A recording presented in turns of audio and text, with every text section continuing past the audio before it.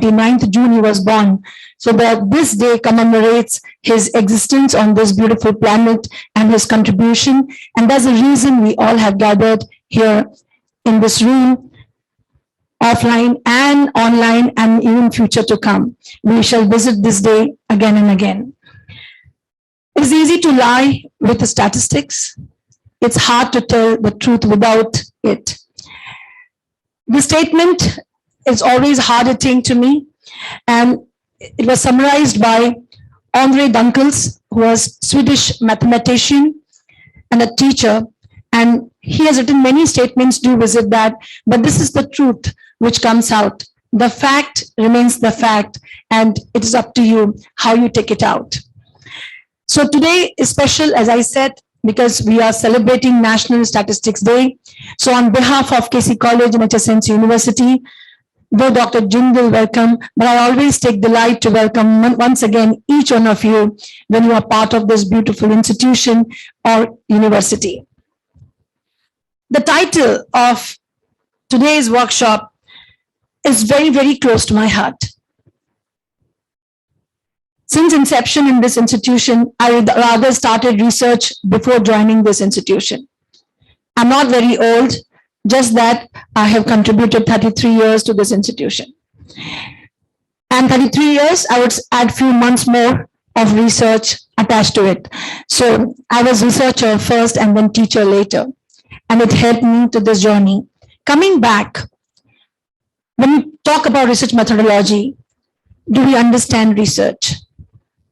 We do, because if you know the journey from known to unknown that you have taken from your childhood, I'm talking of a voyage of discovery. You have been discovering small things in your lives right from your childhood. And that's because of one thing which begins the journey, helps us to begin this journey, and that is inquisitiveness. If you're inquisitive, you're a researcher. Do you agree with me? Otherwise, we should not be sitting out here. The very first term which introduces us to research is inquisitiveness. So we keep wondering. Over the years, we have taken birth on this planet, beautiful planet. We have been wondering, we have been probing, and somewhere we have tried to attain the understanding of this unknown. And that's what is research to me. And we go on adding knowledge after knowledge and adding to what is unknown. And then you become, I wouldn't say little researchers, but young researchers, and then you go on, and that you get confidence that you have ability to add on to the knowledge which is already existing. If you have that kind of attitude, you are right in the profession and the right subject you have taken, and you become analysts, you become researchers, you become scientists. So according to Clifford Woody, and who actually taught me when I read what are the ways we can understand research comprises of, and there you know research methodology, and there our professor Chandrasekhar will take on.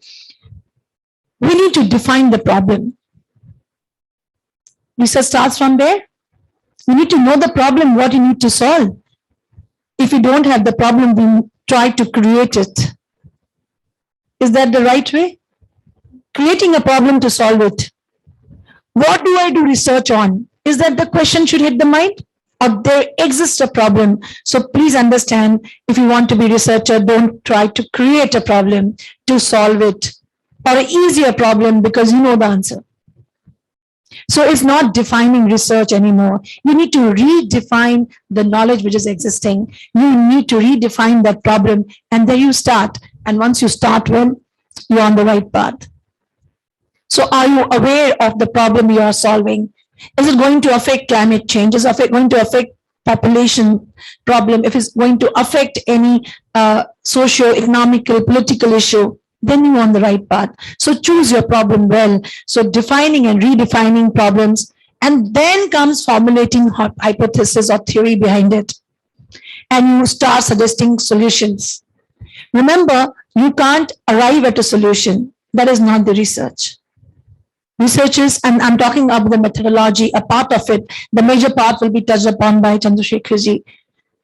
When you know the problem, you have to suggest the solution. And that is where there comes proposal. What is a proposal? That I think this is the problem and this is the probable solution. For that, I would require X, Y, Z.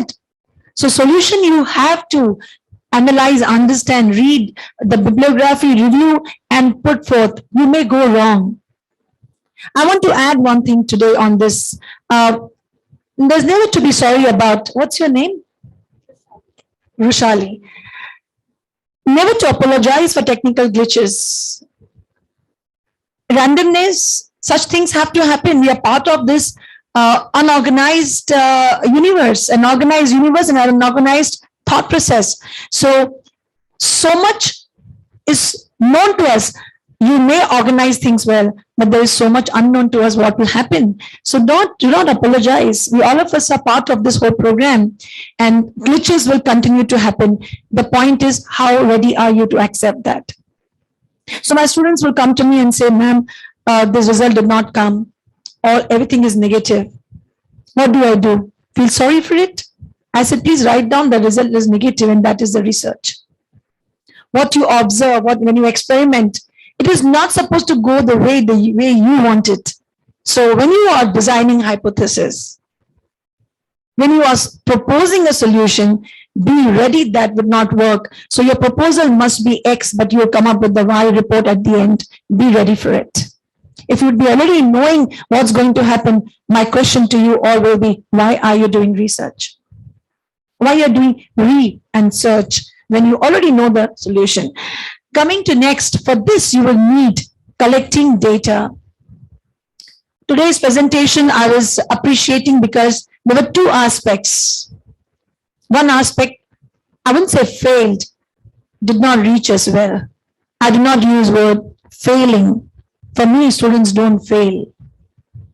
They've not been able to perform this time. They will do next time. So the audio did not come, but what was visual? Visual was all about and was self-explanatory. Textual analysis. When you do this, you understand what is the idea behind the presentation. So the collection data was proper. I would give full marks. Data was presented very well. Audio did not work. It's fine. If you attach audio and re-listen to it, it will be fantastic. So to make it complete, it will never be complete. You have to achieve completion. That is the journey, and that's the reason we are doing research. So collecting data was wonderful. Was it organized well and placed well? Yes. And after that, was it evaluated well? Did the story come out well? Yes. Everything was so visible. The whole episode. So what if I present the same presentation with intention? Please put audio off and try to understand the data. You will understand it is complete because the intention was to show you without audio. Change your intentions and learn the thing the way they are presented to you. Do not regret. All right. Next is, I deduced a deduction out of this. I took out the deduction. Inference from this. It's fine. I understood what was supposed to convey. In this, there are people who are mute in this world. Imagine how they would know. So whatever you present should be catering to all kinds of people. So the deduction of any data, any research has to be reachable to all different sections of society. Even it has to reach the mute world. So I did not get affected at all. If you saw, I did not even got disturbed. It happens. So when you deduce or make any deductions and reach out conclusion, is not reaching conclusions. You have to read conclusions. So when you arrive at conclusions, the analysis part, you start, statisticians come in picture. The conclusions are fine, but you need to analyze those conclusions as well. Not the data only. Even the conclusions have to be determined properly. The inferences have to be scripted rightly. And that's where all this research begins. And everything becomes part of methodology. So in short, I would say, search for knowledge you have to do through two methods. One is objective and other is systematic. Objective is fine, but systematic has to be the priority. And this is where I need all research scholars here to pay attention. See to it that you handle research methodology with extreme care and precision. When you do this, you will learn to design your process. You will learn to adhere to appropriate methodology, and it may differ one to all. Do not compare. No method is better than the other. You know why you have chosen that. And only one aspect, remember, from the beginning of journey towards the end, to all participants who are here, that one aspect you have to hold it very dearly to you. Today, when I was having a cup of tea with Professor Chandrasekharji, he said, we need to converse with the subjects. I do agree with you totally.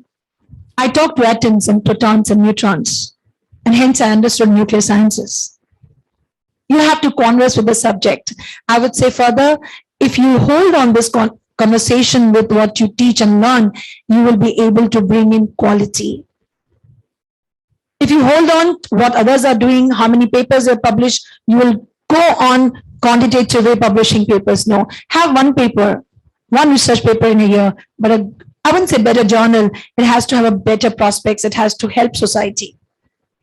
There has to be some contribution. Who publishes it? If you have a good research, you'll get invitation. Till your one research paper doesn't get invitation, but please publish in our journal. You haven't reached. You need to decide which journal. That is the day you should feel pride. Oh, I have to decide which journal I need to publish. And that will happen when? What is that one term you're going to hold it very dear to your heart? Quality. Don't run after numbers.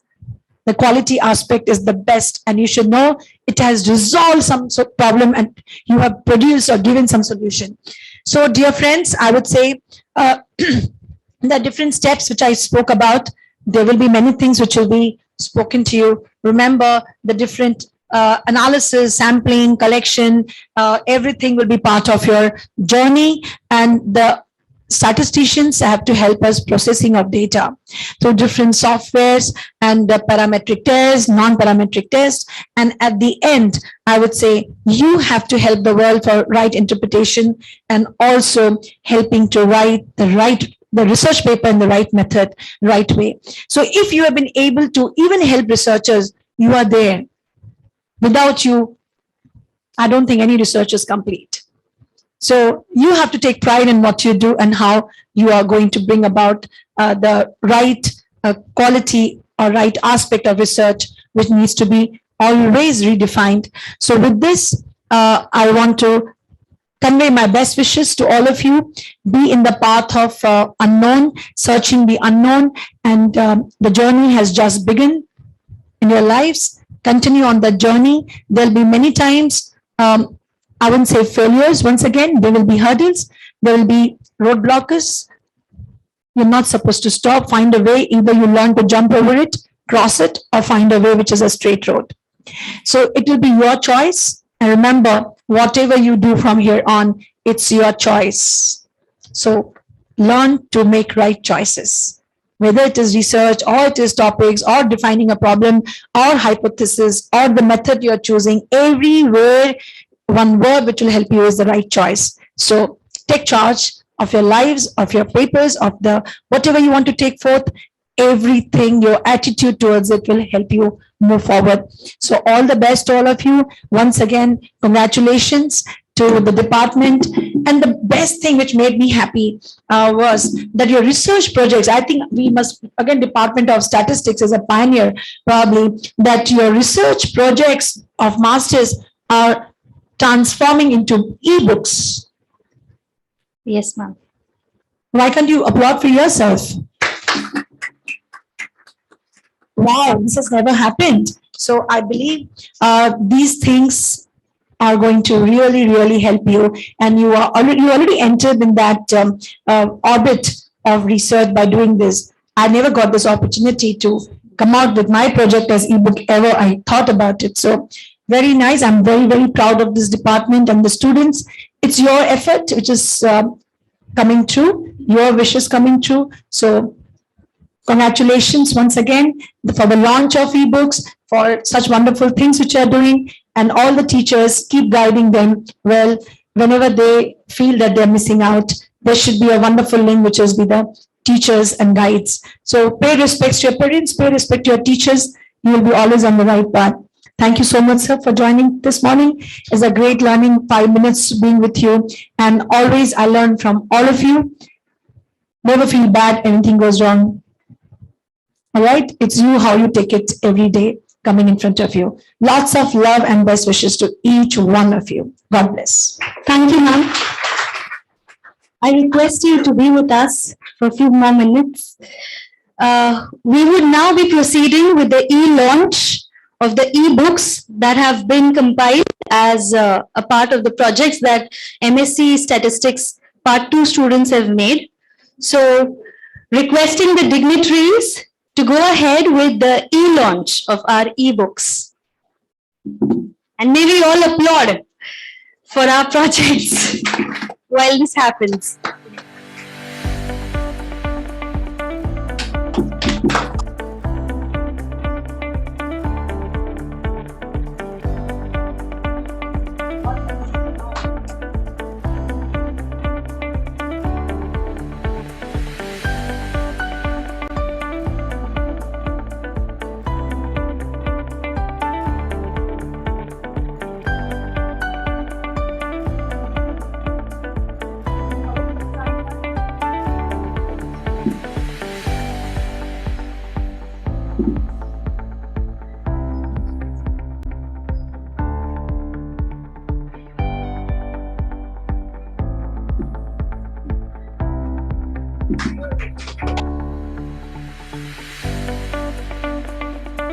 There were 6 books, 6 groups, 6 e-books.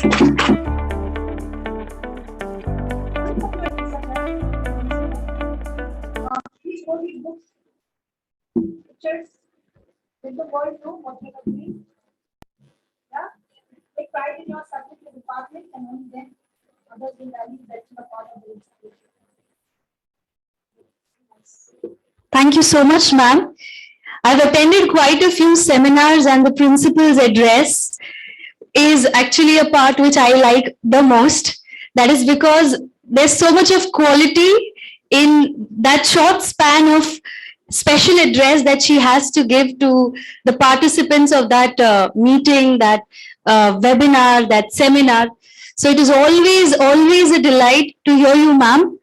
We really appreciate your kind words, your knowledgeable words, and we are certainly going to become great statisticians, hopefully, in times to come, under the guidance of our teachers, our department, and of course, this college. Thank you, ma'am. God bless. May I take your permission to read? So you send me first video of this. And if you ask me, always my mind and heart is here, but the thoughts and ambitions have started and going to take a call with medicine. Don't want to take a decision today. So to be with you always, and anything you can just take appointment and whenever you want to. Right? Take care. All the best. Thank you, ma'am. Have a good day. Nothing left to much. No way.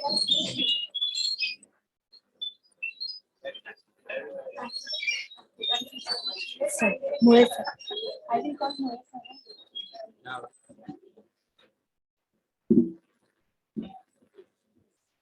May I now call upon our professor, Dr. Sakharam Moe, to introduce our very first speaker of this 2 days workshop, Dr. Chandrasekhar. Thank you and good morning. Actually, we were a little bit stressful at the beginning when the session started. But after the words of principal, we are really feeling it is stressless. So patience is one of the point where all researcher has to fight against. I'm happy to introduce my very own teacher, because I was he may not be remembering, but in 2004 I was student of MPS for MPS, and first time he taught me, if I remember, first time he taught me how to introduce or enter data in SPSS. Sir, I have taken a long journey after that, and now I can, at least I can show you something that I can do something in SPSS. So thank you for all those.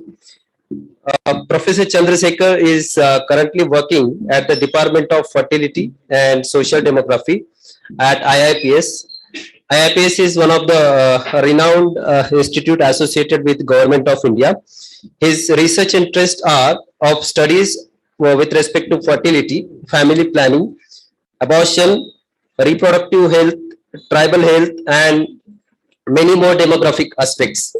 He is well published author in international and national peer reviewed journals. He possessed academic and research training and scholarships from several prestigious institutions, including EWC Hawaii, USA, LSTM, UK, Guttmacher Institute, New York, International Institute on Aging, Mehta, and Professor Shekhar is currently serving as a member of the Contraceptive Transition Theory panel of the International Union for Scientific Study of Population, that is IUSSP, and a research team member of the Human Dignity and Humiliation Studies, that is Human DHS.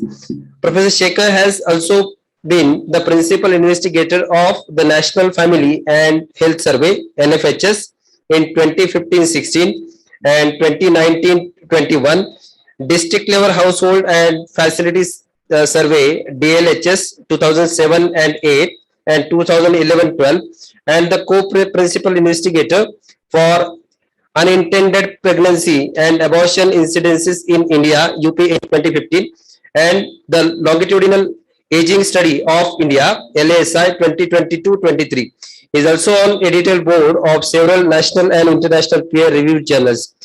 He has many more publications which we are not mentioning here. But sir, we will be happy to listen you from the perspective of research, because your experience in the research is really vast, and it will give us exposure to the real situations which you are actually facing in the demographic areas.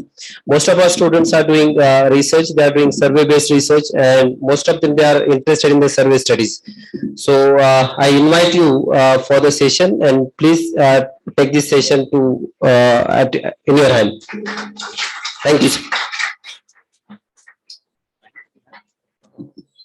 you take it.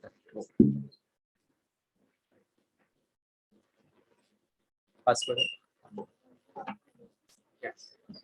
Presentation. Yes. Presentation के लिए laptop है मेरे पास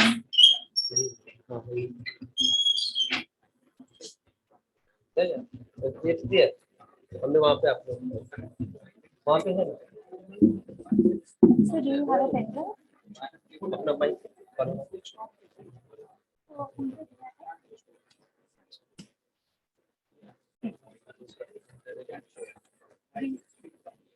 Do you want this mic or the cordless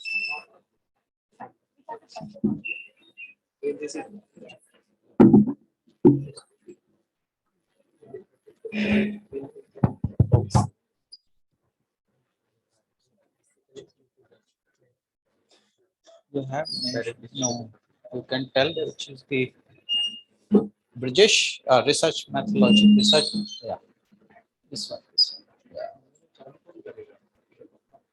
Okay, so is it okay if I am here? Fine. Yes. Slideshow, yeah. Slideshow. No. Okay, good morning to all of you. Yeah. Okay, so be relaxed. Huh? We are now friends here. So don't think that what he has said about me is true or is so kind that my wife would not agree any of this achievement. Okay, so don't feel like that I am one of among you. Let me tell you that first of all, let me wish you a very happy National Statistic Day.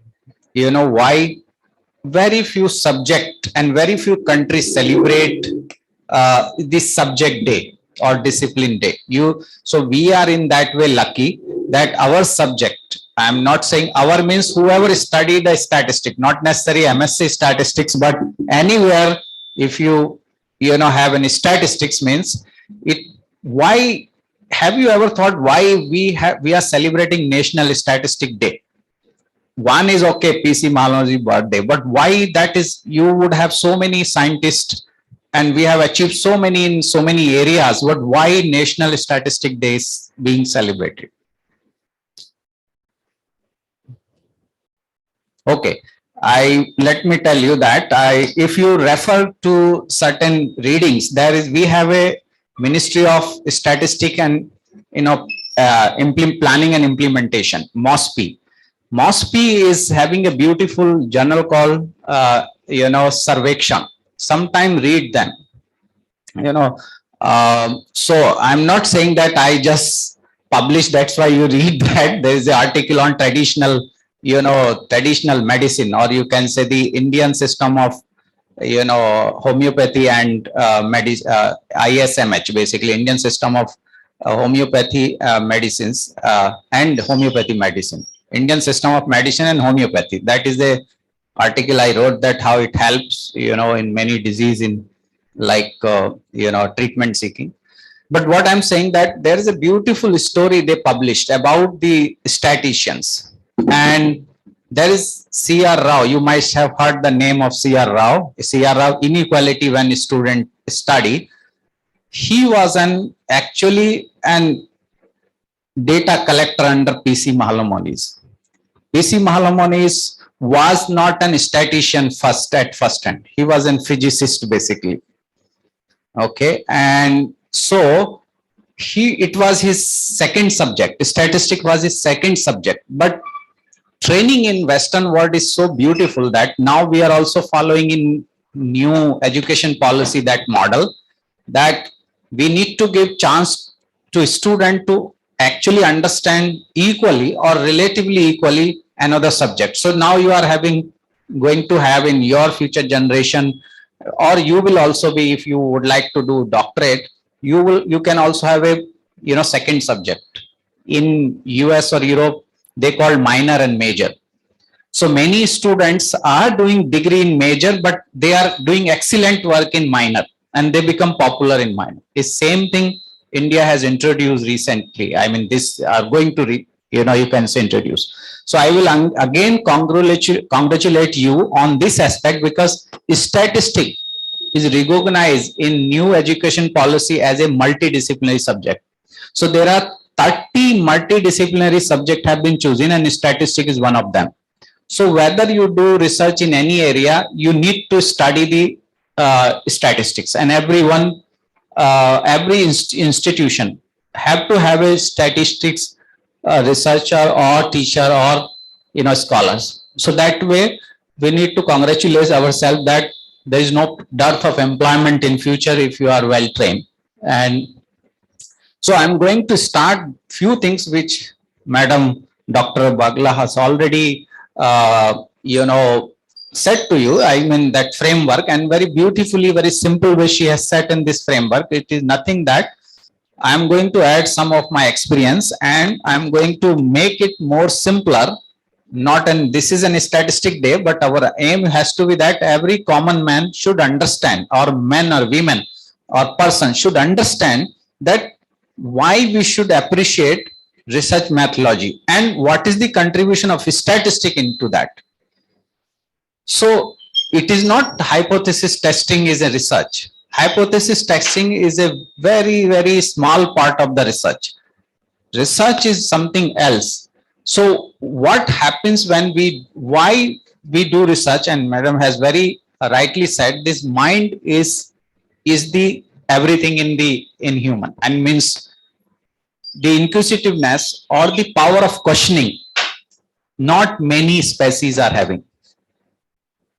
It is the human that has power of questioning. Okay. As long as this power of questioning is kept alive, human will, keep on developing themselves. So imagine that when we were a student, we never thought that we will be talking without wire when we were child. And when we were thinking, when we were children, okay, there is a telephone, you had to go there, post office, call. It was very, I mean, amazing. I used to call my uncle, he was an assistant general manager in State Bank, and I used to call him that from post office. And we used to, because I was very affectionately attached, and we used to have an appreciation of that because, oh, he called me my, so that was the affection. Now you see that you don't need wire, you don't need to go post office. Every whole thing in your pocket. Only thing you can use it, you can misuse it. Okay. So therefore, what I'm trying to say, now think ahead. You know, technology or research or science next 25 years or 30 years or 40 years, what would happen. So you have to appreciate that how the brain function, how, I mean, it's a whole psychology student can understand or the neuroscience can understand, but we as a human should understand that power of questioning is the base.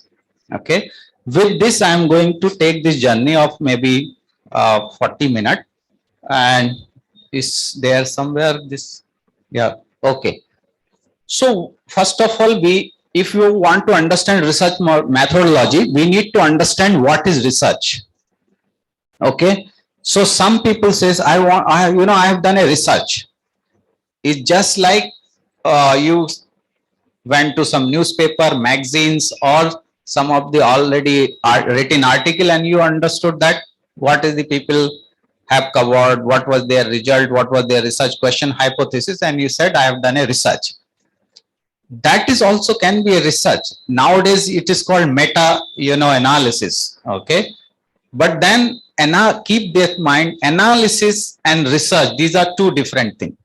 Many people actually take it similar or, interchangeably use this term analysis and research. No, research is a process and analysis is one of the steps. So OECD countries have come together to actually have a consensus that any creative system activity undertaken to increase the stock of knowledge, including knowledge of human cultures and society, and the use of knowledge to devise new applications is called research. Okay.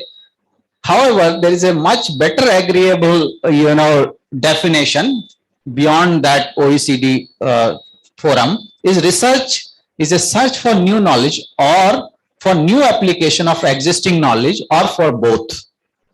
So that could be one is that application, whatever is existing, its application, or is a search for a new knowledge. Next, please.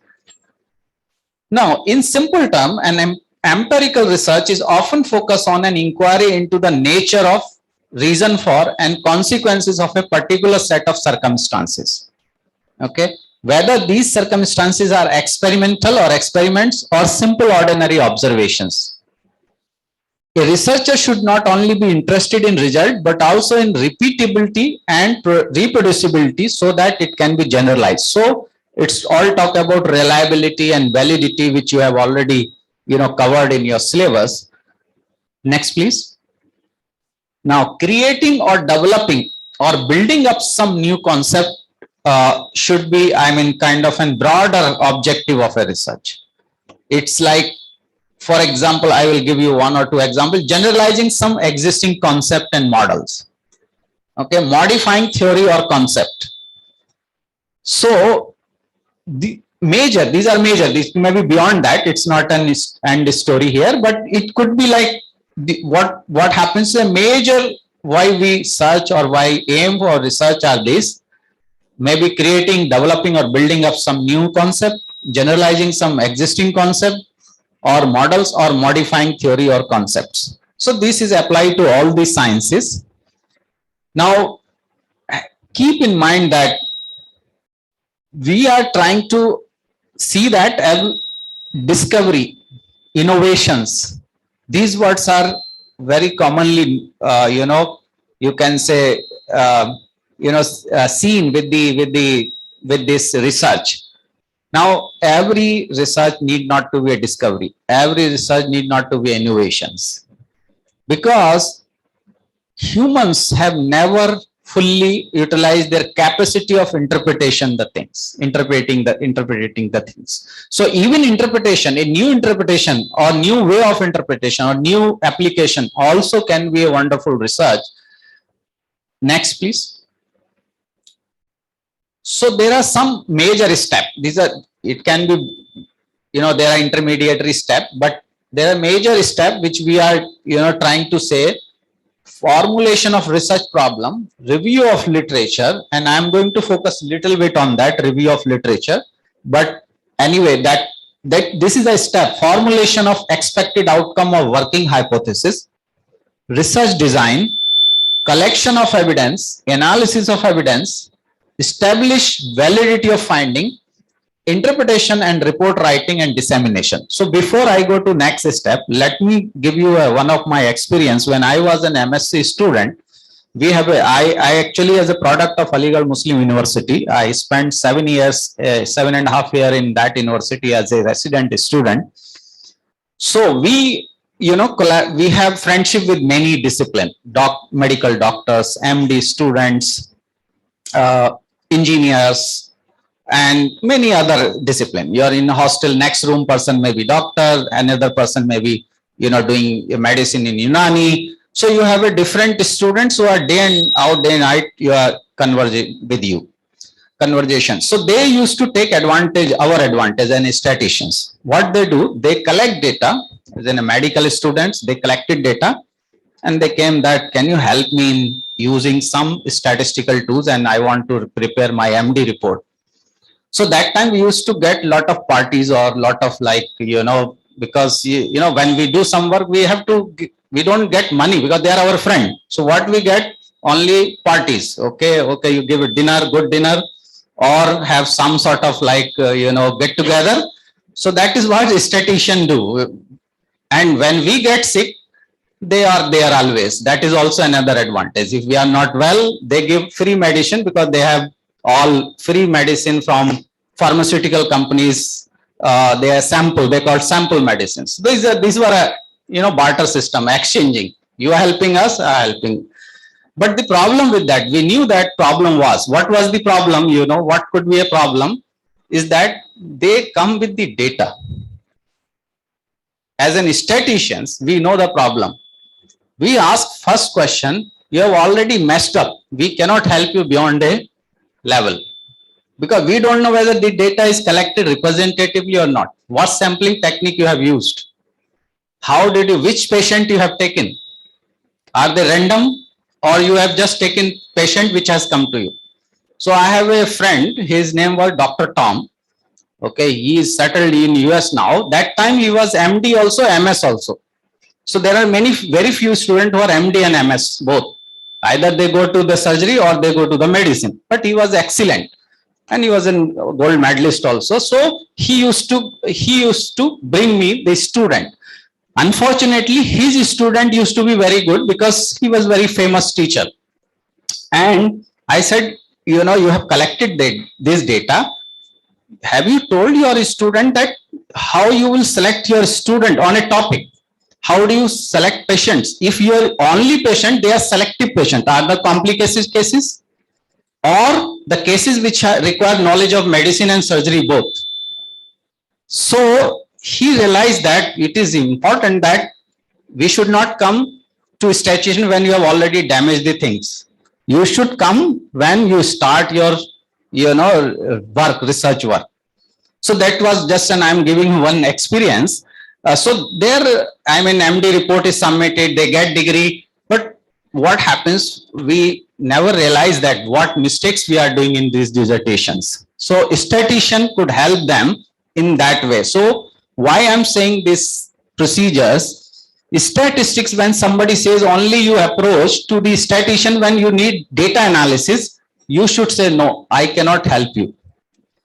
Why? As in professional statisticians, because you have not consulted me how you have collected the information, who should be contacted, and there are other now new barriers have come. Whether you have adopted the ethical protocol, very important. Nowadays you cannot publish any journal unless you have a any paper unless you have an ethical clearance. Why? Because humans are involved.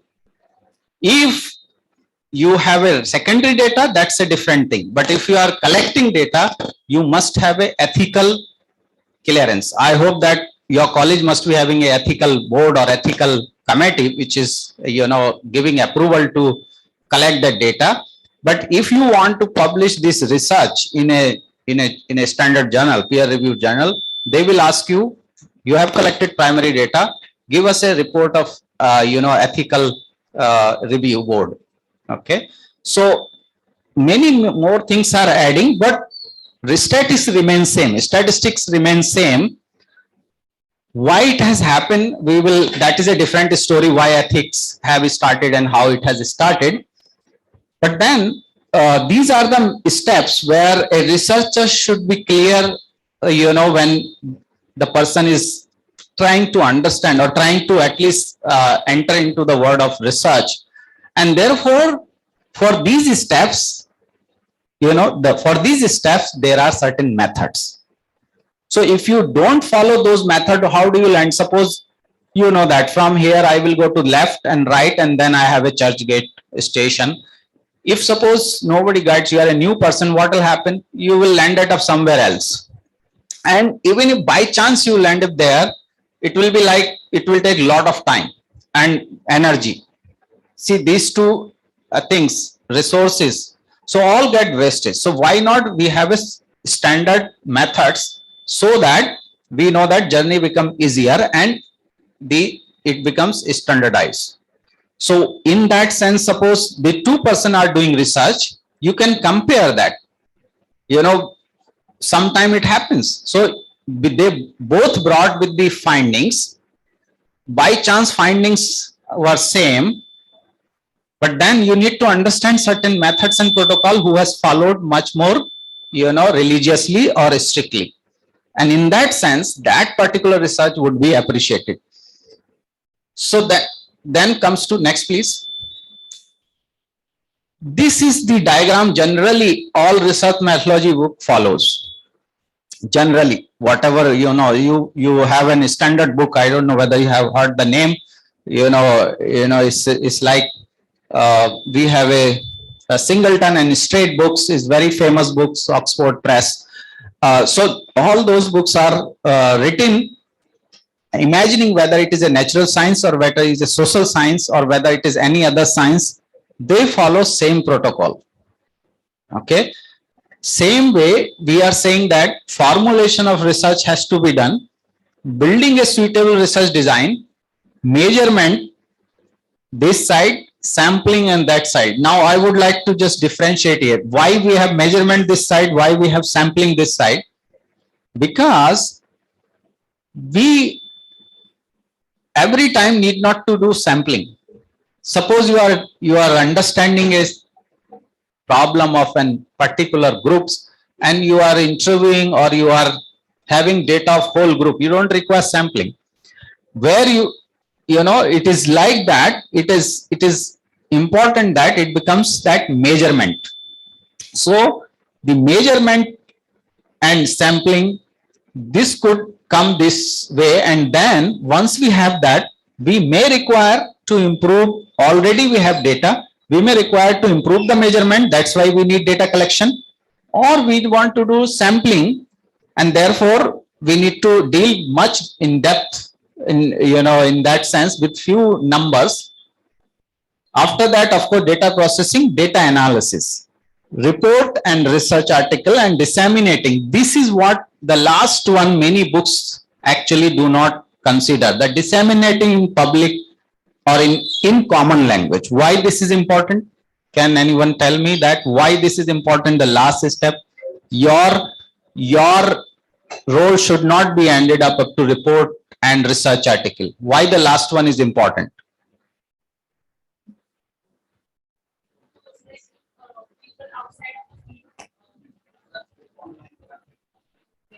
Like if there are people outside of the field and if they are referring to our publication, whatever they are referring, and there are some terms if they they won't understand, so that's why like we have to translate it in the common language. that's how they can understand what exactly are we trying to say. So you mean to say that people beyond your discipline? Okay. Okay. So why we need to see report and research, who will read, who are actually producer? The consumer may not read your report. What they would hear at disseminating, whatever you are disseminating public in common language. And who are the consumer? Who paid for your research? Who are the consumer who paid for your research? From where money came? Money comes from you. People paid the taxes, whether it comes from private sector, whether it comes from public sector, it has come from your pocket. People have right to hear what you have contributed. That is what you need. It is a moral duty to add this. Most of the book do not add this. Most of the assume that report and research article will be read by uniformly. Imagine that where in a population where only 60% people are having education 5 or 7 or 8 year or more, you don't expect they would read that article, and most articles are in English. So that is the reason we need to add this, and this is now new phenomena. It is being added in new books. Those are published. Old book, you would not have that last item. Next, please. Next.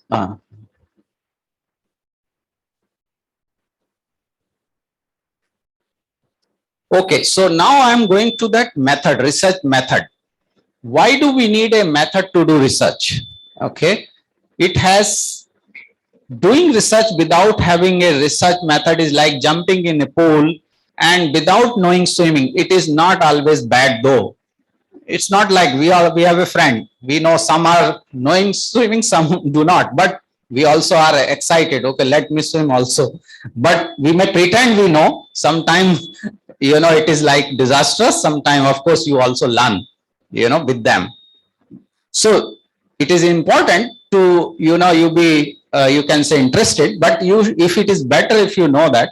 Therefore, a researcher must follow certain rules to conduct a research, aim at arrive some concrete inference and conclusion without losing time and resources. Every research need not to be a discovery, as I said. Sometimes it depends on need, time, and space. It could be simply a new application. Thanks. Okay, so what we have here, research methods are scientific guiding principle. These are nothing but there are certain steps which have been well, tested, and they are scientifically, you can say, approved to conduct any research or work comprising basic premises like scientific theoretical basis to follow in the concern area. So we need to know that if you are doing work in psychology, there are certain scientific principles to follow there. So they have developed, wiser people have developed theoretical basis. Analytical approach without breaking rules of scientific approach. Now, we need to know, we need to analyze the data, but we keep in mind to have that scientific approach without breaking rules of scientific approach. The reason is that everyone can, whoever you give data, they will interpret in their own way. But there are some rules even to interpret data. Now, if you say the rule of statistics, 5% may be significant for her, but may not be necessary. We have made a standard rule of 5%. It's people who have made. Suppose if that is true, then it's like just near to 5.5%. Is not significant? One can argue that always. But there are certain scientific approach, you have to follow them. Okay, and that's why we have the principle or guidelines. Integrity, the most important things. I don't know whether you have heard name of Sailing Brute. Okay, Sailing Burt, basically B-U-R-T. He was a scientist who has done a research understanding twins. So what happens? There was an argument starting from 1930 to 1960s that twins, because they have same genetics, they are doing similar behavior because of their genetics. Okay. However, on other side, there was also an argument going on that no, it is an environment. It is not genetics, right? Still that argument is there in our country also. No, it is not that how your father is a scientist, my son doesn't believe that I am so intelligent because he thinks I am the intelligent. So what is happening that you not necessary is genes. It is basically the environment, the schooling. So this debate is going on, and he proven that later on that no, genetics has a limited role, environment has a bigger role. Okay. However, he never collected data, and every scientist in the world assumed this theory that it is true up to late 1960s. So when people try to find out whether he collected data in actual or he just, there are some dispute happened, and then they found that he never gone field, he never, interviewed twins, but you can imagine 40 years he survived on to that. Okay, this is quoted in most of the research methodology book, this example. So integrity is should be the top most thing in the mind. Unbiased logical understanding, we'll come to that later on. Ethical protocols, I told you ethics is important. Sometimes a beautiful, a very systematic, very costly research is rejected because you have not followed ethical guideline. Ethical guideline is a premises of 3 basic principles. Can you tell what is those principles? Have you heard any time in your life?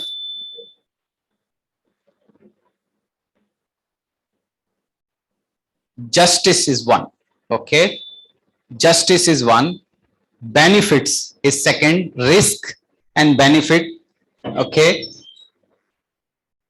Then we need to have, risk and benefit in justice. And one more is that basically how is the principle of research, integrity in that sense.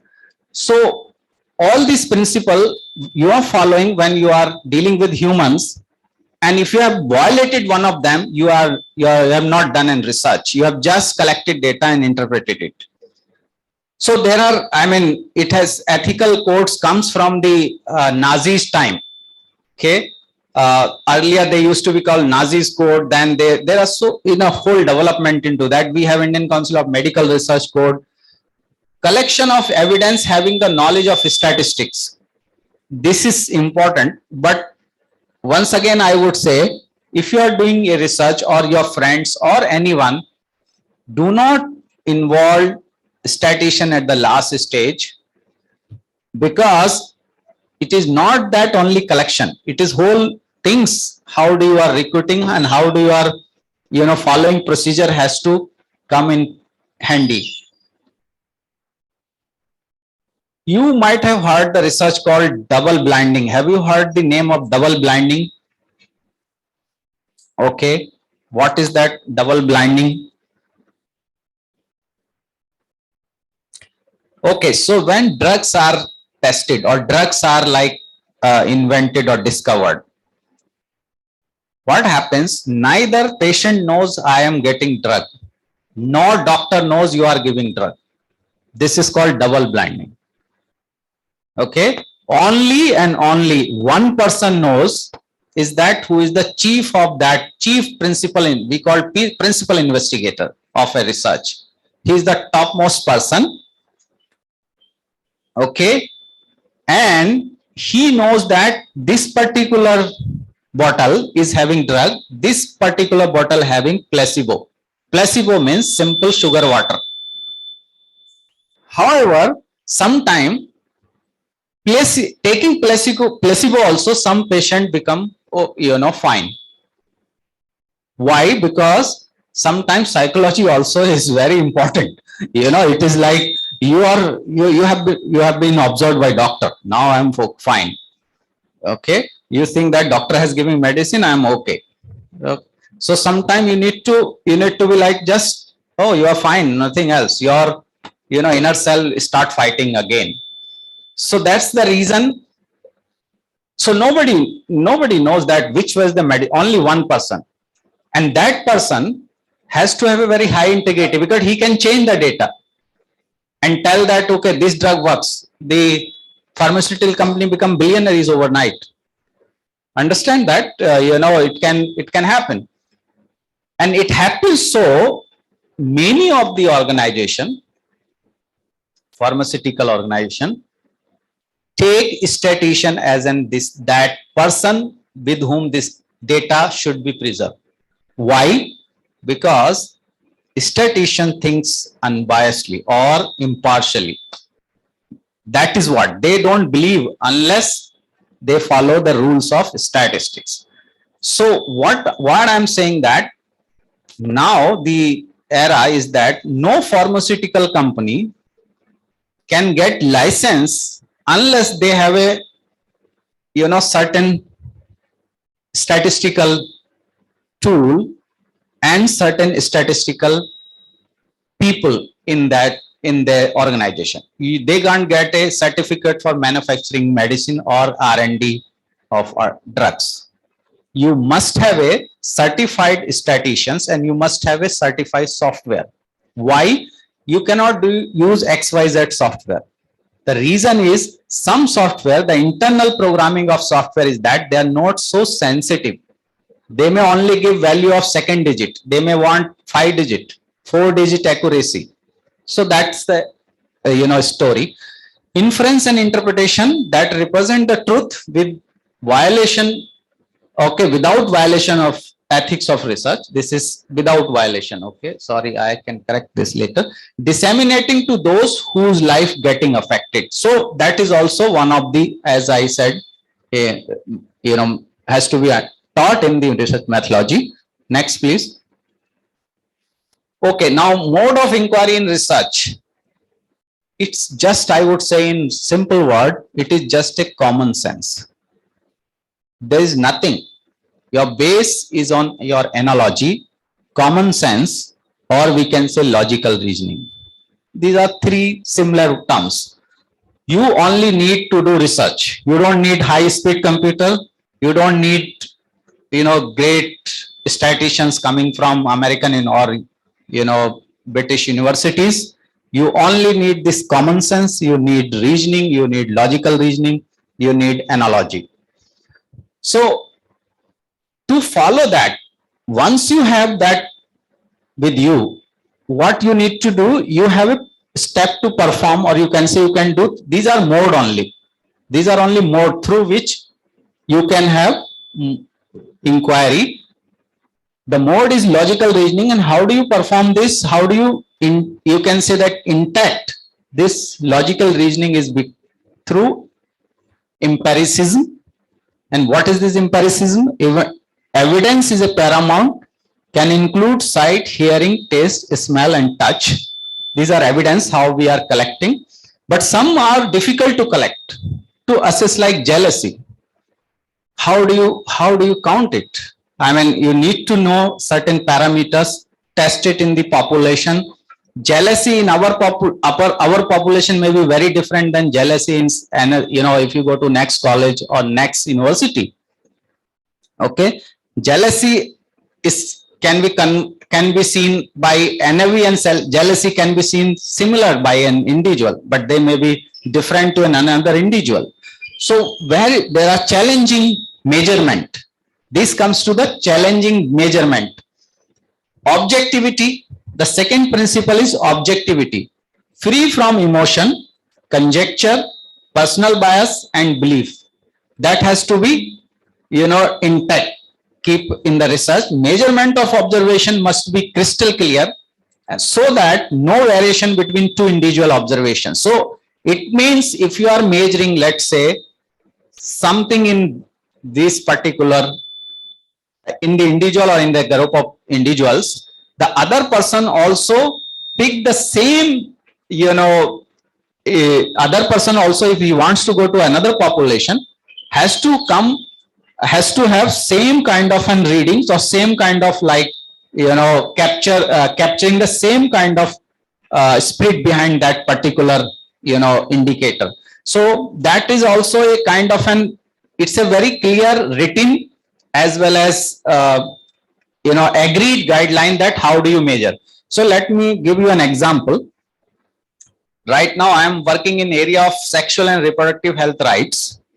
Now, if you see that abortion rights in any country, right now you might have seen Americans ban. Now, abortion rights, sometimes people think that everything is like, can be measured in a way like abortion rate, for example. Now, for a common man, for a common person, abortion rate is means number of pregnancy, how many have been aborted or terminated before completing the full term. Okay, is the definition or measurement. But keep in mind, in the science of abortion, there are two types of abortion. One is called induced abortion, another is called, have you heard that other term? Spontaneous. Okay, so spontaneous is called nowadays, miscarriage.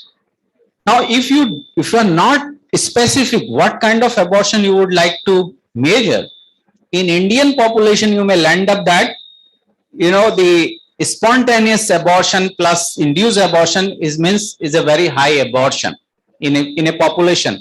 So in which population where the quality of care of reproductive health is not very good, you will find sometime spontaneous abortion are much higher than induced abortion.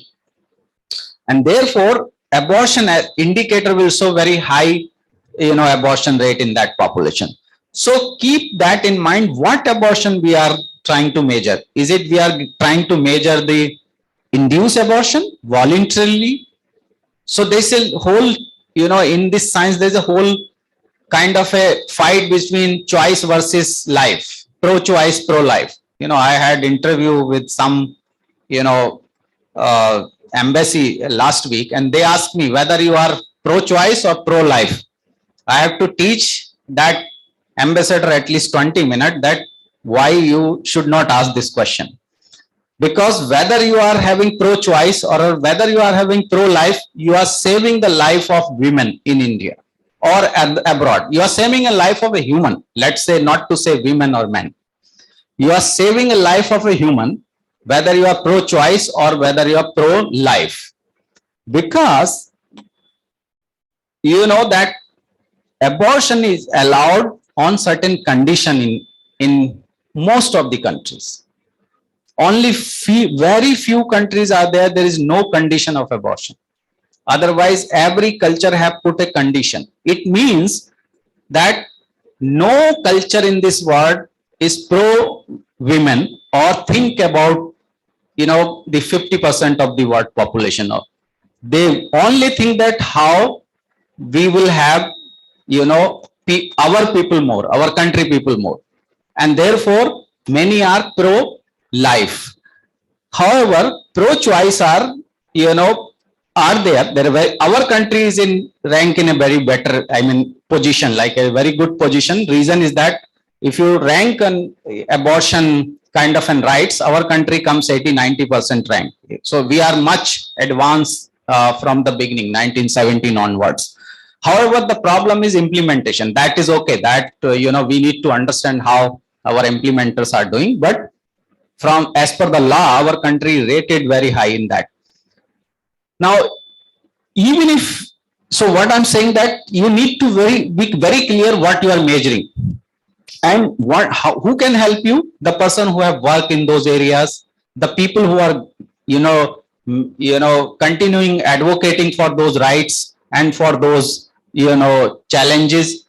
You have to discuss with them that how do you accurately measure it and arrive a consensual or arrive a measurement which is like deemed to be fit in the culture on this situation, or, as the science or knowledge of science has arrived till that point at least.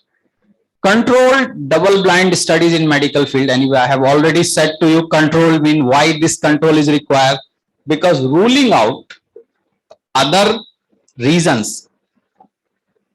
If you want to find out only this medicine has affected this person or improved this person, you have to rule out other things.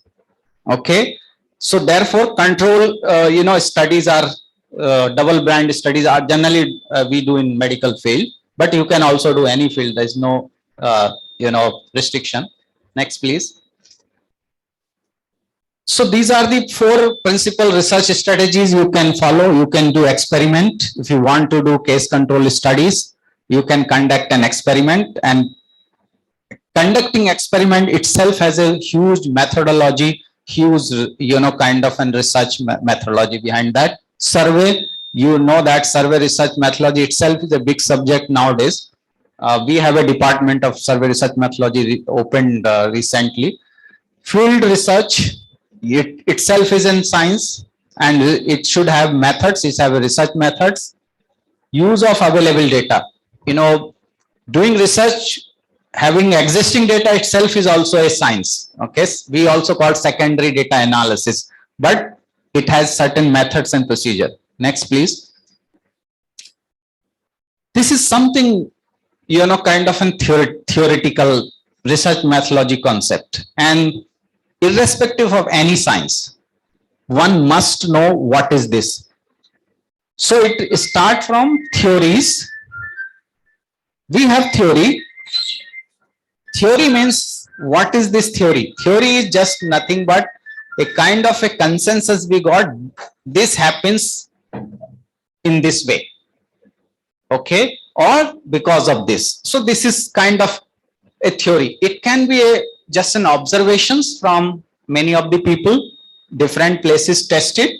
It can be simply a statement which a very learned person has learned by his own experience, okay, or her own experience. So that can be a theory. Now what we need to do, we have to have some deduction from that theory. So we'll come to that part. I have given deduction, induction, why this is so. Theories generate certain hypotheses. Okay, so we need to conduct an hypothesis. For example, if we says higher education provides better employment, or higher education increases your income, it can be coming from theories or general observation which you have found around. Once you have an hypothesis, you need to see whether this isn't true. I mean, it means that you need to have some observation for that. And this is what I said, that observation need to be collected scientifically and coming to empirical generalization. What is happening around you? Empirical means what is happening around you, empirical generalization. Then coming to theory. So this is the dotted line below part is called induction and deduction. I will explain to you what is this two term in next slides, but let us just hold for this.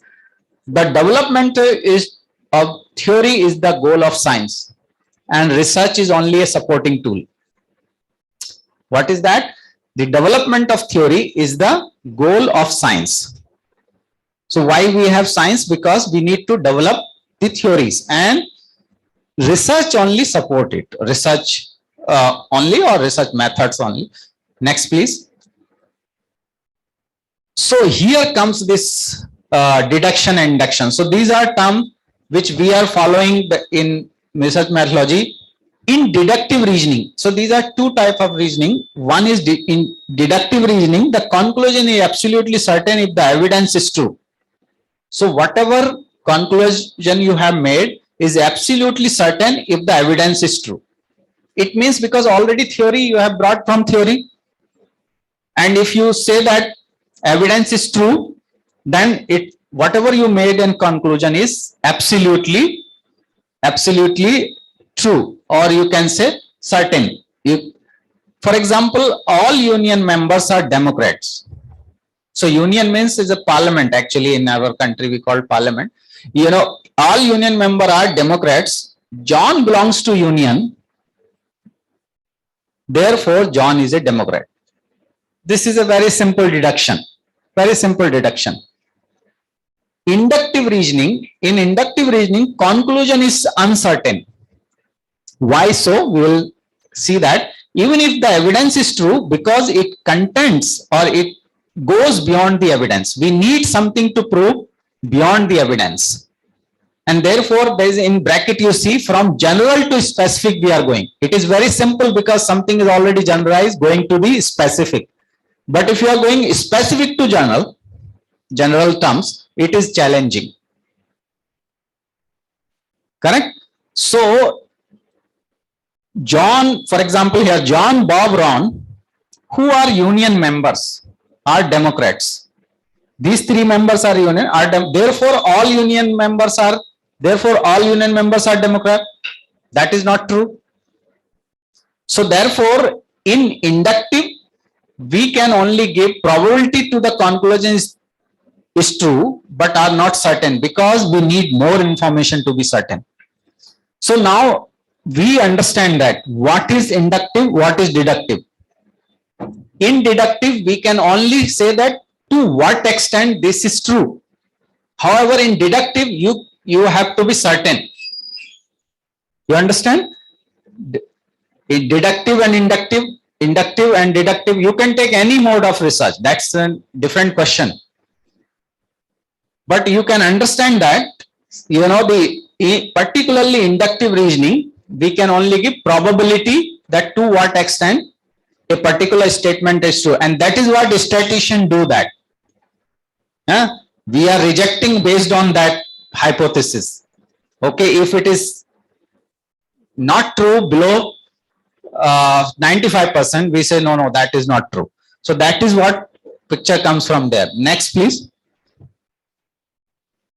So this is scientific theory. Theory render a sense of understanding by established causal linkages, and this understanding is considered to be fragile and incomplete. Keep that in mind always. 100 year, 1000 year, millions year, this sentence remains true.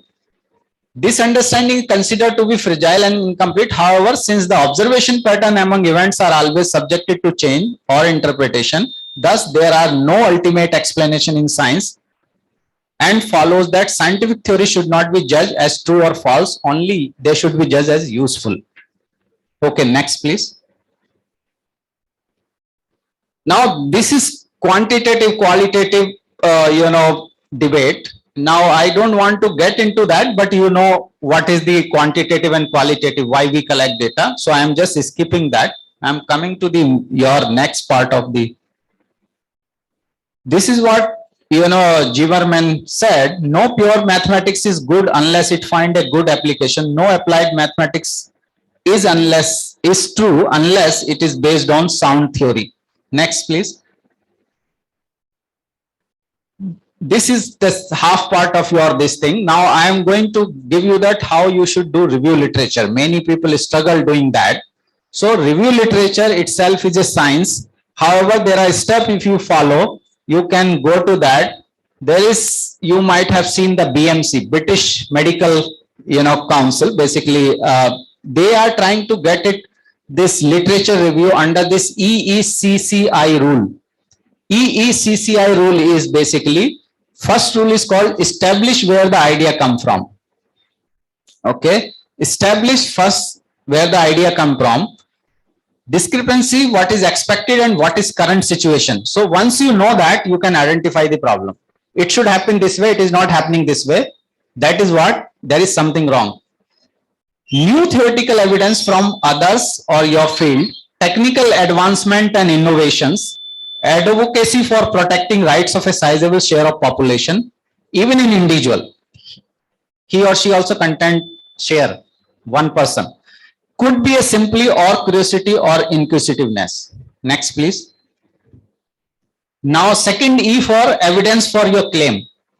Provide data or evidence that has already available in public domain by some authenticated source, institution, bodies, or etc.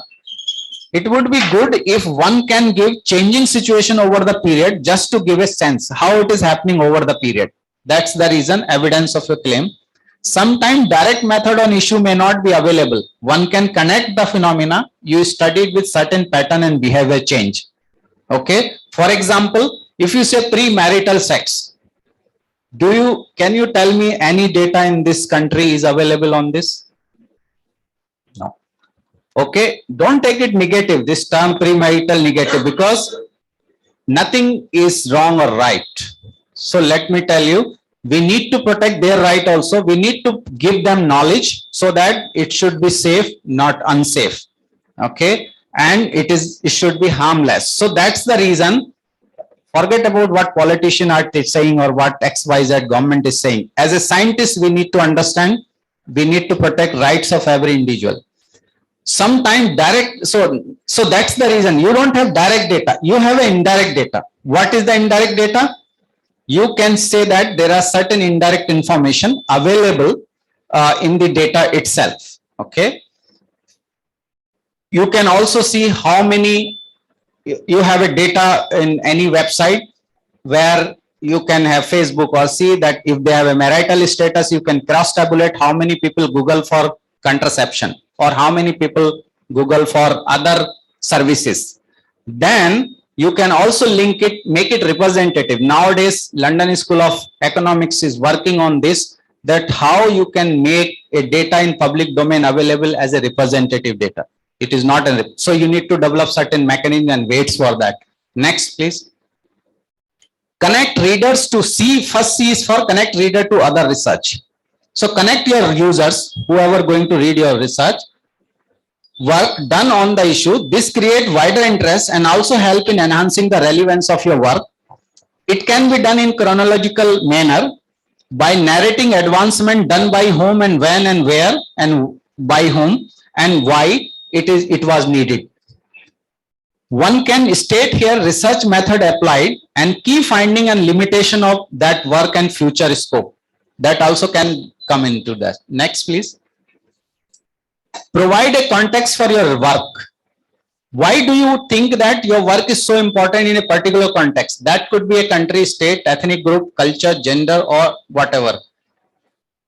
Does the existing literature address the issue of concept that is universal, or you are violating your context? If so, what kind of changes you are proposing? Hence, there been any policy change which could affect your measurement, and what could be that?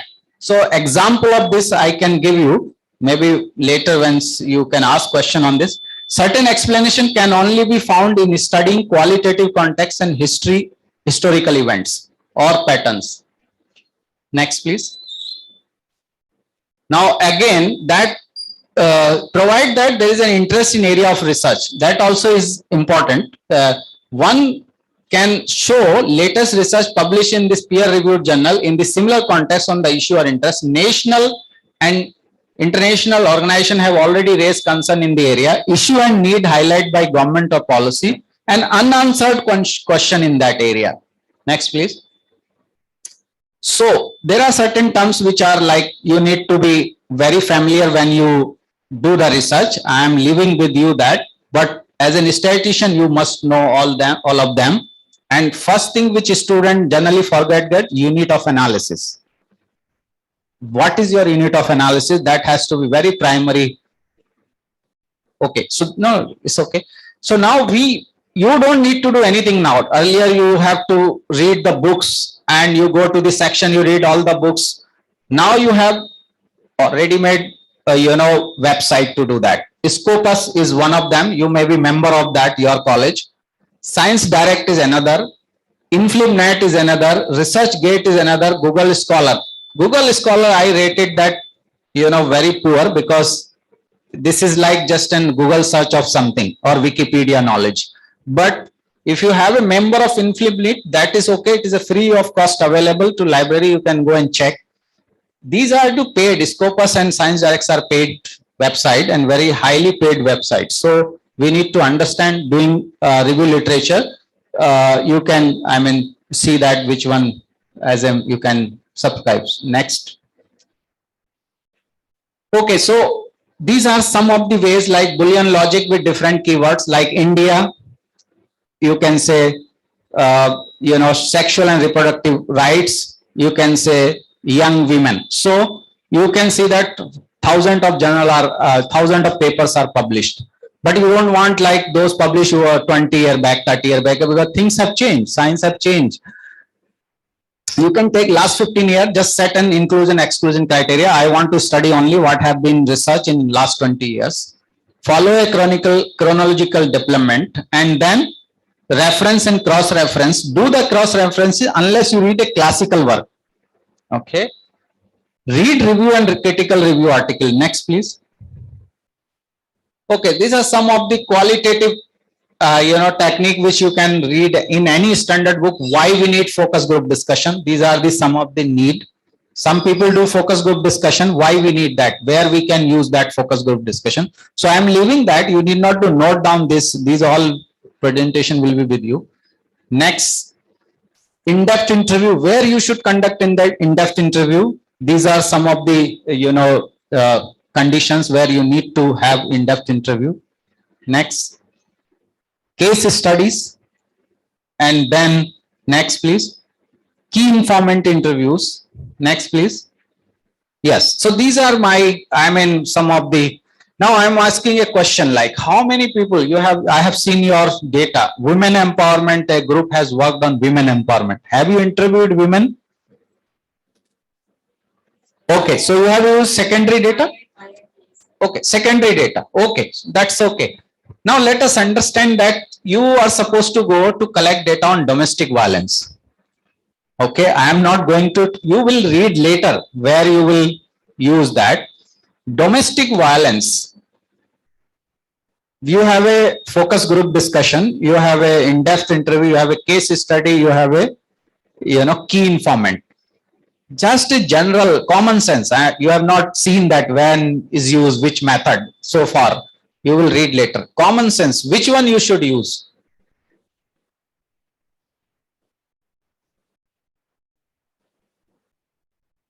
In-depth interview, okay. Anyone else? She said in-depth interview.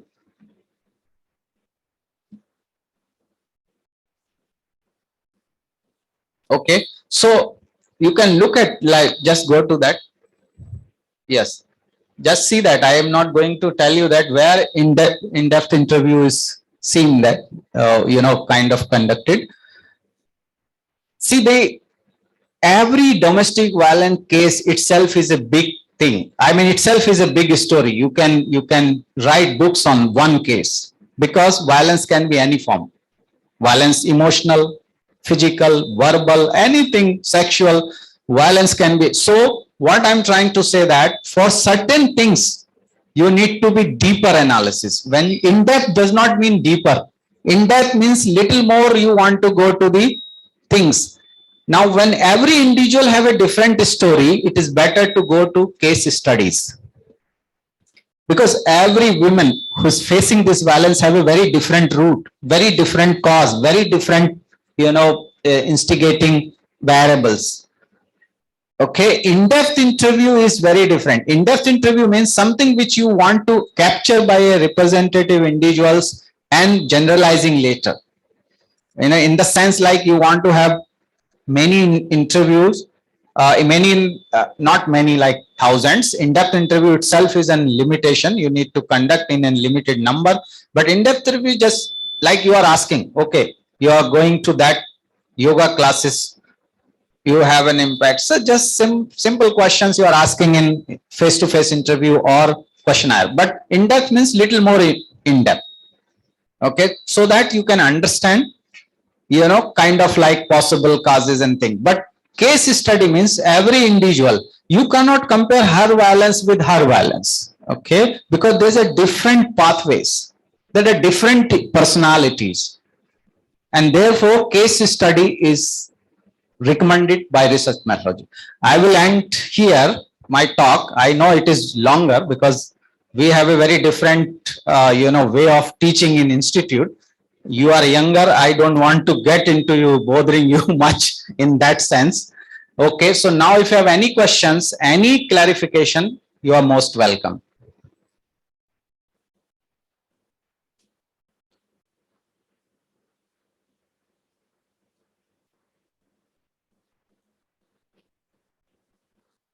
Is it fine? I have taken more time, or is it okay? Okay. Any question or any clarification? Do you want me to show 3 most important slides in another, presentation? Okay. Can you just open second presentation? Because ma'am very rightly said, how do you identify? Don't create the problem. Identify the problem. So let me just put it a word. We are not creating, you are not creating problem. As a researcher, don't create the problem, because then you solve and get your rosy and roti. I mean, bread and butter. So you need to identify the problem. Is causality, this one causality? I mean, this, both the presentation you can give to your, whoever is listening us on. Yeah, just first 3 slide I just want to get into. Just double click that, double click this also. It will get this. Yes, okay. Is it visible to everyone? Okay, you can first stop sharing that. Yeah. Okay. So, first of all, that in situation indicating a researchable problem. These are few situations, these are few situations where you can see that this problem can be researched or required research. A perceived discrepancy between what is and what should be. What is happening today? What is actually prevailing and what should be? So let us understand, just in common sense, does the domestic violence should happen, should be there in a population, but it is there. Domestic violence should not be there. Okay, but it is there. Ideally, you should not be violent against anyone. Even now people are saying you should not be even violent with the animal or with the environment. Okay, so ideal condition is that what is prevailing? Violence. And what should not be, what should be and what should not be. That 2 words are there. What it is and what should be. If you compare these 2 situations, you need a research. You need a research. A question why this discrepancy exists, you need to now formulate. You are able to formulate question. Now I want to say why the domestic violence is. If we know there should not be, if we know there should not be any violence or any kind of violence, let's say forget about domestic violence, but you should understand as a sociologist or as an other scientist why violence should be. That is your research question. So common sense is saying that beating anyone is not good. Okay, but why people are fighting? Why killing people are killing? This should be your research question as a scientist. Now that is what give you. So remember that one is that ideal situation and one is the, now sometimes there is argument, ideal situation can be different to you, different to me. I should say that a criminal should be beaten and hanged immediately without listening, right? That is not, I mean, if you see that now advancement is that the chance should be given to hurt that person also.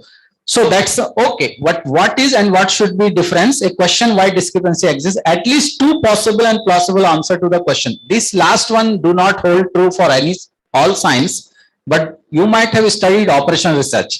That is holds true for operational research. You want to find out the best solution. But then it is also true for other research. For example, if government is giving you a chance, giving me one thing which can change this domestic violence. Give me one thing which government wants to change. What you will give? Tell us what you will suggest from your common sense without doing research. She will suggest something. You will suggest something. She will suggest something. He will suggest something. As a man, he will suggest something different. Okay. So women different. Now, what as an statistician should do, there is already data collected, see that which variables coefficient is highest and negative. Okay, this is my proof. The negative, this particular things reduces the violence, let's say education of women, Okay, so it's the highest, highest beta coefficients in negative with negative sign. So I would say that according to me. So in that situation, that is also true that you have many variable, but what makes a difference? But why? Now you don't know why, because answer statistic cannot give answer. Statistics give you the education. Why you need to go sociologist or you need to go to the society, understand that. Maybe women, educated women don't tolerate anymore. That's the reason. And that's why the perpetrator is scared that, okay, I should not do it. There are many pathways. It's just very simple common sense I'm trying to tell you. Next, please.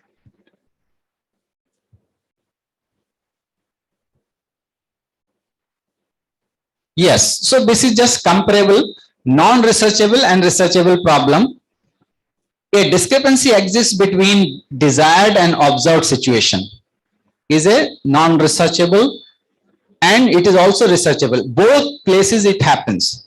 A discrepancy exists between desired and so non-researchable also, researchable also, this problem will be there. That's why it's a green color. Both places same. In non-researchable problem, we know why the discrepancy exists.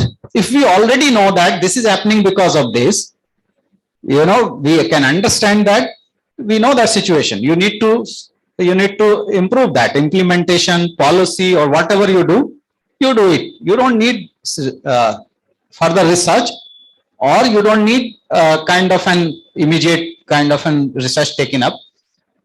In researchable problem, we don't know, even after review literature, already you have done, you didn't find a solution and you didn't find a satisfactory solution, or you didn't find a solution from a good quality of data, you can say we don't know why discrepancy exists. Yes, then research required.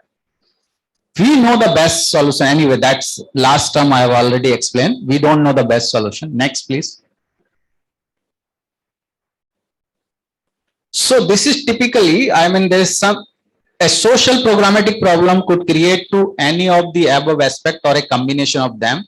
So we note social research basically required to increase access of something like healthcare access, enhance quality or improve efficiency. That's just an objective. So this was just wanted to give you an idea that problem can be people are not able to access, people are accessing but not able to access quality services. People are accessing quality services, but not with efficiency.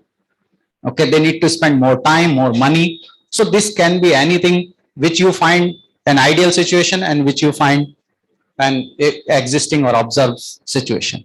Thank you for listening me 1.5 hours, and I appreciate your patience. Okay. Ask me anything not necessary in this research, your future prospect, what you would like to do, or what kind of, you have already seen my background, where I work, what I work. If you want to ask anything, your higher education, how you take up, I can give some of the questions. Thank you.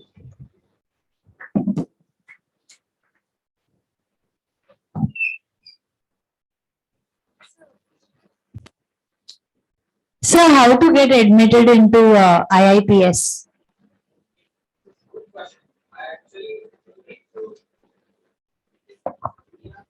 Actually, every March, or you can say no, November and October or November, we advertise this for online test. You can apply for that online test. Once online test done, there are two procedures. If you are already master, we take after online test, we also take interview. If you are going to a master, we don't take interview. So why we do that? Because when you already have a master, we want to understand why you want to go for second masters and what is your interest in population.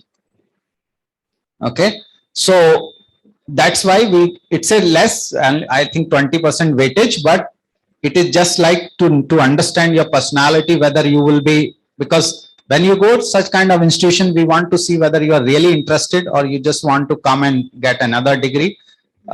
So that is the feeling, because maybe another next 5 years after master, studying some course need a passion and you can say patience, which is difficult to sustain if you are just coming for getting a degree, or because we are 100%, we are giving stipend to 100% student. So this is 5,000 fellowship to everyone every month. So they are self-sustained students. We give them accommodation free, and mess is basically run by students. So it is like totally independent, and we don't call them students, they are called Government of India fellows. So they comes to study the population. So therefore Government of India fund them fully as an fellows. So we call them Government of India fellows. Any other question?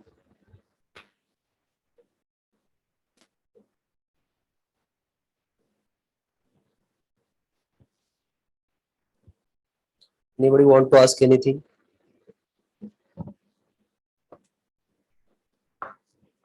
Online asking. Yeah, I posted a message. Yeah.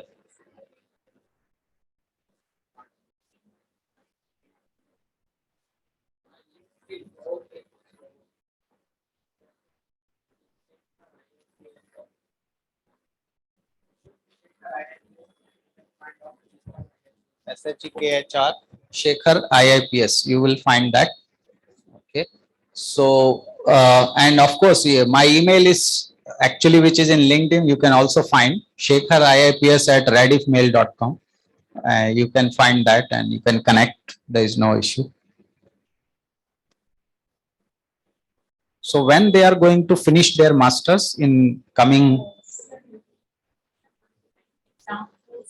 Okay. Fine. Okay.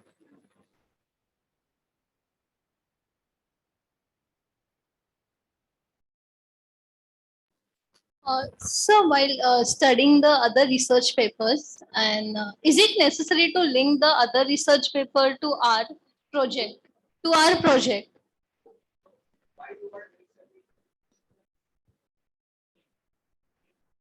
To find some insights, but the thing is, the research paper which we were getting are pretty old, like before 2000 or 1988 or 8, somewhat like. Yeah, on certain topic. Get a new or revised research of certain areas, either that particular context in that particular culture or in that particular country is no more required. For example, you see that primary education, you will not see after 10 years many article on primary education, because everybody will be primary educated. So why you need? There is no crisis. There is no discrepancy in that. So you would see, but maybe quality of primary education, you will have more article. Okay. Or maybe like gender differentials, if there is any, or maybe other kind of differential, caste, religion, residence, rural, urban, this kind may be there, but simply only on this primary education, because everyone is primary educated. So once crisis over, research priority also reduces and funders also reduces. Why I should fund only primary educations when this is not a crisis in a country? Okay. So that's why last 20 year, 30 year, there's a lot of funding on environment, because environment is crisis now. So research is also driven sometime by fund. Okay. And once fund flow to some directions, you see more research into that area. Particularly, it is being asked by my students only, MSc, how many papers, when you are carrying out the literature, how many papers you should review and what is the process. So in the smallest span of time, you can complete your literature review. If you can help them. Yes, interesting point. Let me tell you that I was doing a paper on adolescents, basically contraception. Okay. The contraceptive choices or contraceptive use, or let's say, some other things around regarding among adolescent. So I said, let me see how many articles have been written on this. It was almost 7 or 8 years back. Then I came to little further, like on certain sexual and reproductive rights, okay, beyond that. You will not imagine that I got a very handy review done by a researcher in Harvard. I took that paper and that was an abstract. Okay, it was not public domain by the time. I wrote that gentleman. I said, I need it. I'm doing research. I need to present in Population Association of America next week. And you have presented this, and I feel that you have also put it into some domain, which is actually my institute is not accessing that, because that journal is very highly paid journal. And I wanted to see that developing country, because I don't want to go to developed country on this. I wanted to see on developing countries. So that it is called, basically nowadays they call systematic review. That paper was on systematic review. Initially they found on that topic, sexual and reproductive health rights. Take madam water. Give it, someone give water to. We need to take care of our teachers and our friends also sometime. So what happens? I found almost 900 articles. Okay, they found 900 articles under that topic, published in last 20-30 years. However, systematic review is a beautiful things when you take certain steps, like whether sampling are done properly in those studied, whether design was proper, whether recruitment was method was proper. So there were certain steps in systematic review. Ultimately, following all those steps by which a research becomes a quality research, as Madam Principal has said, that there were only 8 studies were found. Only 8 in developing world. Now, you and me cannot decide how many paper we need to do. There is no magic number in the world. What you are doing and how you assess it, there are different tools. By chance, I got a tool because it was a systematic paper and I got access. Everyone may not have access. What an researcher should have a ability to grade it on what ground you are actually saying that this paper is a good paper. That is important, madam. So what is important, that what is your closest area? So one Boolean research is that, okay, I have done on sexual and reproductive health rights or among adolescent. Now I want to go to developing country. Further, it will reduce. Even if you want to, suppose I am representing case of India, then see, like among developing country, how many are Indian context, or let's say our friends or our neighbors, because we are same culture, Bangladesh, Nepal, Pakistan, how these studies have been done, what is there. So you will find out that, okay, these are my experience. You will not go more than 60 and 70. It is just now 20-year experience that you will not go to the title which you are actually doing. So if you are very precisely seeing that these are very close to me, your paper will have very high rejection chances if you are not actually quoting or not referencing that paper which is very close to your topic or problem, but quoting that paper which is having distal or very indirect linkages to your problem. So you would not see many articles still. Sometime as a student, we think everything is research, what we do, that so much is also written.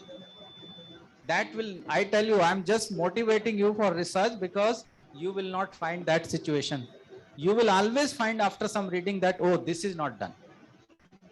So beautifully, there were only 2 papers which has been highly rated in the world on sexual and reproductive rights, in India. And they were written by a, women called Shreen Jijeboy. You should read her sometime in free time, if you have a reading habit. Shreen Jijeboy, she is president of now International Union of Scientific Studies in Population. She lives in Worli and belongs to a very big family in Mumbai. So she has done these 2 studies.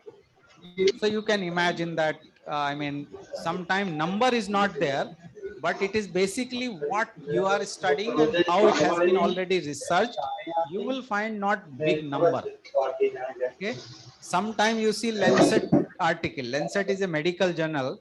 You will see 300 studies are quoted. But sometime if it is a new area, very new area, you will see only 7 studies paper get published. Only 7 literature, 7 papers. But it has to be good quality and classical papers which have been well, well cited. So that's an criteria. Again, I would say there is no magic number, but generally some journal says reference should be restricted to 50 or reference should be restricted to 40. Reference should be restricted to 30. There is a condition for certain journal. So now if you have found 500, you will find most close to your topic and the quality wise much higher, then you can select those numbers. But I would say that you would never go to 3 digit. You would never find that papers written on your, if the problem is very fine in 3 digit. Thank you. Any other question? Hope that you enjoyed talk of today. With this, I would say that if anything online is there, that's fine.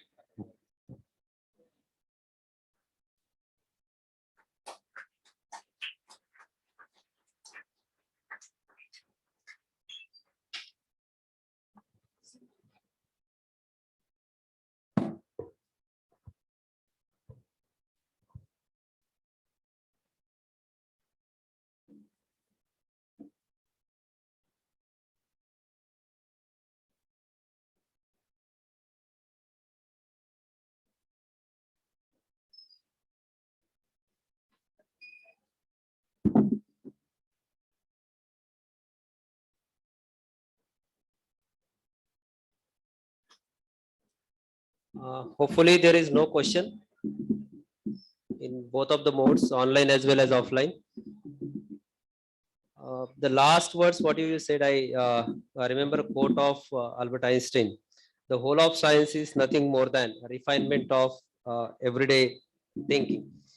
On this note, I would like to thank Professor Chandrasekhar sir for giving his valuable time as well as his valuable knowledge by reaching to the institute in a very short notice.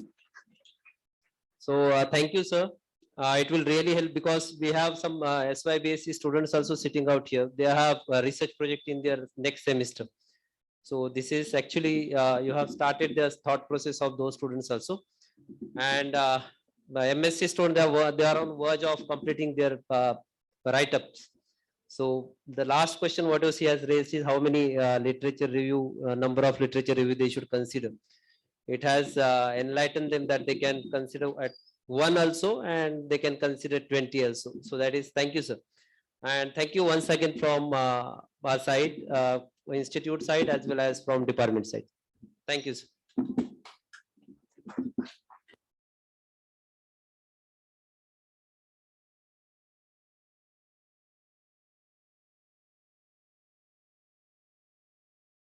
Talk given by Mr.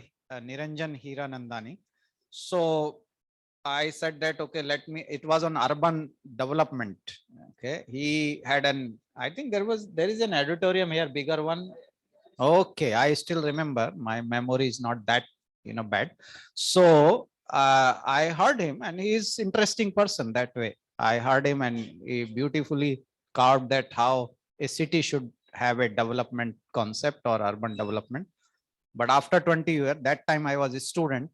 Now I'm professor. So I feel like coming again as a blessed that came as a, took a lecture and it was interesting.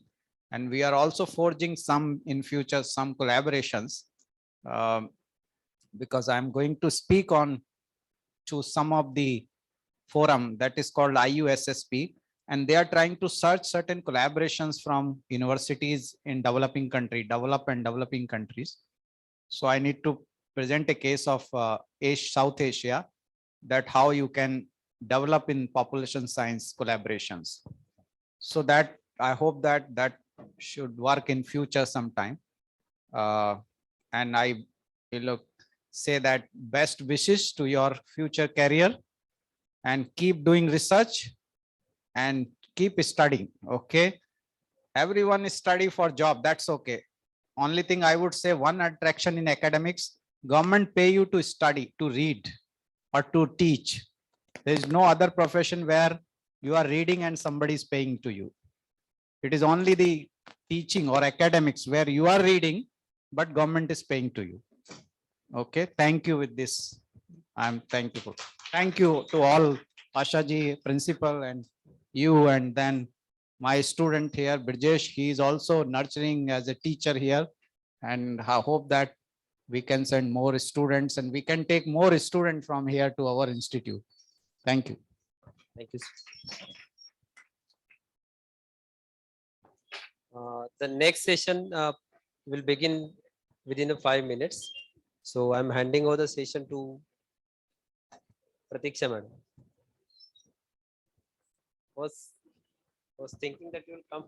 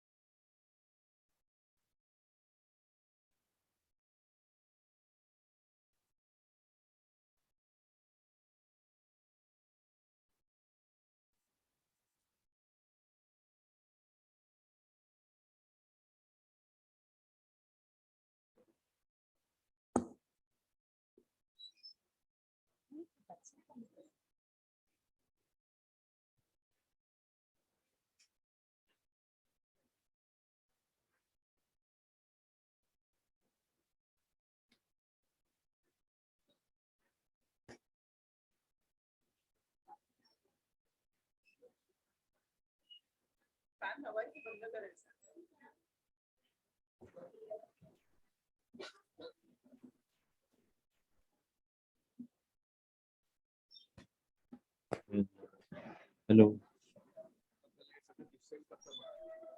Hello.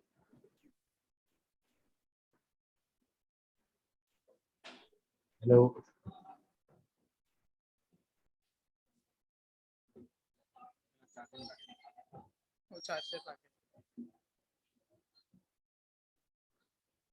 Yes, please be seated. You're not supposed to leave. We are starting our second session immediately. Please be seated. Remember, the attendance will be considered only when you have attended all the sessions. If you don't attend,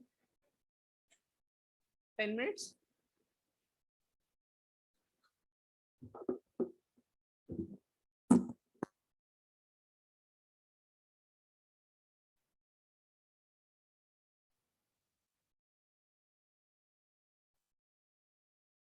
Shall we begin?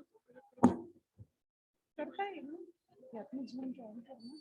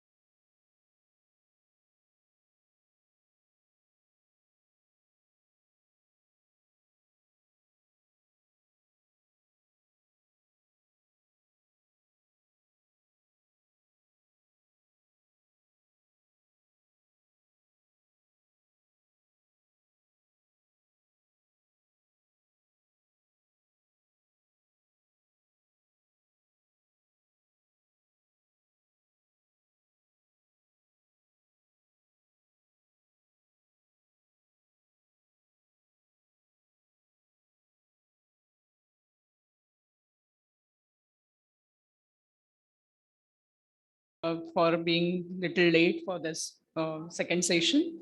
Okay, so our second session, we are blessed to have two speakers with us today for the second session. Our first resource person is Dr. Sagarika Damle, and I take privilege to introduce her to you all. Dr. Sagarika Damle is professor and head of life sciences department at KC College. She is serving in the field of education since last 30 years. Ma'am has done PhD in botany from University of Mumbai. She is head of the Department of Life Sciences at KC College. She is also a recognized guide, a research guide for PhD and MSc degree in life sciences and for MSc degree in botany by papers and by research, for MSc in environmental sciences by University of Mumbai. Her areas of research are genetics, bioinformatics, phytochemistry, environmental sciences, and ancient Indian sciences. Ma'am has several publications on her record. She has 17 national and international journal contributions to a manual on urban greening published by MMRDA in Maharashtra, Maharashtra in 2014. People, a Bodhi Vriksha, an article on Centuries of Mumbai, a book published by the Department of Extramural Studies, University of Mumbai. Agriculture, chapter 1, in a book entitled Science and Technology in Ancient India, Vigyan Bharati publication, Mumbai, and 13 gene sequences in NCBI's GenBank. Ma'am holds many positions in academic as well as co-curricular and external bodies. To name a few, she is a member of Board of Studies of Environmental Sciences of Somaiya College. She is the chairperson of Board of Studies of Botany in HSNC University, also the chairperson of Board of Studies in Life Sciences at HSNC University, Mumbai. She is the invited speaker at orientation and refresher courses organized by various universities. Ma'am has undertaken and completed projects in plant sciences, environmental sciences, and biotechnology. Ma'am is a research associate for Environmental Impact Assessment EIA projects by state and central government of India. She is also the convener of undergraduate research program Jigyasa SHP at KC College and coordinator of KC College Star Status activities by Department of Biotechnology, Government of India. Ma'am is a member of governing body of WCB Research Foundation, Gujarat, India. She is a former member of Board of Governors of NIT. Ma'am is also a member of Managing Committee of Devavani Mandiram, a charitable trust engaged in the promotion of Sanskrit language. Ma'am has won various awards. To name a few, the Scientist Appreciation Award by Vigyan Bharati India in 2000, Best Teacher Award in 2006 by Lions Club International Mumbai, KC Ratna Award, and Award for Exemplary Serving in Teaching by KC College in the year 2007. Recipient of INSA Award for Best Teacher in 2019. She is also the recipient of Best Teacher Award in Life Sciences by Trans-Asian Chamber of Commerce and Industry India in February 2020. And she is also awarded with Vigyan Gaurav Puraskar for Excellence in Science by RD and SH National College and SWA Science College of HSNC Board in Mumbai 2020. I welcome ma'am for her session. Along with ma'am, we also have Dr. Mayuresh Doshi, who will be helping ma'am and who will be assisting ma'am in her talk. So I'll read out his introduction for you all. Mr. Mayuresh Doshi has completed PhD from Mumbai University in 2017. He has cleared SET in botany. He has also worked as a junior research fellow and senior research fellow in the DBT's twinning project along with NEHU Shillong, sponsored by DBT, Government of India. Mr. Mayuresh Doshi has worked as a research analyst at Herbal Research Lab and Animal Testing Center, Ramnarayan Ruia Autonomous College. He is working currently as assistant professor in the Department of Life Sciences of KC College. He is a coordinator of research management at KC College. He has 10 international journal research publications and 1 national journal research publication, and 2 research articles are in communication right now. His research expertise includes pharmacology, analytical method development and instrumentation, toxicology, bioavailability studies, cytogenetic and molecular biology. He has presented his research works and attended over 65 conferences, seminars, and training programs. And he has also delivered 6 invited talks. He has also been invited as a speaker at International Symposium for high performance thin layer chromatography at Chulalongkorn University, Bangkok, Thailand. He is also a recipient of SBK Research Award and Netravali Research Paper Award. And sir is also a receiver of Kasav Mitra, Nisarga Mitra Award from Wildlife Conservation and Animal Welfare Association. We welcome you, sir. And I request Sagarika ma'am and Mayuresh sir to take this session forward.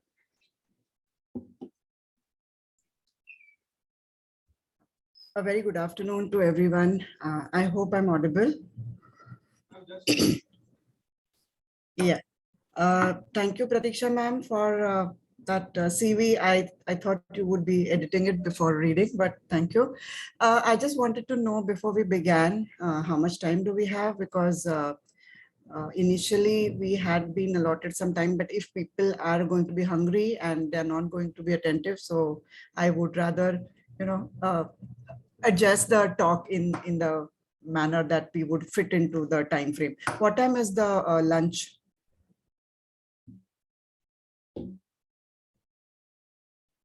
Just a moment. Meeting ID. I can't hear you. Can you hear me?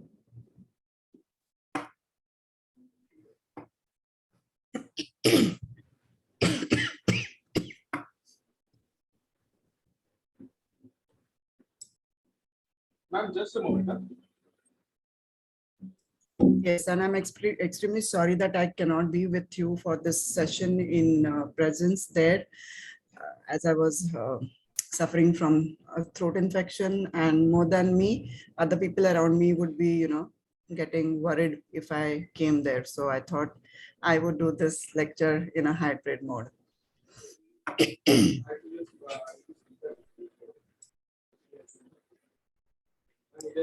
So before we begin, since we have some time, I would like to thank first of all Principal Ma'am, who's also our Vice Chancellor, Honorable Vice Chancellor, for suggesting my name.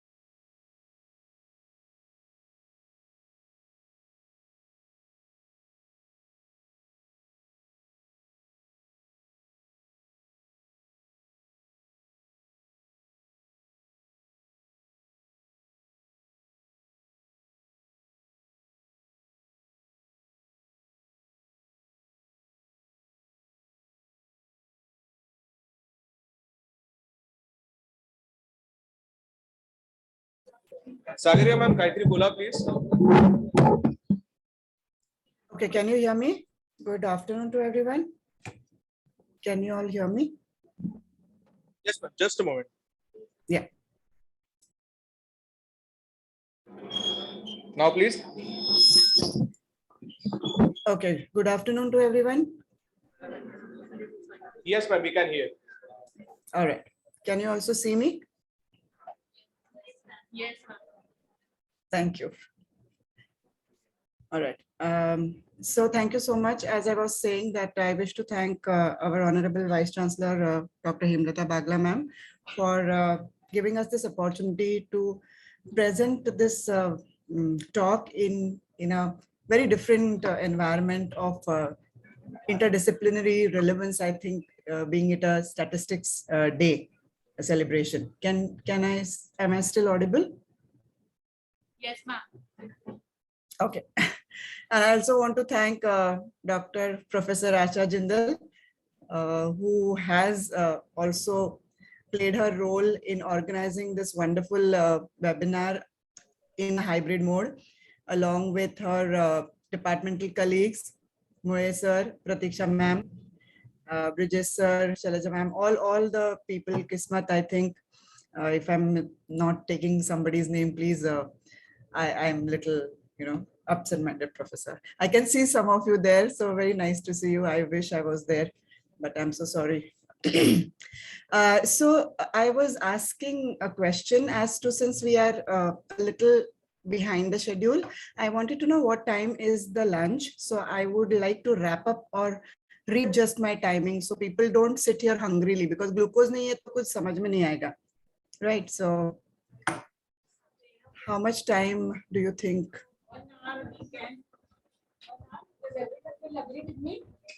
For 1 hour, we can have a session. Otherwise, what you will learn? I think so, Sagarika ma'am, we can have this for the 1 hour, and then we'll start the third session. And Okay. here the students are having along with that, like. All right. Thank you. Yeah, so I actually had prepared a presentation, and I just wanted to add here that Dr. Mayuresh Joshi is just not assisting me. In fact, he is taking you along with him for the hands-on session. So I think what he needs to teach you, or what he needs to show you, the magic of word, that is very interesting and important for you all than what things I have put on my slide. Though what I would suggest here is, I'm just going to quickly show you a few ones. Rest of the presentation will be with you, and ma'am can share it with you. But since I am, so thank you, Pratiksha ma'am, for your introduction. So since I am playing a double role here, in the sense, first of all, of course, this is a interdisciplinary statistical workshop, I would say. So congratulations. But I come here as a research proposal writer, as well as I bring to you my knowledge or my experiences, I would say, about when I sit on a chair where I am grading or I'm looking at research proposals, what are the things that we as a team look for? So I'm going to share, as I said, the slides have everything, which you all know, maybe most of it. But Pratiksha ma'am talked about, MMRDA project of mine. So I would like to begin with that first. What exactly was my role in that MMRDA project? And you might connect with it now, because there are many news of the fruits of our project which come into newspapers nowadays. So very, very first thing about your research proposal, getting in the top 10 when there are hundreds of research proposals, okay? The first and foremost thing you must remember is it should have interdisciplinary nature. It must have. So as a selector, we are always told that look at the interdisciplinary relevance, look at interdisciplinary work, look at where this particular knowledge can be utilized by different aspects in the society or different fields of the society. So if it's not always possible, but yes, it is mostly possible to look at different, especially for statistics. I think they can support and they can be playing an active role of data management, data analysis, and data interpretation for any kind of science or arts, for that matter, humanities. Okay, so statistics have a very robust role to play there. So not very difficult for you all to do that, right? So yes, so when we did write that proposal, when I was in a team, we had statisticians, we had botanists, we had zoologists, we had agriculturists on our team, we had architects, urban team planners, and all those people, like we were 12 of us on that team. And before we actually got onto the project proposal writing, we did a small pilot before that. Because see, that is also a very important thing when you are putting up a proposal. Sometimes it is very much necessary to do a small miniature pilot of the thing that you are proposing. In that sense, you are 100% sure of the pitfalls, as well as you're 100% guaranteed about the outcome that you are looking for. So if you are not really satisfied with the results of the pilot, you can always change or tweak your project proposal accordingly, isn't it? So I feel it is very, very necessary that you need to do that. Thirdly, I would like to a little bit differ when the talks about funds were going on in the webinar. Funds are the most important part of any research proposal, because unless you are funded, maybe your college is funding it, maybe your there is government organization which is funding it, maybe it is an institution funding it. They are there to fund it. Yes, we are sitting with tons of money. Yes, but would we give it to anybody? No. So then your proposal has to be of that merit, right? And so to appease to the funding agency, you need to follow the norms to the T. So the common mistake that as a researcher I also did was, I used to look at one project proposal and just say, oh, this must be something similar with another agency, right? Every agency have their rules, every agency have their clauses. Please make sure you can do these things, you can't do these things. You need to be very, very careful about that. Because when we sit across the table to check or to select those top 10s, we see whether they have faulted in any of the things which we have said don't do.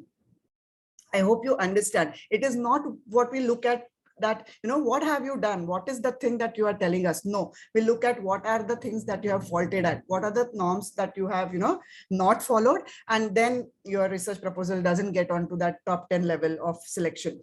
So coming back to Miyawaki, and I am using this word Miyawaki because this is the project thing that I wanted to share with you, the experience. So this was our team, which we went ahead and put up a proposal to MMRDA for greening urban spaces in Mumbai. So when we started thinking about that, we thought of all the nooks and corners, the bridges, the flyovers, the parts which are underneath, and even the seashores and whatnot. I mean, every possible space that we could think of an urban environment, we wanted to green it, right? So we proposed a model called as Miyawaki model. And if you are a good newspaper reader, some or the other time this Miyawaki forest or Miyawaki plantation comes in news, because we prepared, finally, after the project was over, we prepared a manual for MMRDA in which we gave them a list of plants, a list of equipments, measures, everything, which would give them an insight about Miyawaki plantation. Very simple. What is Miyawaki? Miyawaki is a cluster plantation where the same space can be used for a tiered plantation. That means there will be a tall tree, there will be some small trees around, and there will be even the ground cover. So no patch is left ungreen. That is Miyawaki plantation. And that is the project that we had set up to, write for funding from MMRDA. You will not believe we had 5 rounds of project proposal submission. We had 5 interview rounds. First was submission. We got selected in those top 10 or whatever. Then for every time we went to the meeting, to the table, they had asked us for a different thing. I mean, when we went, they said, okay, your plan looks good, but have you got any pilots? Have you done it before, so that you can tell us that this is the success rate? And how do we calculate that success rate? I think statistics plays a big role there as to, we also do a lot of ecological parameters that we take into consideration. But yes, we do have to give them statistical analysis that, yes, this was done here, this was done there. Okay. So once we do their thing, okay, go back, revise it and send it back to us. So we revised it and sent it back. Then they said, you know what, these kind of things cannot be used. These things are banned, I mean, you cannot make use of these materials, these things. Okay, so we went back again and revised it again. Then lastly, when we went there, they said, oh, the budget looks little, not so good. I mean, we cannot think that all these materials. And remember, when we sit across the table, when I am on the team, I know that, I have very good people who are looking at critically all the things that we have submitted. So there is a person from accounts department who looks at the budget, but at the same time, there is a garden superintendent there who is also looking at the budget. because he has worked in that field for a long time. So what I'm trying to tell you here is, do not think anybody who's looking at your project proposal is a novice. They are not. So when you need to submit a project proposal, you need to be really, really strong. And you need to have that flexibility. You need to have that courage to withstand all the critical remarks, all the negations that come through, from the agency, funding agency. And you need to have that persistence and enough backup data or enough literature review. So here again, when you're writing a proposal, the first three important things I would say is literature review, adequate. And as sir was saying in the previous talk, that one reference is also good enough. Okay, 10 references are also good enough. But how do you use that reference to convince, to justify what you want to do? That is very important, right? So this all proposal thing, hum khel rahe the proposal, interview, wo sab hote ek saal ho gaya. So we were all thinking ki, oh my God, within 2 weeks, 3 weeks, we are going to start planting trees. No. So ek saal tak unhone hame revise karwaya. After that, the project got sanctioned with half the budget that what we had asked for. And then we started working. We never get paid, any one of us, because I'm sorry, this was, not that budget got cut basically. But what we got was experience. So that is another thing I want to tell you here all, that whenever you get such opportunity to work in a team, do not let it go just because, they are not paying. They are not paying good. Ma'am, what is the salary package? The first thing that you will ask, isse mujhe kya milega? Hamesha paisa nahi milta, but experience worth millions. That is what you get in this whole thing. So please be ready, please be open to, be and be good at networking. See, I am also a simple teacher at KC College, or an undergraduate teacher working in the Department of Life Sciences. How would people know that, I can contribute to something like this? Because I went to conferences, I went to workshops as a listener, as a participant. I did communicate with people there. Somebody thought, oh, maybe she's a botanist, she might be able to tell us about the indigenous plants. And this is how the dots get connected. So in today's world, research proposal writing, it's just not pen and paper or laptop for that matter. Mayuresh is going to, of course, Dr. Mayuresh Joshi, he will tell you about the laptop thing, and it's really, really useful. But yeah, it's the pre-preparation is most important. And that is what Miyawaki happened later on, of course. Then we worked for 1.5 years, 2 years almost, for the final outcome. And yes, we came out with a manual, because that was a manual used by all gardeners of BMC gardens nowadays who want to, plant Miyawaki garden types. Okay, so that was our experience as a planner. Mary sir, can we start the screen share, please?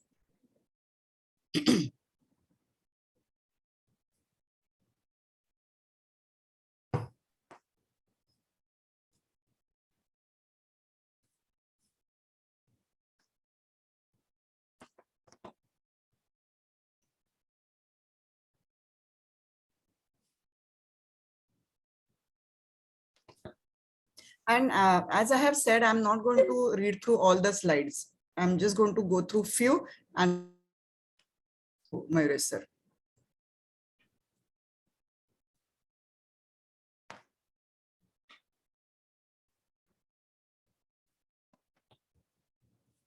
Can you all see the slides?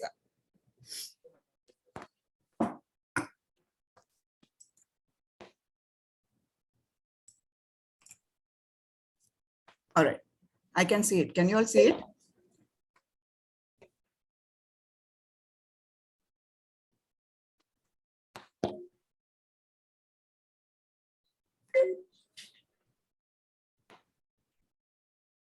Now I can't see it.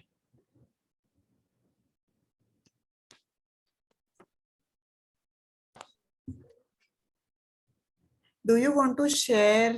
You want me to share it from my end? Will it work? Huh. Okay.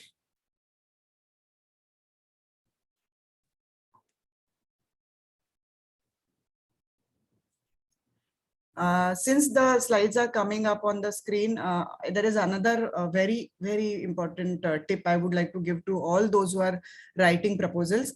If you are using English as a language to write your proposal, please make sure that your words carry the exact meaning of what you want to propose. It's always okay if you are not so proficient in English, but while writing proposal, you need to be extremely scientific.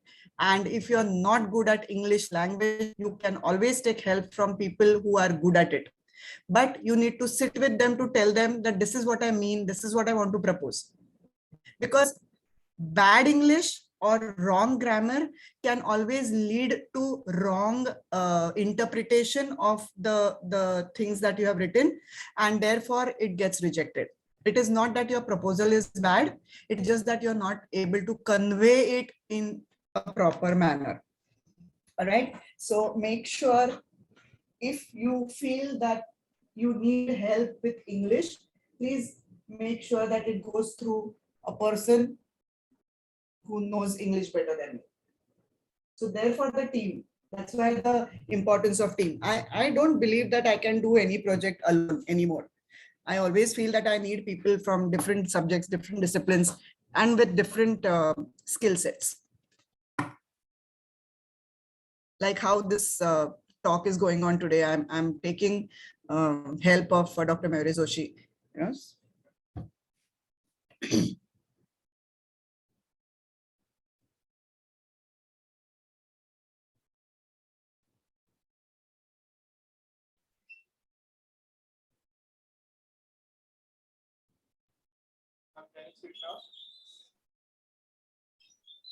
Yeah, now I can see.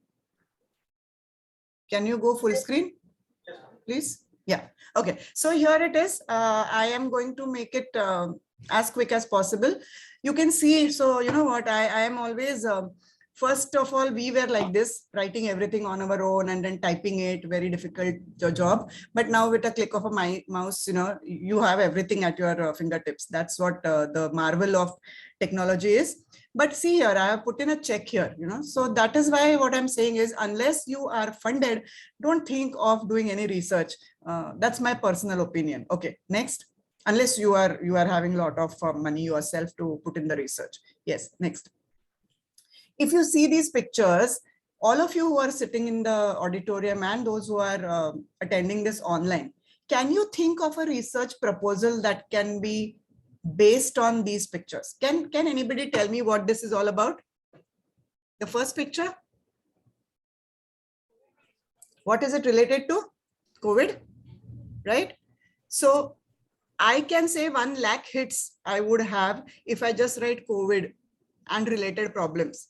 So I can have n number of projects if I look at COVID or just one picture. Can you see the second picture? What is it telling me? It is telling me about solid waste pollution or solid waste management. If I look at this, lot of statistics there as well, lot of statistics in COVID as well. So I'm going to look at this and where is the landfill happening, what area. So context jo sir bol rahe the. Context means in what area are you limiting your research? That's another thing which you need to think really well when you're writing a research proposal. This is your solid waste management project. And this, the last part, is of course when the soils are turning acidic, when they are being unreproductive, and when there are vagaries of nature, when the farmer has to depend on that, what kind of projects would you, write for such kind of a picture? Why I'm giving this idea? Because people always ask me, ma'am, where do you get the project ideas from? How do we get better project ideas? You know, project ideas are nothing like what we see differently, or what things start getting activated in your brain as soon as you see a line, a picture, or anything for that matter. So that is why I had put this slide. Next one, please. Sorry. So yes, we can skip this slide. Actually, there are different kinds of research. You need to decide before going into the research field, which kind of research you want to get into. But yes, it is always okay to switch. And that is why I said, whenever you're writing proposal, please do a pilot study first. So you can also switch types of researches. You can also switch even your titles. Next one, please. Then there are different kinds of research methodologies. So when you're writing a proposal, the second key point here, comes is what kind of research methodology you are going to employ, because that is directly related to the time taken or the time frame from your research and the funds required for your research. So as you can see, there is a qualitative and quantitative research, and for statistics students or teachers, I don't have to spell it out. Actually, they can teach us more on this, right? So what I am trying to tell you here is you can be flexible. You can have a combination of things once you know what can work. Next one, please.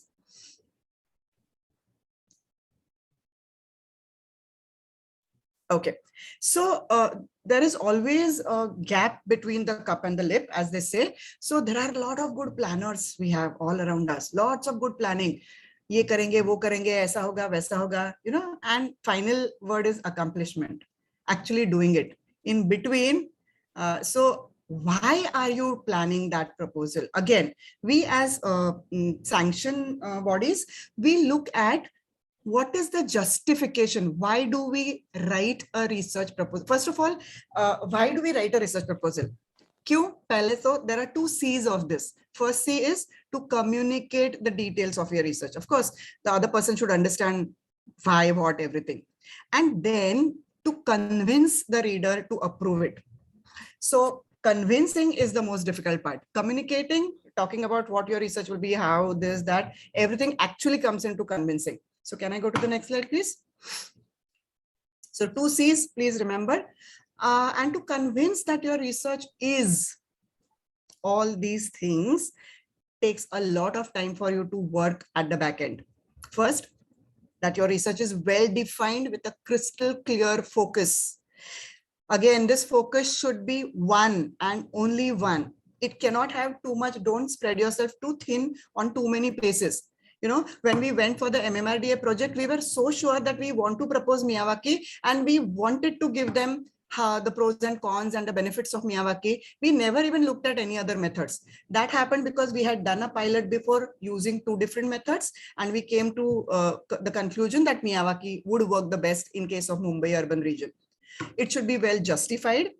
It should be unique. Remember, this is another thing which plagues most of our research proposals that come to us. You know, they are so repetitive and so similar to what everybody is thinking of. The idea is so similar that then what is different? Why should we pay you?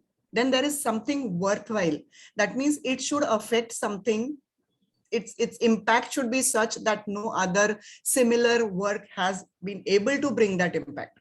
So your work or your proposal should bring that worthwhileness of your proposal, the impact of your project. And of course, very important, and I'm sure we always do this, you know, realistic and achievable. The biggest pitfall is this: we do not think realistically, and we do not think what are the measurable achievables. We have a long list of them, but always, yes, many ideas are better than one idea, but somewhere you have to draw the line here. Next one, please.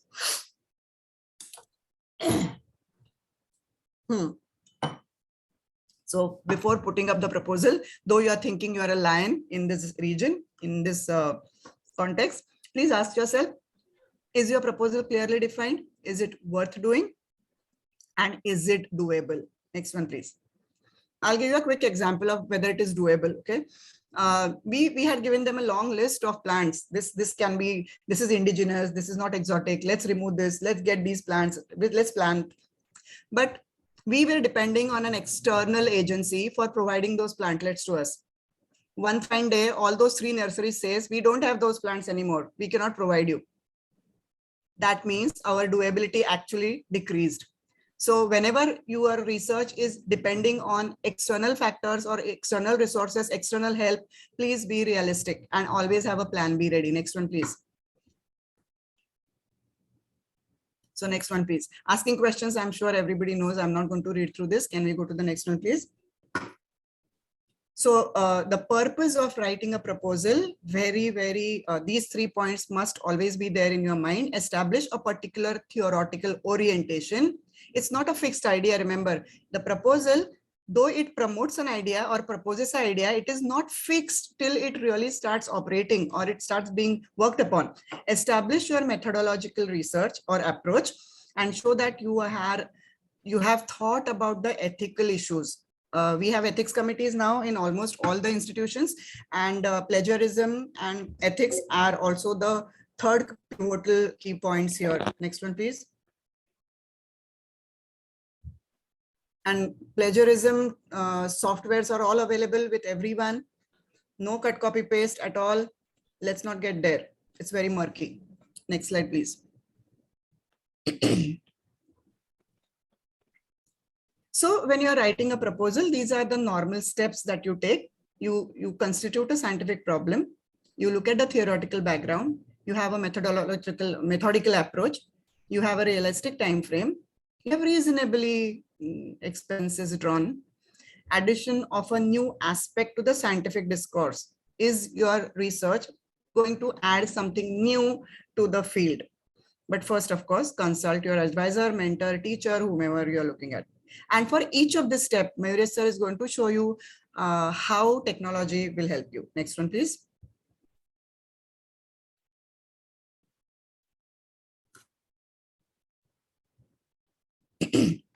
Next slide, please. Yeah, next one, please. So don't be on a bad, note with your advisor. Yeah, so a realistic time frame. This is just a cartoon about that. So they say we finally got through all the market research required to launch our new product. By that time, these people say, but we are retired now, so no use. Adding newer aspects to science. They are doing some cloning experiment here, and they say our mistake, we introduced a politician's gene in that one. So what happened was everybody is now, raising slogans and doing Dharna Morcha. It's very common nowadays. Every day you open a paper, it's there. Next one, please. So though you add a newer aspect to science, think of it whether it has a negative or positive connotation to the science. Okay. Now I can just go through this, skip through this, Mayuresh sir, because you're going to talk to them about how to use technology to get this, in place. So these are some of the major pointers I would say that you need to remember. This presentation is going to be with you. Yes, the objectives are very important. Here I'm just going to take one more minute.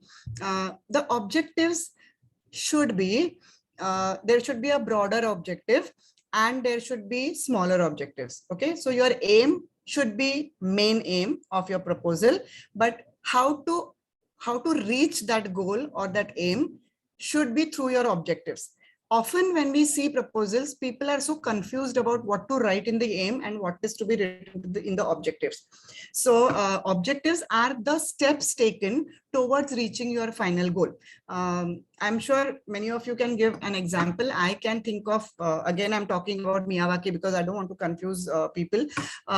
So we wanted to finally establish Miyawaki culture into the system of urban gardening. So the objectives were, first we took a survey of what kind of urban greening measures are taken. Then the another survey of what kind of urban areas that we are going to green. Then our third objective was to list out plants which would be supportive of Miyawaki, plantation. And fourth one will be what would be the troubleshooters and all that. So those were all small objectives which finally led to the final aim of our projects. So I hope this was clear from whatever I just said.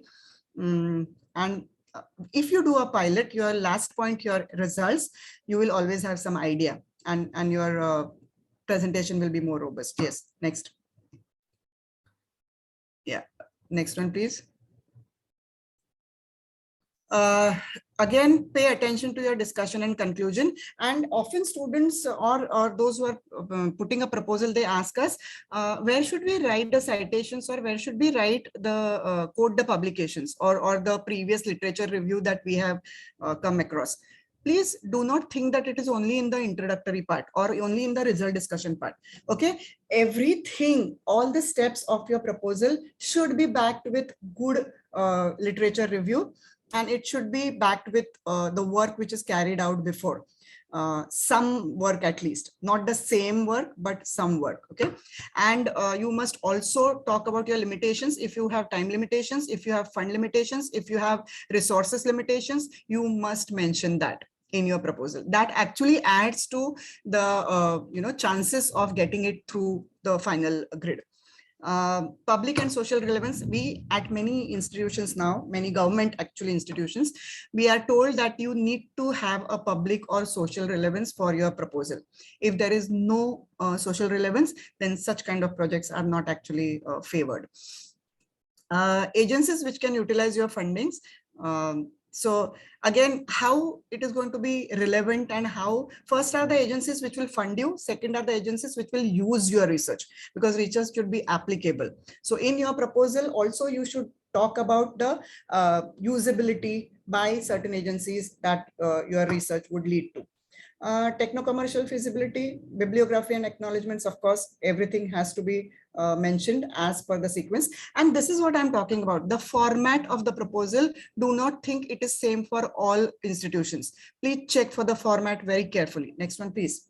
And that brings me to another thing is the pitfalls.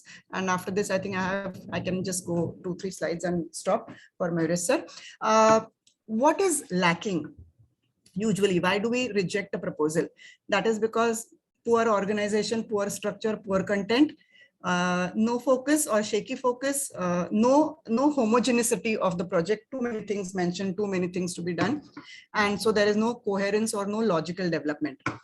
As I said, being repetitive and using too many verbos and, I think, I feel, those kind of things, please avoid all that. And if you fail to cite influential papers with robust work related to the field, this is what I was talking about. Keep up with recent developments. And yes, some recent developments need to be quoted. You can quote an ancient paper if it is a classical methodology paper, but look for whatever recent developments have happened in the field. You will also have to critically evaluate the cited papers. It is just not कि ये मैंने देखा, ये मैंने आपको बोला. I have a slide on that, and I think we can go to that. And of course, concentrating on less important issues and forgetting the major ones is a big pitfall. And too long or too short project proposal is also not good. And dependency on too much secondary source is also a no-no. Next one, please. So here I was talking about whenever we come across some research proposals, the referencing or the citations are very lopsided, in the sense there are certain systems. I hope you know that there are parenthetical, author date, author page kind of things. There are numerical citations. Then there are note citations, jo at the bottom hota hai. So those who are especially, they know what is a project proposal and what are referencing. There are all these systems. Also look very critically as to which system they're asking you to follow. Okay, now the ones which we use normally in science, in scientific things, we can go with Chicago, we can go with Harvard, we can go with some. Scribr is a very nice site, I would say. People, those who are not already aware of it, please go there. They will tell you, they will teach you in-depth referencing there. Okay, so you can go there. Next one, please. So this was what I was talking about, the styles of writing. Avoid descriptive writing as much as possible. Sorry, but be more on a critical or analytical writing, especially when you are quoting references, when you're talking about the pooling of references and coming out the gist of it. So just look at these few pointers here. When you talk about descriptive writing, what do you write? You state what has happened. Okay, whereas if you turn it into a critical or analytical writing, you will identify the significance of that process, what has happened, and you will try to quote it as this has happened, so therefore I think I can look at it from other point, or I may get a different result. It states the facts about a process or an idea, the descriptive writing, whereas critical and analytical writing promotes, evaluates strength and weaknesses of a process or idea. And that is very important. You should know the strength and weakness of that process. Descriptive writing also says how to do something, whereas the critical writing argues the case according to the evidence. Lastly, I would read this, explains how the theory works, whereas critical and analytical writing indicates why something will work for the best for the project that you are proposing. Having said that, descriptive writing has its own place in your project proposal, but try to also bring in an element of critical or analytical writing. Next one, please. Yeah, so some of the deadly sins, how is this contradictions? And you can read this, I mean, exacerbate primordial absorption at the microcellular level. So somebody says it's totally confusing, but okay, good job, print it, you know. That means this is not a very good thing. It should be easily understandable, at least by the experts in the field. Next one, please. And of course, those signboards which were there, no, don't go there, okay? Plagiarism, I have already spoken about it. Next one, please. Please indicate credit wherever necessary, wherever must. Do not pick anybody's work without citing. So there was a survey done by National Institute of Health, NIH, analyzed the responses of why over 700 research proposal applications were denied. So as you can see, nature of problem. So nature of problem has very minimal rejection rate. There could be so many problems which are, if justifiable hai, to wo absolutely okay hai. Approach, there is a problem in the approach. Competence of investigators. Now this again brings me back to my Miyawaki team. We were so many different skilled people there, which complemented each other and which had their own niche of giving inputs for that particular field of research. So competence of investigators is a big no there. They get rejected much there, because you have to give your biodatas and all. And of course, the research environment, you have to tell where you're going to do this research. And most of the statistical research, of course, happens online. And therefore, there is not much of a problem here. But then what kind of a tools you are using? There is another thing, okay? Mayuresh sir will be talking about this is, if you apply for too much of softwares, you know, which are paid licenses, softwares, your budget really goes higher. So try to look out for alternatives, the easier ones, cheaper ones, and which can still do the job for you. So I think what Asha ma'am thought about using Word as writing a research proposal, that's an excellent idea, Asha ma'am. I think the latest 2019 365 things give us best solutions, and students must know. Of course, teachers are already aware of it, but since there are some SYBC students here, it will be a very good beginning for all of them. Next one, please. Yeah, so these are some funny ones. You can read it after you get this PPT. These are not really required. These kind of projects are not ever sanctioned. Next one, please. So in a nutshell, a good question, logical approach, right attitude, concluding your proposal sensibly, and service to the society. This all should be there in your research proposal. Next one, please. So these are some of the bonus tips, and these are not bonus tips as such. These are the most essential ones. Your literature review, literature survey should be very good, and it should be as is quoted, okay? Because they also sit with the softwares now. They also can quickly run through your literature or citations, and they can come back to you saying you have not done this properly, or this is wrong. Kahin ke year, kahin ke authors, you know, all that will put you in a pitfall. Conduct a small pilot. I have already spoken about it. Don't cut corners and manipulate numbers. Let your proposal be scrutinized by at least one expert in the subject area before the submission. Next one, please. Yeah, so I think Mayuresh sir is going to take you through this. Mayuresh sir, we can go quickly. Some of the resources at your click. You are so fortunate. We are in this area now that all these are available. Some are paid, some are free. Next one, please, sir. So I'd put some of these pictures just so that it looks better on the screen. So Ref and Write is a very nice, you know, just check this Ref and Write, and it gives a lot of backup. ResearchGate is another one which gives you a very good backup for your proposal writing. Next one, please. Yeah, so you have so many plagiarism checkers also, and you have so many project management softwares which will tell you how to write a project. Next one, please. These are some more. Google Scholar, as somebody always says that, you know, that's not very highly authenticated one, but yes, you can sometimes begin with it. Next one, please. InflibNet is the best. Yeah, next one, please. So as you can see, there are many on the Maya Jal, I would say. So here we are. Thank you so much once again, Asha ma'am and Pratiksha Ma'am, Mule sir, the entire statistics department for giving me this opportunity to share some of my experiences. And I'm open to anybody who wants to do a collaborative project. If you want to run your project proposal through me, I'm also ready to help. Whatever I can, I will do my best. Thank you so much, and wishing you all the best for further sessions. Thank you, ma'am.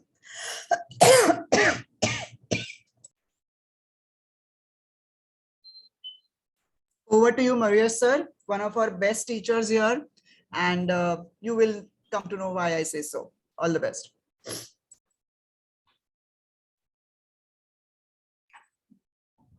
Thank you, ma'am.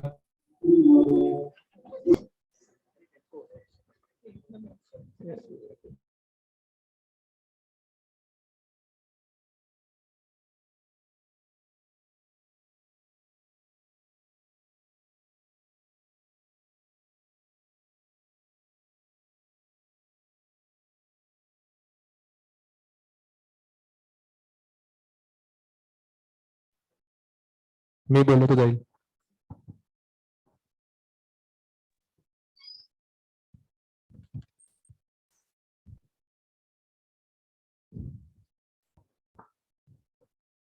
Okay, we have some technical difficulty anyways. What we are going to do today, okay, is about writing in Microsoft Word. Okay, I've got a rough document made here, which is completely unformatted. It just has some headings. Now, there are two aspects which we will be able to use here based on the crowd that we have here. One is for research proposals.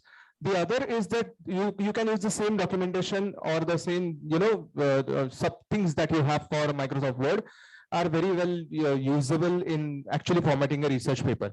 Okay, there are three aspects in this software which you can use to expedite your work. Things get faster. One, it is you can set an auto format word. Okay, so for a research proposal, the best things that the software can easily offer, we'll go through them, is that it can easily give you a cover, a sectioning option. Because of sectioning option, the whole issue of numbering is solved. The second is it gives you a number line set. So most of research proposals also require you to submit in a line numbered pattern. And research papers also, the manuscript that you submit are usually in a line numbered pattern. So that when it comes for review, it becomes much more easier for you to know page 3, line number 47. ये issue hai. The third aspect that with disconnect झाला तो. The third aspect, just a moment, okay. Ma'am, इकडेच लावूया 2013 to 2013. We will see what happens. नाही, pen drive काढून मला document घ्यायला लागेल. Yeah. Okay.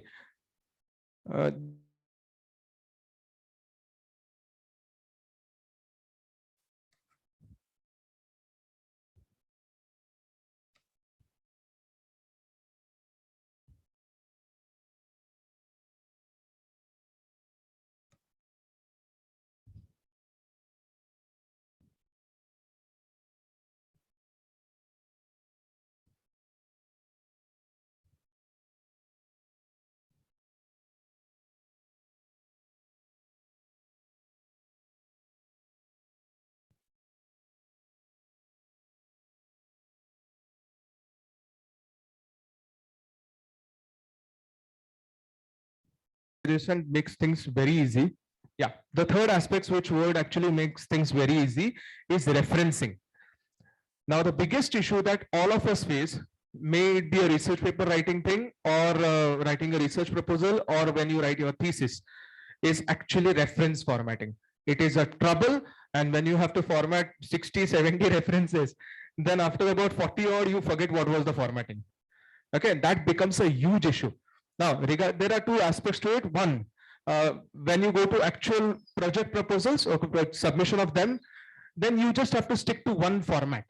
That's the whole issue. Usually a Howard, if you are from arts background, you would go for an APA 5th, APA 6th. Okay, Howard Angelia is something which has come up with 2013, 2019 also. And then the third option that you have is you either go for Vancouver. More, many of the research papers now use Vancouver or Chicago, which are set format. But if you go to more, journals, specific journals, like Francis Taylor has their own style method. So they have a minutely changed APA. But utna manually you will have to do at the end. What it benefits here is, usually what happens is, while doing referencing, we set up about 100 papers. Okay, now while you actually write the review literature made for a proposal or made before your research paper, you don't use those 100. So the Word I'll show you can keep that master list, and then you just have to select from the list and put it inside, and it will maintain that list. So the whole formatting aspect becomes much more easier, or that is what I feel the most benefit that Word gives you is when you know how to use it for literature, making a bibliography. And of course, it runs very well offline. So, the issues with Mendeley, Zotero, which are good, BibTeX, which are very good, review literature management tools or reference management tools. But unka offline and online makes an issue. What's happening now is the same thing. I'm not getting connectivity for the software, so I cannot run a 2019. I'll have to run it on 2013. Okay, miss a few things, or some icons are going to go from here and there. So what we have here,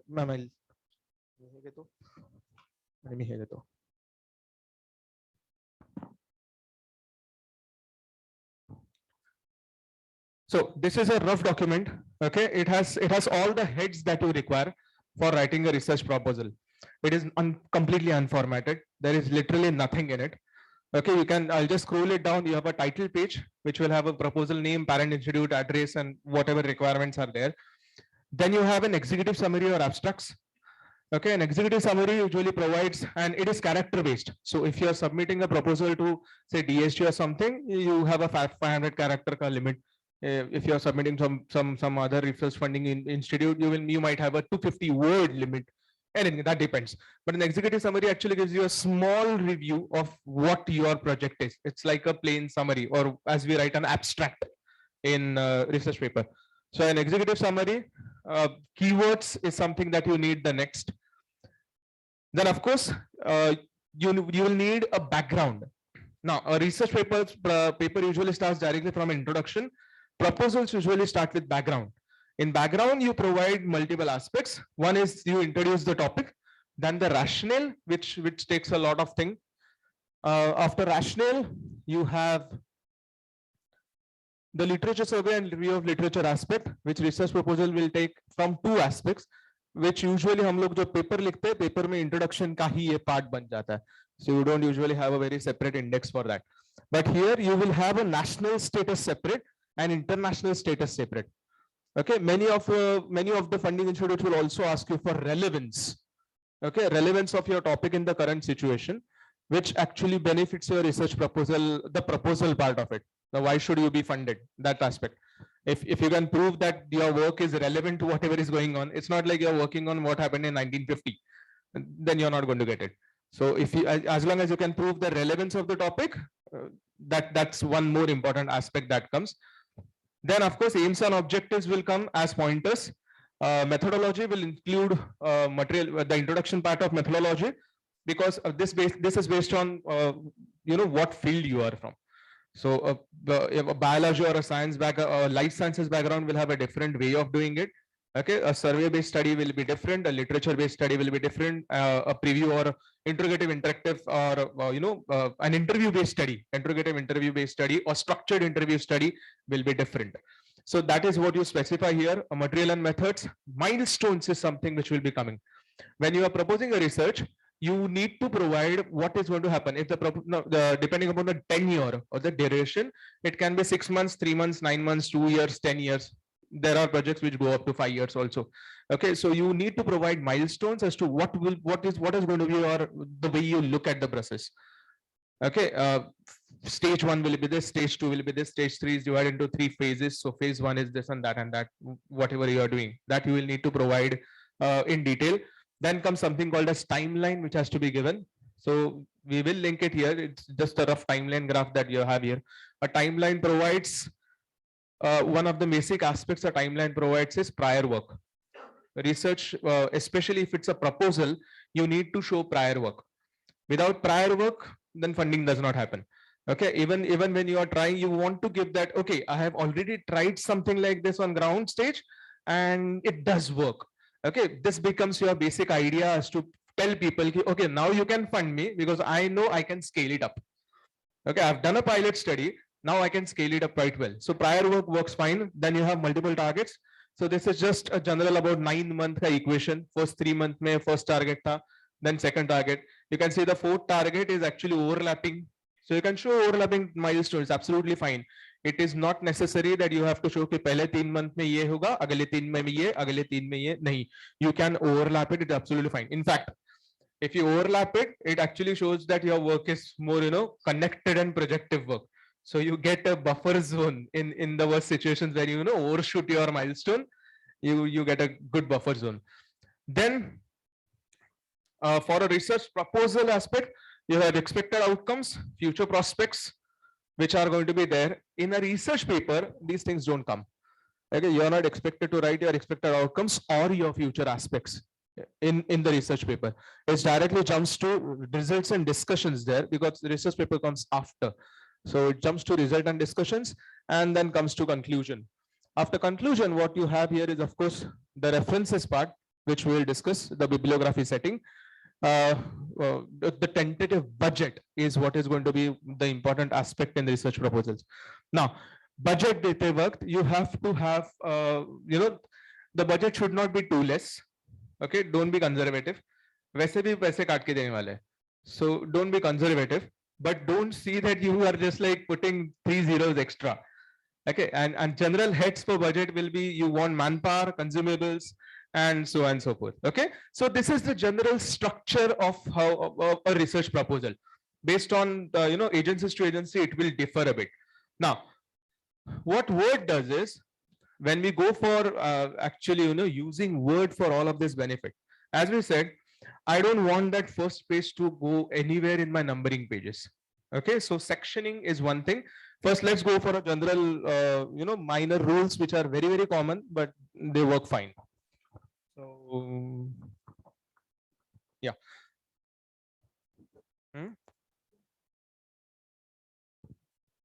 नहीं set नहीं mic रखता था कहीं तो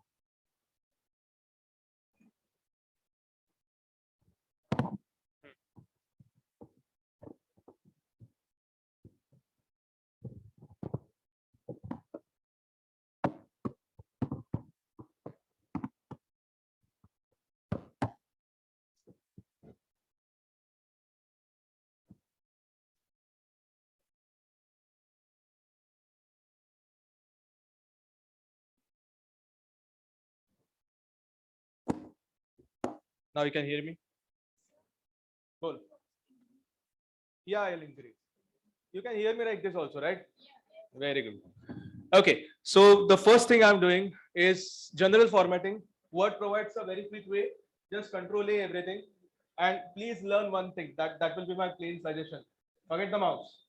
Mouse is slow. Okay, keyboard is much faster. Learn shortcuts. That's the best way to go. You use mouse वो यहाँ से वहाँ टिक करते करते 20 मिनट लग जाते हैं. Okay, just Control A. Let's set it now. General notification for all documents, especially pertaining to this, remain Times New Roman. Font size you will always get 12 as your standard. अगर कुछ बताया नहीं है, अगर specifically बताया क्या font size चाहिए, कौन सा font चाहिए, then that's different thing. But if there is nothing specific written, stick to Times New Roman. It's absolutely fine.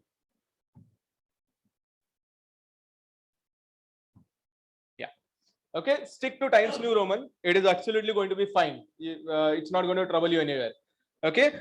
Now, the second aspect when you write a research proposal is you would want this thing, the spacing. ये पहले से set करके रखो. That becomes very easy also. Keep it 6:6. Okay. And for most research proposals, this will always remain multiple करो. इसको 1.15 कर देना. Your document will remain fit in that.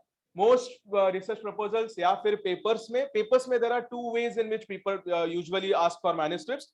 Either it is 6:6 1.15 or it will be 1.5 complete. Okay, ये दो ही options में most of the journals are going to ask you. And same goes with research documents. Remember one final thing before इसके आगे. Remember always justify.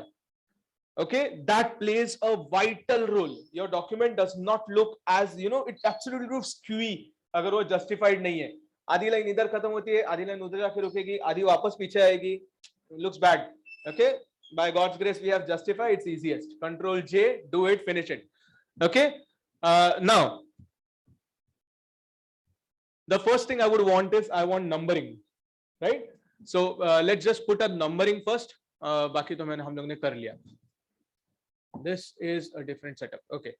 So I'm just putting a simple numbering here, niche, bottom of the row, something that can be very, very visible for us. Startup. Okay. ये line वाला. Okay. I've just put a normal numbering 1, 2, 3, 4.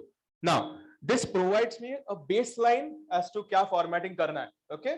Now, as you already saw, the first page, I want it to be different. One thing that Word provides and you should always use is insert a cover page. Okay, cover page can be made 0. So unnumbered page kar sakte ho. That is the best thing because what happens issues is when you have a document made, okay, and you want to submit a document or your report or anything like that, because there are students here. So report making में भी आपको front page पे number नहीं चाहिए होता. You try to delete that number, the next page becomes 2. It never becomes 1, right? And that kind of looks odd. So आप index डालोगे तो index में the first thing, the introduction goes on page number 3, right? And that looks bad. Whatever you say about it, looks bad. So better इसके ready-made options available है, and if you are curious for it, just use your own. That's absolutely fine. Okay. So use a cover page. You can use the title page to go in with the cover page. उसके बाद, now I want here इसके बीच में I'm going to add a few things. Okay, so I'll just put a page break here. Page break actually just breaks the page and moves to the second line. Okay, second page. There are different types of breaks that Word provides. Okay, a page break जो है, that is only cutting it and going straight to the second line, leaving everything जो बीच में था. वहाँ पे there is nothing, no formatting is there. Okay, just so that you can see,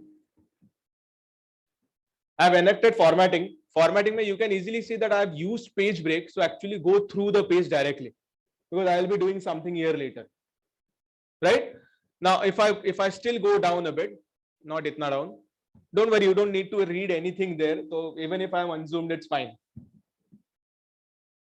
Now, when I go here, okay, I'm just putting a enter, insert. इसका sections कहाँ गया?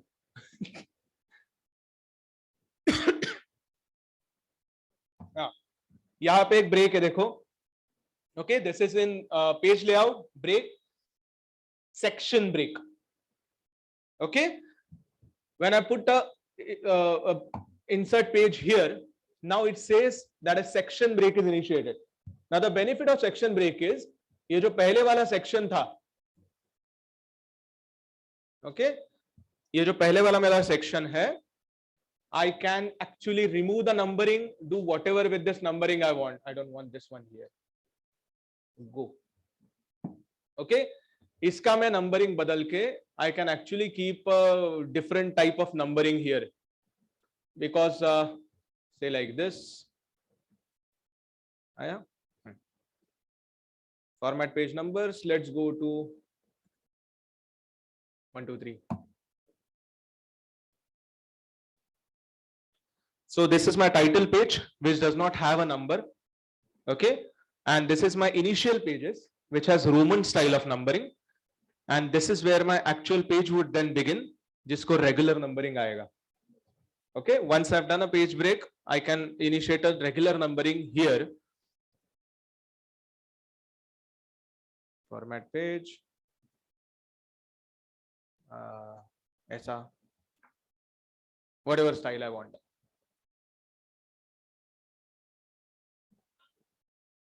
Okay, so that this is section for header for second section, footer, ये सब अलग कर सकता है मैं अभी. Okay, that's one way. So now my pages are different. My actual initial pages maybe उसमें क्या क्या हो सकता है? You have the title, cover, title, आपका certificate page आ सकता है. Okay, there might be declarations, when you're submitting a proposal to an organization somewhere, you want to put in declarations. Okay, declarations from the institute, declarations from your superiors. Okay, if I'm writing, then Sagarika ma'am, my HOD will be giving first declaration, the principal will give second declaration, right? Or endorsements. So ये pages अलग page पे जाएंगे. Okay, that's one way of completely sectoring your document so that कुछ भी overlap नहीं होता. Okay, sectioning is done. The second important, easiest way to do things is, please look here. ये जो ऊपर वाला दिया है ना पूरा line. Okay, these are preset styles. Okay, learn to use styles. The biggest question becomes that you write everything and then you want to put everything in the index. Okay, index के लिए you try to manually make an index. Okay, and then every time you edit the document, page numbers change, and then they are troubled with again looking at अरे कौन से page पे क्या था. Scroll down, scroll up, the whole thing is mess. Right? That's one of the biggest issues that are faced. There is a very simple solution to this. Now, you can see here, if you cannot, I'm just reading it. Normal, no spacing, heading 1, heading 2. Okay, subtitles, intent, strong, sub options देखे रखे हैं. But you can see heading 1, heading 2. I'm using preset, but you can change it. Okay, if you just right click it, you can modify it. Color जो चाहिए, काला, नीला, पीला, सब you can do. Font size, everything is editable. What I'm doing here is executive summary को select किया. I'm putting it as heading 1. Select. अरे select heading 1. Okay, then sorry, यहाँ पे keywords है, so I'm just going keywords heading 2. Okay, just let me do a bit, फिर आपको पता चलेगा इसका फायदा क्या हो रहा है. Background is actually heading 1 for me. Background के अंदर introduction is heading 2. Rationale is part of the background, so heading 2. Literature review survey, इसको मैंने heading बना दिया. Okay, national status heading 2.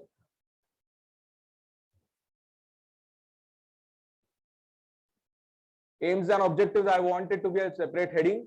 Okay, methodology is another heading for me. उसके अंदर I have a subheading for material and methods, milestones and timeline. Heading 2 किया. Okay, then we have expected outcomes as heading 1, future as prospects as heading 1, conclusion as heading 1, references as heading 1, tentative budget as heading 1. Okay, I have just marked what will be my heading 1. Okay, what are my heading 2s? Now what I get from this, the benefit, एक तो navigation से now I can actually go anywhere I want. Okay, so I don't need to do the whole scrolling business. See, now currently the document is of 10 pages. Once I write everything inside, it will be 50 pages. And after that, it's quite troublesome to, go from here and there and do what all I want to do. So already we have a page here. बीच में डाला था ये page. Okay, insert नहीं. इसमें कहाँ में गएगा? Review नहीं, अच्छा है. अब गाला. References okay. So table of content, we'll just use this one. Okay, this one is fine. This is my table of content. Now what has happened is I have all my headings, including page numbers, including subheadings and its page numbers. It is formatted and kept. Okay.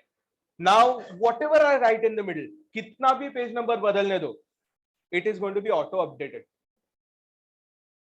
Clear enough? That solves all your problem of formatting in one shot. Clear? So in case yahan pe, let's go down, let's have rationale moved on to go somewhere, it went somewhere.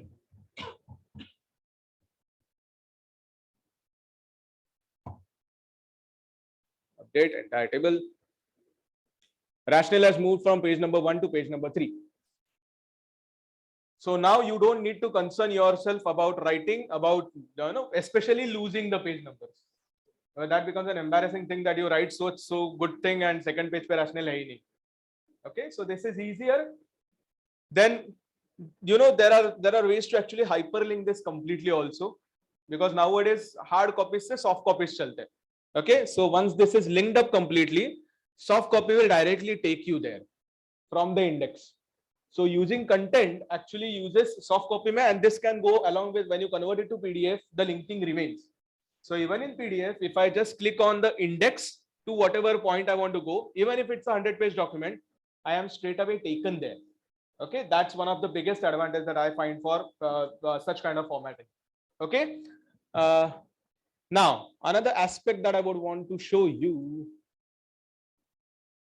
Yeah, we'll start with references.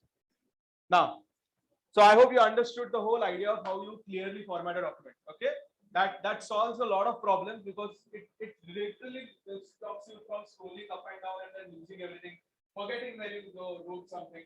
Okay, navigation panel and referencing, get into the habit of this stuff. Okay, now when you go to referencing, you want to go to the reference tab. Reference tab may insert citation, insert source. Okay, new source. New source may you have multiple options. So it can be a book. Okay, so if it's a book, you have got multiple options here also. Book hai, book section, journal article, periodical mein article, conference proceeding, website, everything. You have a whole bunch of things. Even miscellaneous is there. Okay, which you can use as references. We are going to generate a few references here. General, so ek article hai. Okay, any article that I am citing in this thing. Okay, you want to make sure. I'll just go back. Yahan pe. So I am writing A, B, C, D. Somebody must have said this. So I'll put a reference from who said this. So let's go to insert citations, place a new source. Authors may edit. You want to add author names, because वो reference में जैसे आएंगे. You have seen paper में author names कैसे आता है. Okay, so you add author names. So we'll add Pratiksha ma'am's name. Okay, so that's my author number 1. That's my author number 2. Okay, now I can technically add whatsoever number I want. Okay, now this thing, it actually looks kind of a roundabout way of eating food, but trust me, at the end of it, okay, when you are done with typing that 50 things, ek ek karke jab jaoge, you will bless it, because tab jaake you are literally later in my end mein, when you want to write the bibliography part, you're hunting ke ye reference kaun sa tha. That's the worst feeling. Okay, so even if this seems like a roundabout way, it works fine. Okay, so mere authors ho gaye. I'll just put a title A, B, C, D. Okay, in journal apna KC, year is 2022, pages 1 to 10.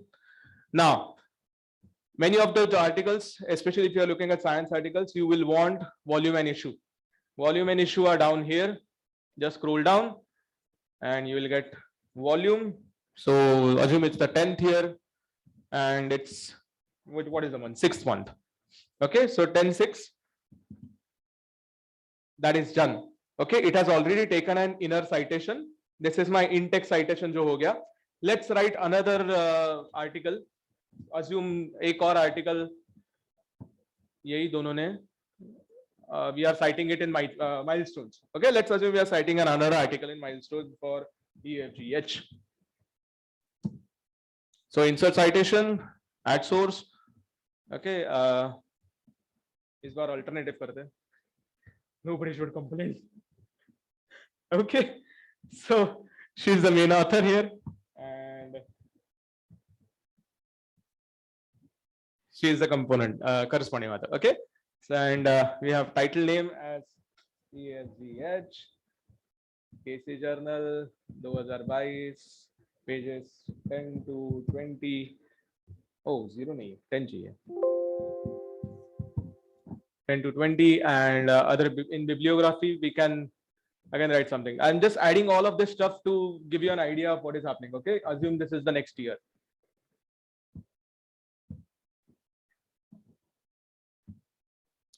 Okay, you can see the citation has come. So I've added 2 papers till now and both are in citations. Okay, my insight reference has already come. Let's go up to, I don't want this one now. Let's go down to my references tab. This is where references are supposed to come. Okay. Now in manual sense, what would have happened? I would have in just two, I would have cited about 15, 20 references and then would have sat with all the papers, all the printouts, and then imagine writing me one by one. Okay. That would have taken an eternity. So I'll just go references, bibliography. That's done. Okay. Now, if I write a third one, it will be auto updated. So I just have to go here, keep updating the citation as and when I add it. Okay. I can using different styles, so different styles se update ho sakta hai. If I want, I can number this also, or I can make it alphabetically. I can do whatever I want with it, but my referencing is done. Okay. One point. The second best point about this becomes managing resources. You can see that this is, I'm actually developing a master list here. Okay. Ye do paper up list mein aa gaye, and you can see it here that they are ticked. Matlab ye document mein ye paper use kiye hai. Okay. Now what's the use of this whole thing? Assume 3 years later, I'm making another document. Okay. And I'm using the same reference. References, manage styles. I can just take this references right from here, close, and in my bibliography, I have my references ready. So I don't have to do it again. And this master list can be maintained for as number of references you want. So it can be 2 references, 15, 20, 45, 100. You can reuse them, stop using them. It's not compulsory that you should use. So if in this whole reference, okay, in my final editing, I thought that this paper might not be actually used here. Okay. So I don't want that to be used here. I can delete it. My master still keeps the document. Okay. Even if I'm not using it in the paper, my master keeps the document. Now, once I upgrade the reference, it's gone. So the whole idea of writing everything and then finding out a reference koi to missing hai, you know, the in text citation and the final reference count does not match. That problem is solved. Okay. Now let's go back to the original document first. Save. Now, second thing that you do, the style ups here. Okay, I'll just add a reference here for our purpose.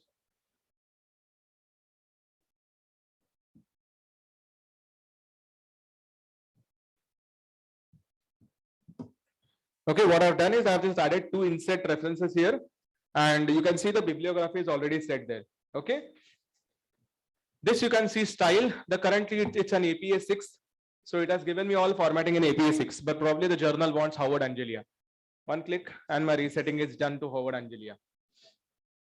Okay. If I don't want Howard Angelia, I maybe want a number sort. So a numerical reference end.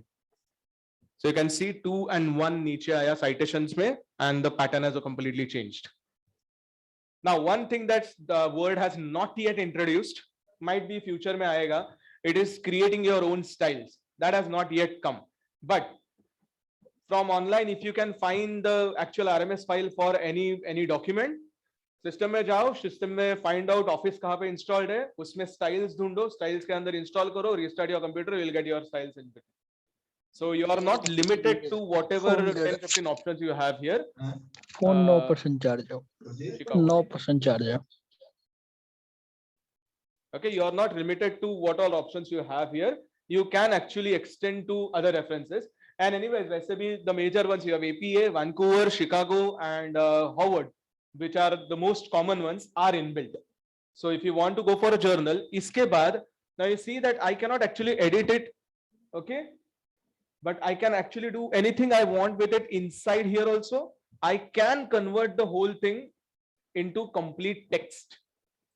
So final document agar formatting alag hai, okay? If the journal you want to send to one journal, usne reject kiya. If you want to send it to some other journal, okay? Ya fir research proposal ek ne reject kiya, dusre paas bhej rahe ho, formatting demand alag hai.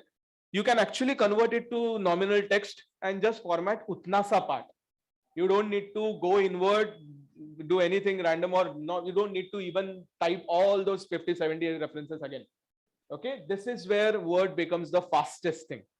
So what you have is a completely formatted document which is sectioned out. Okay, it has it. I don't need to go into headers and footers. I'm quite sure, right? So headers and footers clear kar do. You have a very clean header footer. You have got a clean number line.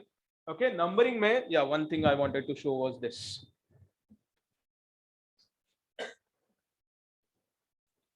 This line numbers jo cheez hai that I was telling you, when you are actually going to give a project proposal or a research article as a manuscript to any journal submission mein, you must add this.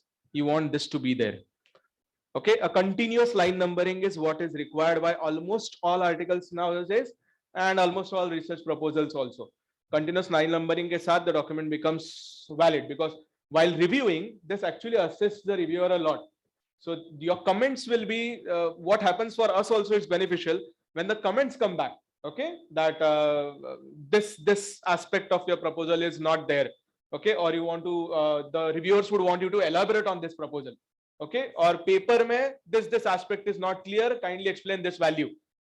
Now the reviewer can give you based on numbers. So page file number 320, this is the issue. Okay, it becomes very easy and very clean. Okay, so I think that's, and yeah, please learn to use the thesaurus options. They are very good. Okay, they provide good options and good alternatives to words. Okay, and keep spell check on. Word can do good spell check. Till now, I don't think you have a plagiarism checker here. But in future might be, especially if 365 comes up, 365 ke baad ek add-on aa hi jayega. Because it is pairing up with, already it has paired up with LinkedIn. It is pairing up with Grammarly also. So uska add-on aa jayega. So that should take care of the plagiarism check also. I think that this way of using Word will actually benefit, and increase your speed a lot rather than going in a manual stuff. It is extremely tiring to edit a document. Okay, and then your whole spirit of actually submitting or writing something is gone by the time you're done. So I think this will benefit you. Okay, I think that's up. Any questions you can ask? Yes.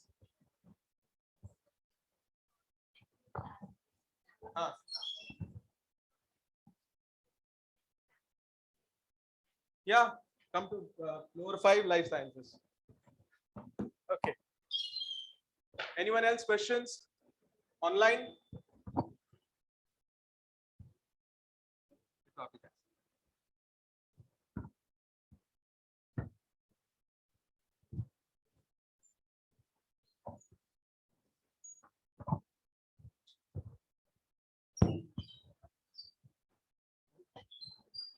So that's done.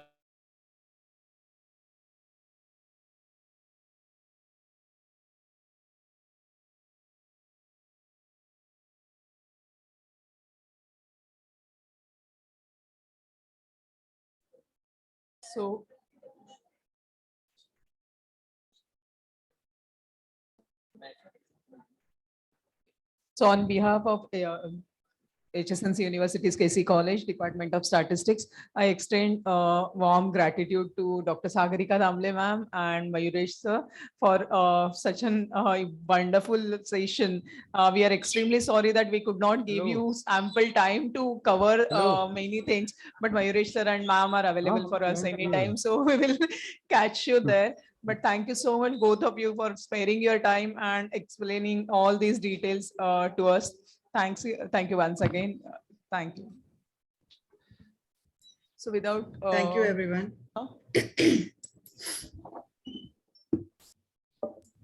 Thank you, Mayuresh sir.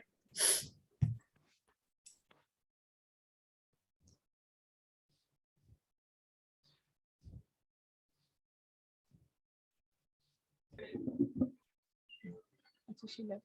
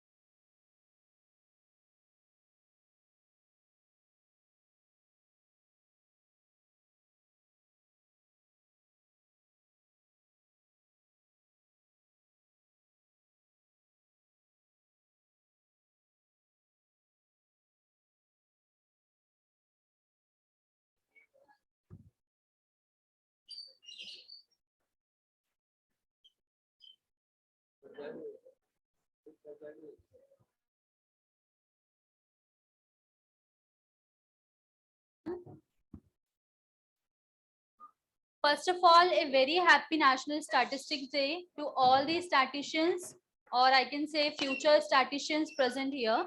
Thank you so much, ma'am, for giving me this opportunity to introduce such an esteemed personality.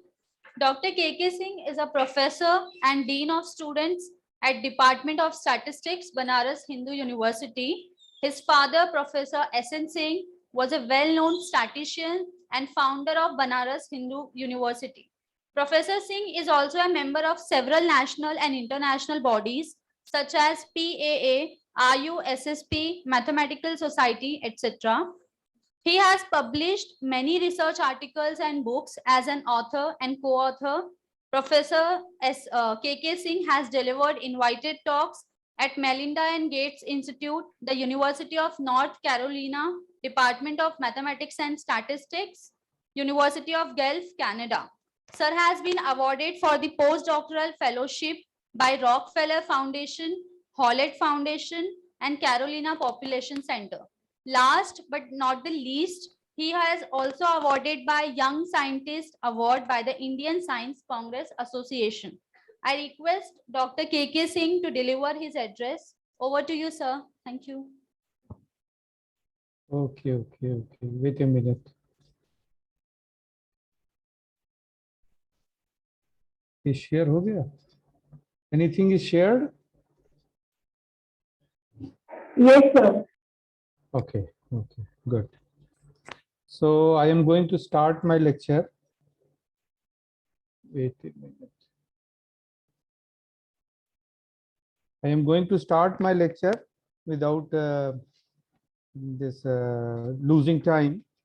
And first I will talk about statistics, how they are, you see, the people, the general public and everything is going to look about the statistics.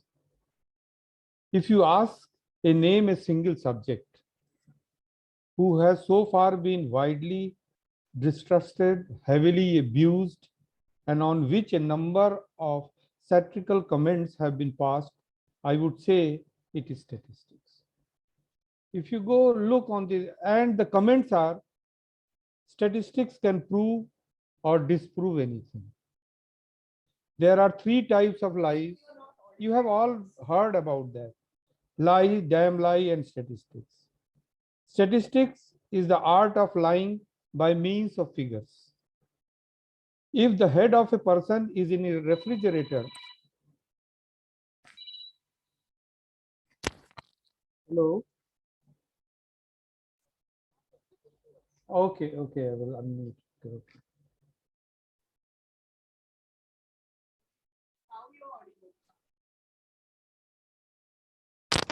Whether I am audible or not? Hello? Hello? Hello? Hello? I am audible?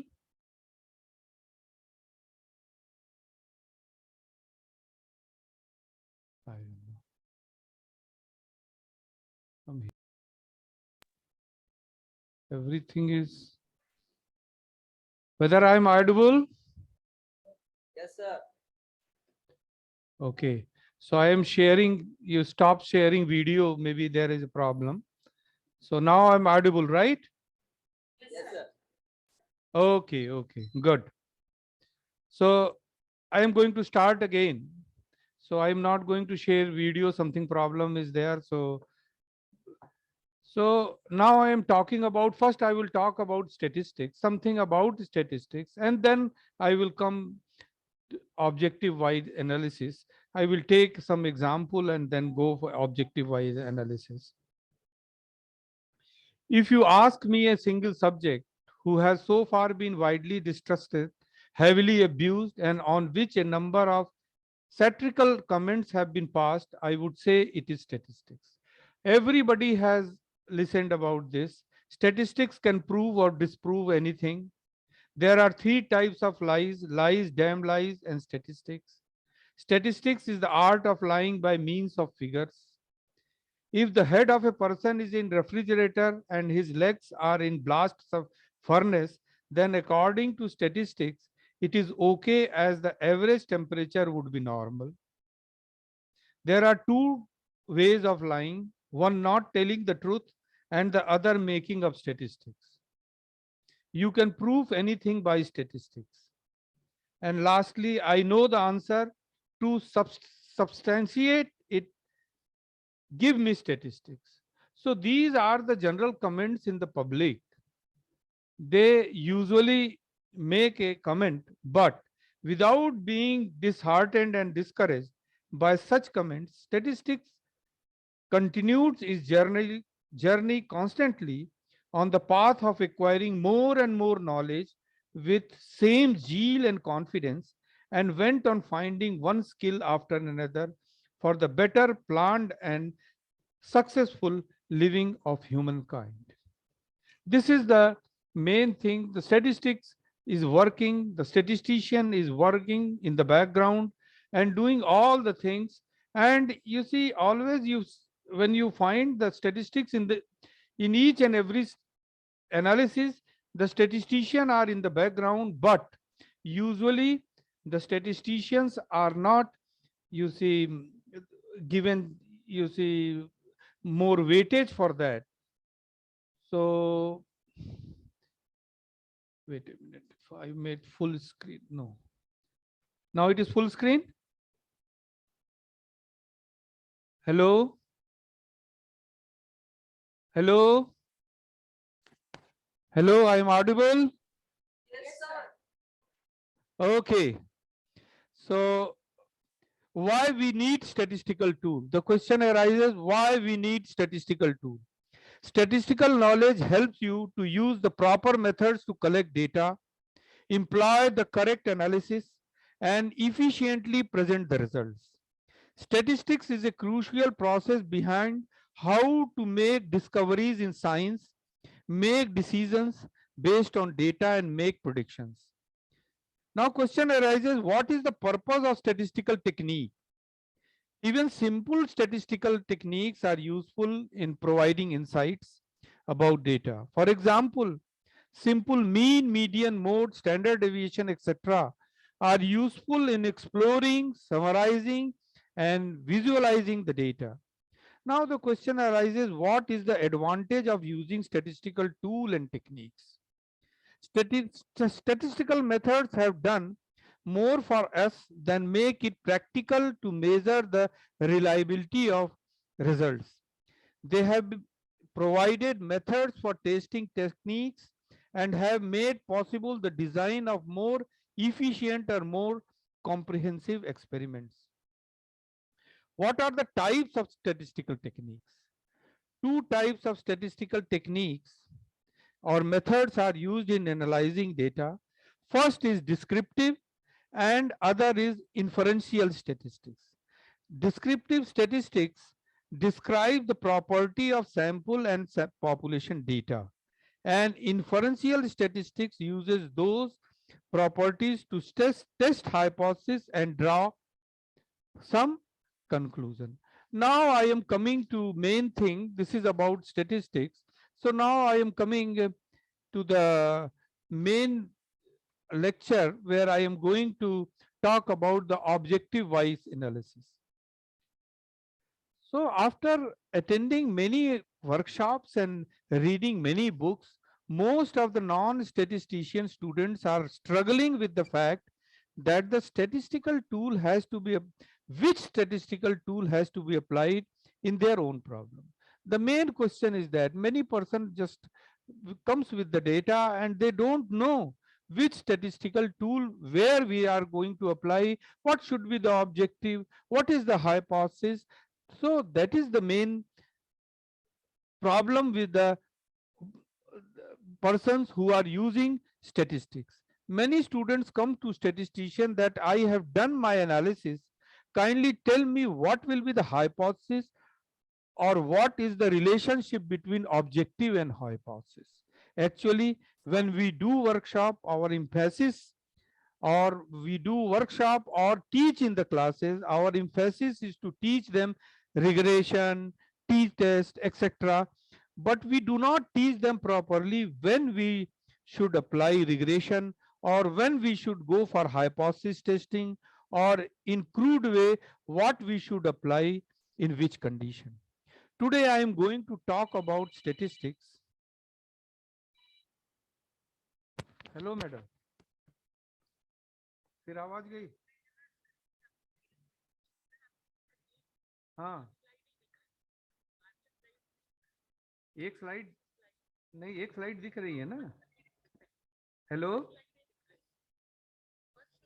हाँ तो उसको अभी हम बढ़ाएंगे ना, अभी अभी तो जनरल टॉक बोल रहे हैं ना। ठीक ठीक, नहीं नहीं, हम आगे बोलेंगे जनरल, ये तो जनरली बोलते जा रहे हैं फ्लो में ना। ठीक ठीक ठीक ठीक ठीक।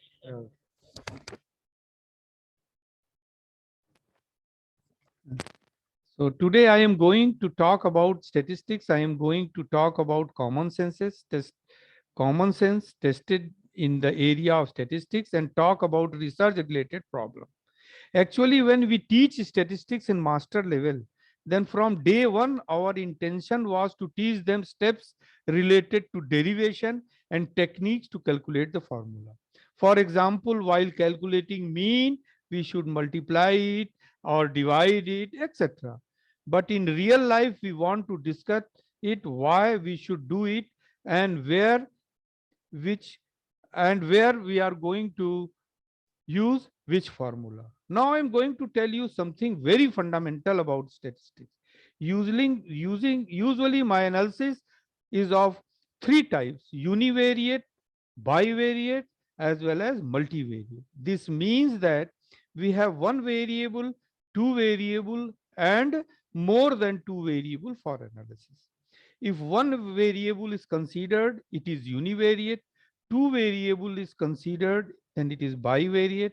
And if more than two variable is considered, then it is known as multivariate analysis. First thing we should look that in my objective, how many variables are there. Now I am going to give you some simple examples. So I am going to talk, now my screen is going to be there. So first objective is to study the awareness level of RCH. RCH means Reproductive and Child Health Program in the students of Faculty of Science, Banaras Hindu University. Right? So I am taking very simple example and going to explain it one by one, what we are going to do in this. Second is to compare the awareness level of RCH program among the students of Faculty of Science and Faculty of Arts in Banaras Hindu University. Third is to compare the awareness level of RCH program and immunization program in the students of Faculty of Science, Banaras Hindu University.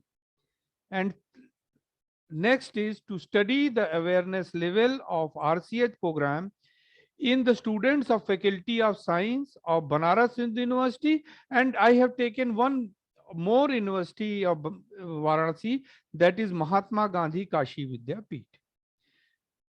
And next our objective is to study the awareness level and satisfaction level of RCH program in the students of Faculty of Science, Banaras Hindu University.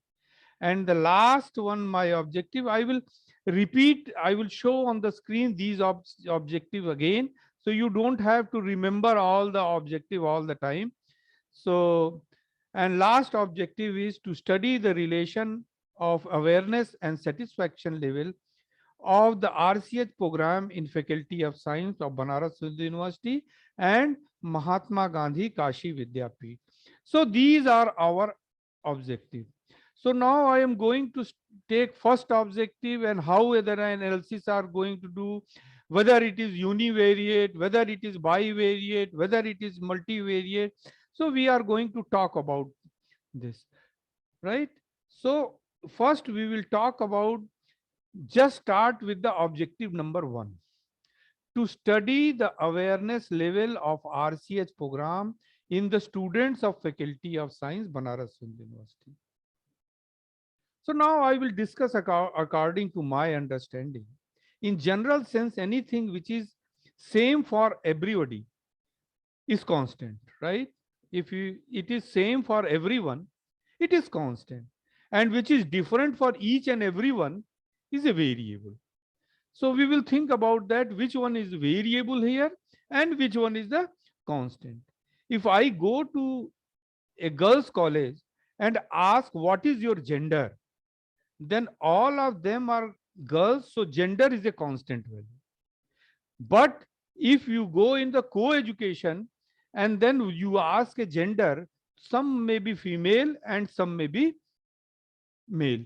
So in that particular case, the same gender is going to be a variable. Now, if we discuss two terms, one is variable and another is category, right? Always under the variable, there are categories, right? So here, if we consider gender as a variable, if both male and female has been considered, then the category is the gender which is male and female. So your variable, what is your variable? Variable is a gender. The category is male and female. Now, again, we are going to discuss it. First, we will discuss about Banaras. Look on that, this Banaras Hindu University. So Banaras Hindu University faculty of is a constant because it is same for each and every sample. So it is a constant here. Then comes Faculty of Science. Faculty of Science is also same. Each and every students are coming from Faculty of Science. So from this study only we see the variable and which is the awareness level. So in this objective, we have two constants, Faculty of Science as well as the Banaras Hindu University, and the variable is awareness level. So awareness level of what? The awareness level of RCH program. So awareness level here, what is? It is different for different students. So thus, in this case, we do only the univariate analysis because there is a single variable. Rest Faculty of Science and Banaras Hindu University both are constant.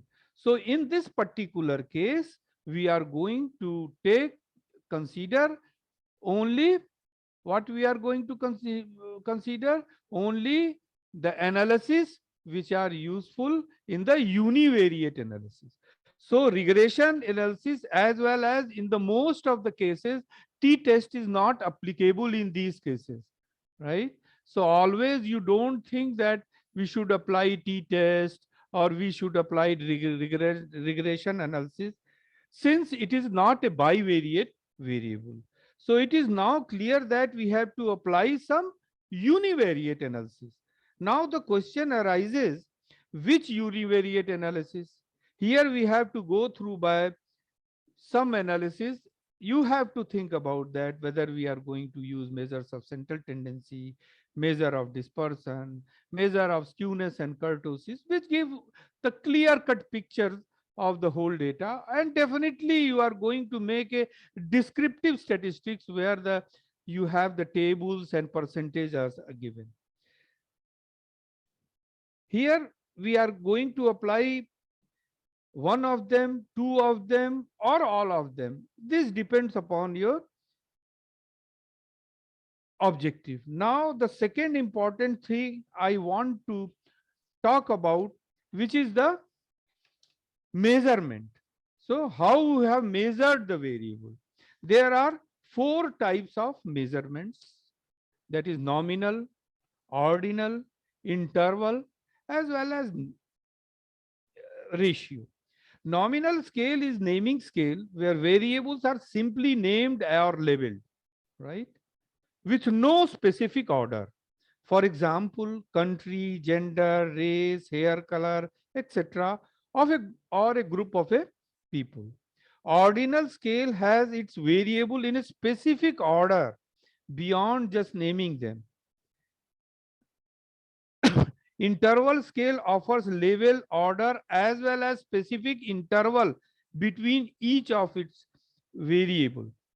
So, and the interval variable is a measurement variable that is used to define values measured along a scale, with each point placed at an equal distance from each other.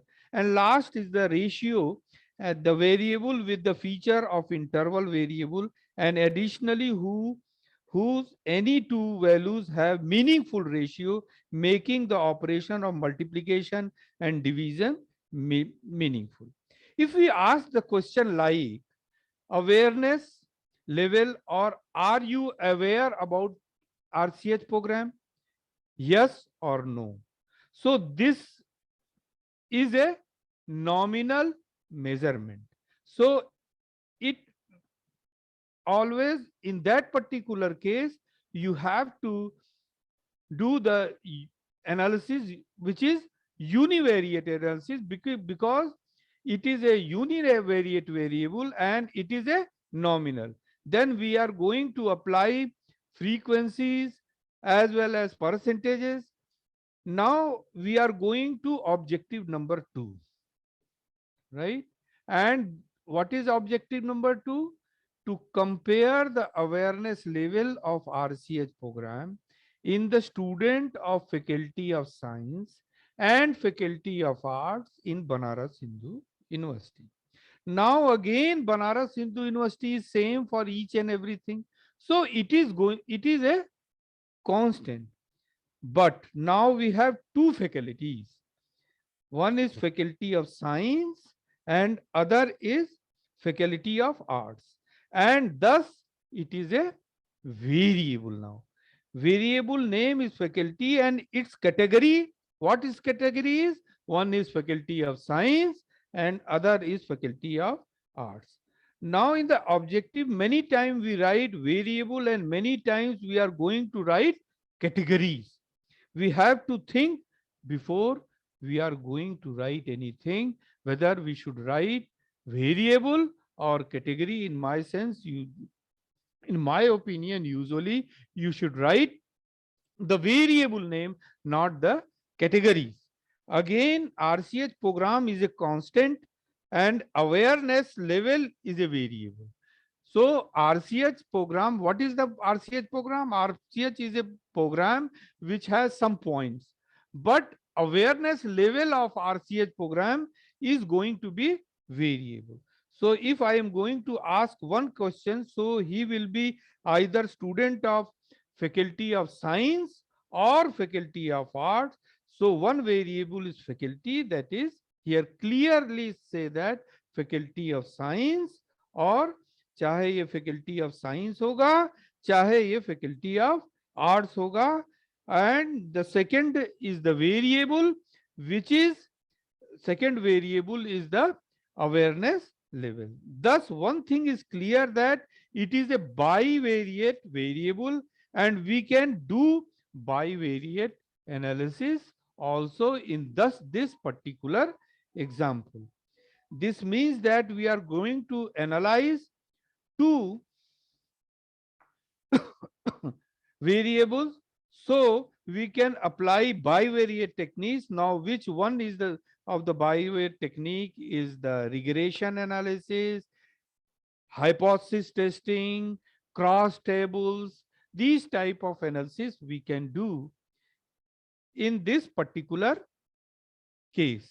Now it is important to learn that what we should apply in this particular example, which is under consideration. Now we have two variables, then we have variables, categories, and then there is one thing which is called construct. Now the question arises, what is construct? So I will come with the examples. Now, for example, we are looking the variable satisfaction level. In this, we cannot ask directly what is your satisfaction level. To find out this satisfaction level, and your motivation will be that you should ask some questions, and according to the answer given by them, you should know, or you should measure the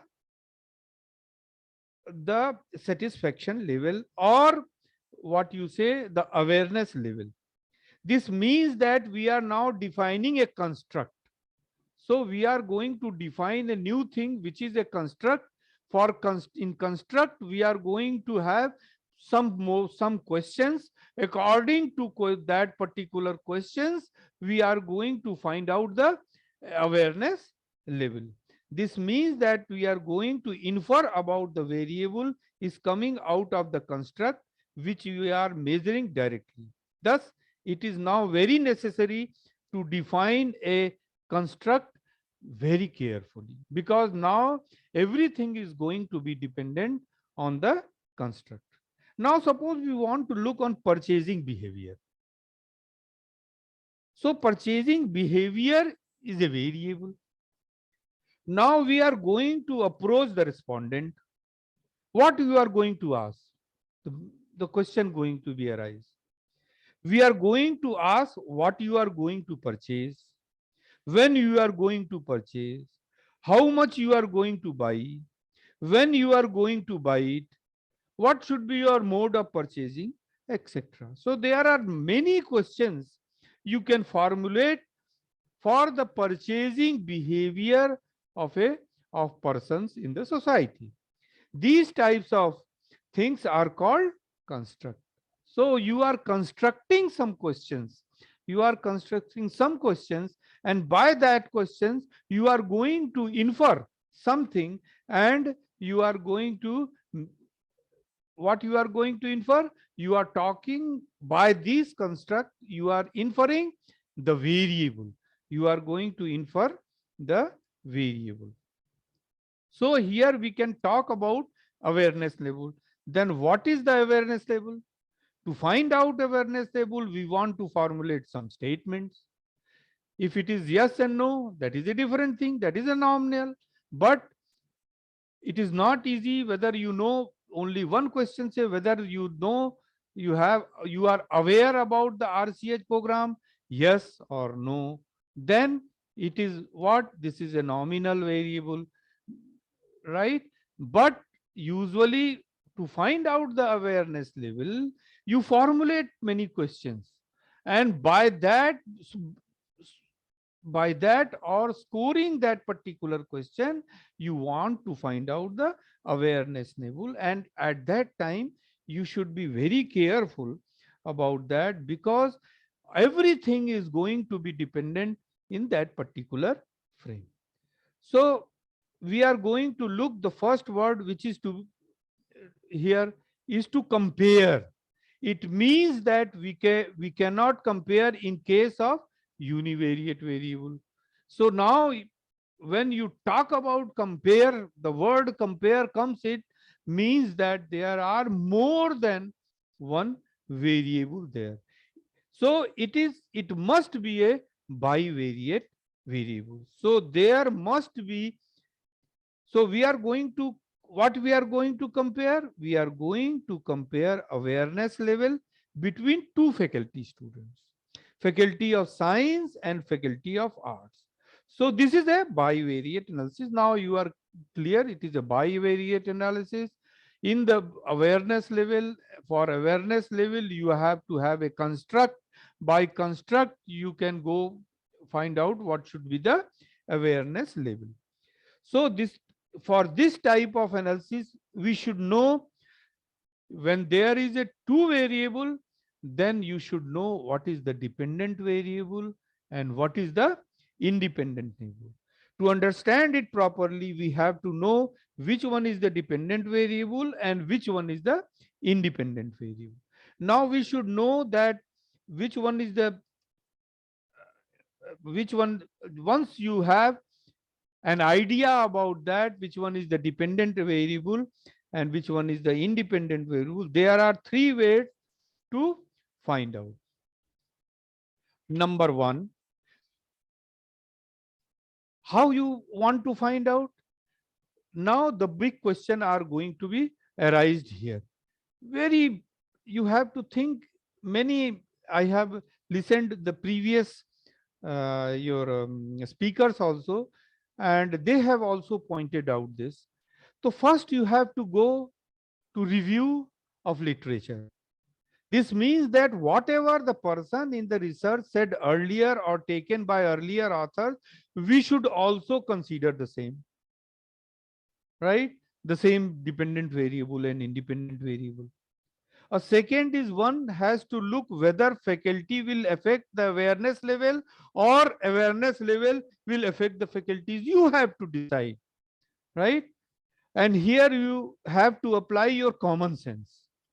And third, if you have any confusion, you can meet the experts members or take opinion of any statistician in this respect. For this, I am going to give a very small example. Right? A person has done a survey.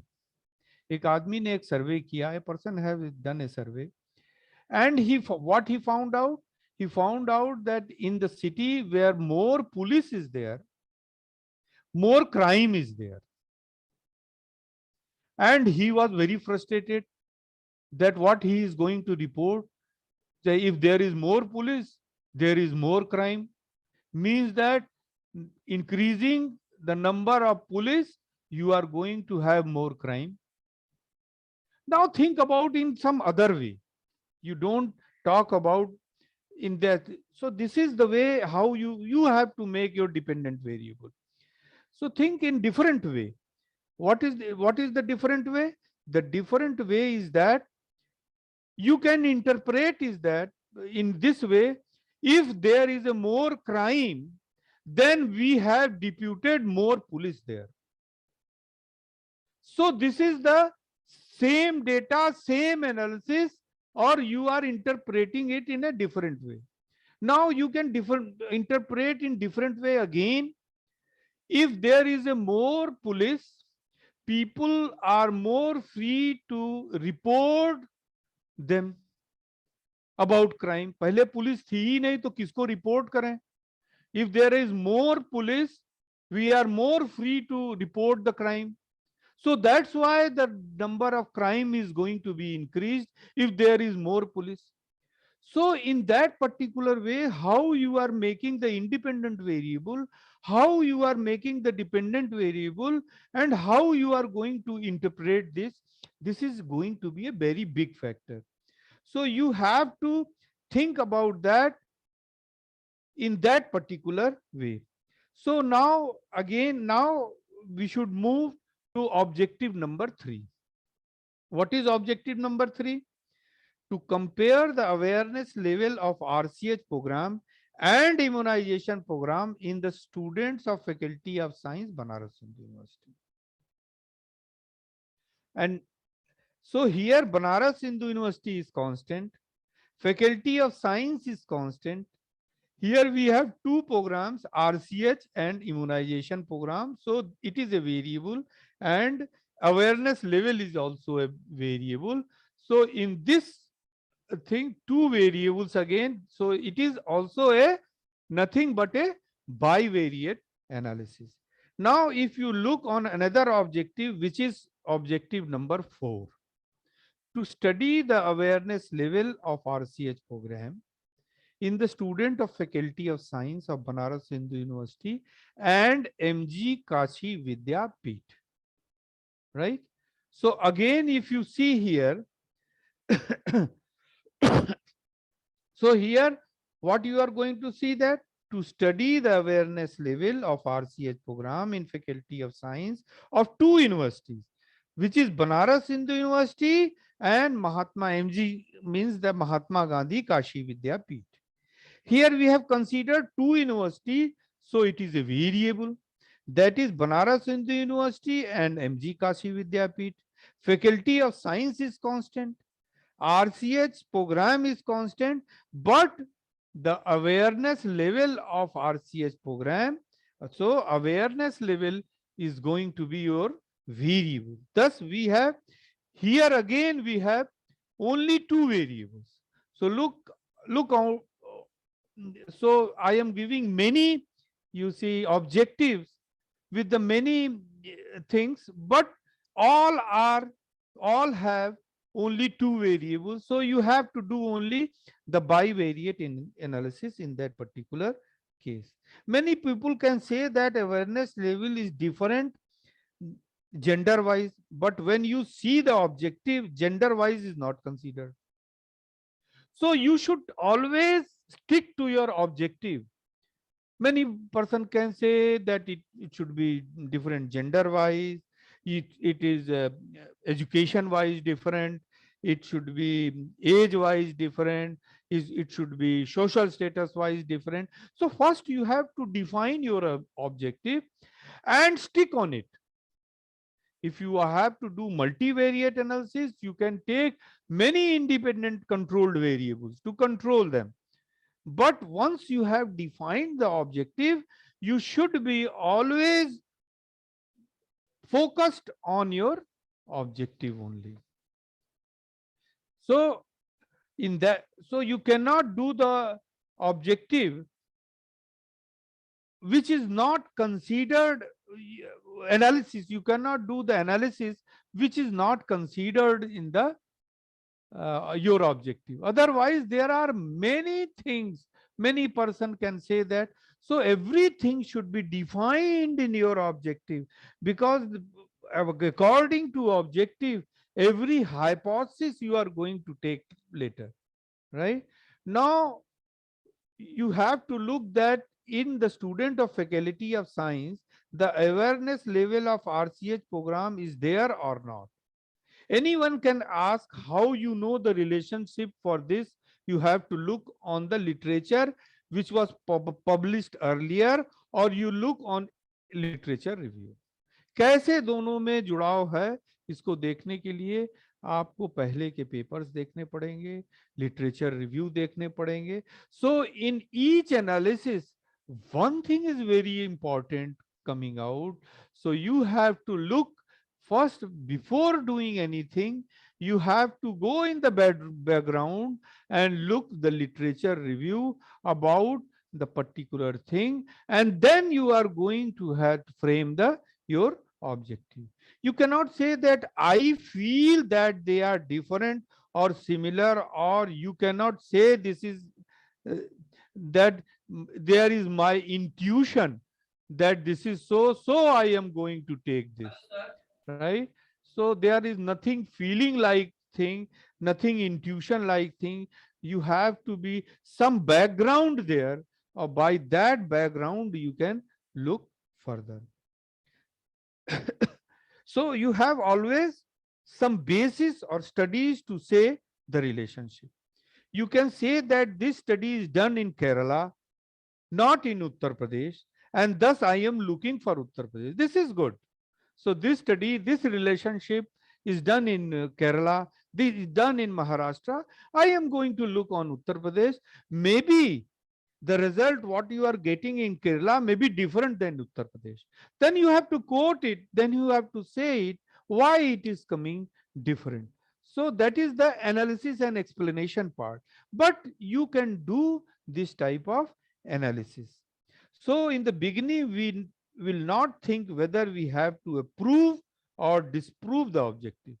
जब शुरू करते हैं तो पहले ही आप ये मत सोच लीजिए कि हम इसको अप्रूव करेंगे या I am going to disapprove it, right? So we should be always unbiased on this. we have only to think that hypothesis is related to objective, and we have some basis about our objective from the literature field. Now I am going to discuss the objective number 5. To study the awareness level and satisfaction level of RCH program in student of Faculty of Science, Banaras Hindu University. So here I have taken not 2 programs, do 2 things, awareness level as well as satisfaction level of the RCH. Here Banaras Hindu University, again you will see I am changing the thing only, but the analysis is only bivariate, right? Awareness level, satisfaction level are 2 variables. Students of Faculty of Science is same, so this is constant. Banaras Hindu University is also constant. So here, wait a minute, to study the awareness in the study of this. So here you can take as a bivariate variable, but here the word, if you see, the compare word is not there. So you can do what you can do. So you can merge, you can cut into 2 and make the univariate analysis. Means that to study the awareness level of RCH program in the student of Faculty of Science, Banaras Hindu University, here, because the word compare is not there, and since you are going to study, so this means that to study the satisfaction level of RCH program in the student of Faculty of Science, Banaras Hindu University, right? Now here if you see, from this objective we can do 2 univariate analysis while doing the bivariate analysis, because we are not going to compare the awareness level and the satisfaction level here, because no word comes out to be you are going to compare this and this. Here you are only going to study the awareness level of RCH program in the student of Faculty of Banaras Hindu University, and to study the satisfaction level of RCH program in the students of Faculty of Science, Banaras Hindu University. So I want to say here only one thing. I want to say that what you want to frame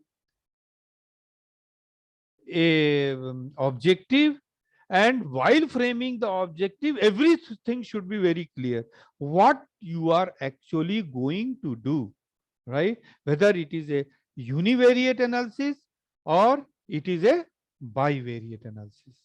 Now, if you see the objective number 1 and number 3, what is this? To compare the awareness level of program and RCH program and immunization program in the students of Faculty of Science, Banaras Hindu University.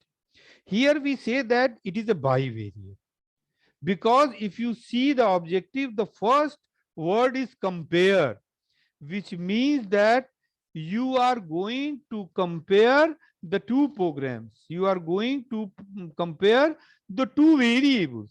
One variable is awareness level, and second variable is and the second variable is your immunization program, right? So there are 2 words in English which is going to indicate you bivariate analysis. First, you see, when you see compare, you should be very clear there. And second word comes out to be relation. So these words are very common when you want to compare things, right? Relation to what? You want to compare. So in that, but when you make things, right? Make things that to study, then you are going to study something, right? So in that case, you can change your things. So now if we look the objective number 6, to study the relation of awareness level and satisfaction level of RCH program among the faculty of science, Banaras Hindu University.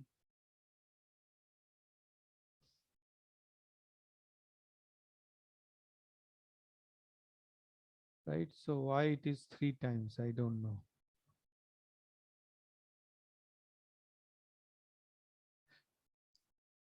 So anyway, I think while cutting paste, same thing is no, to study the relation of awareness level and satisfaction level, to study the relation and satisfaction RCS program among the students. So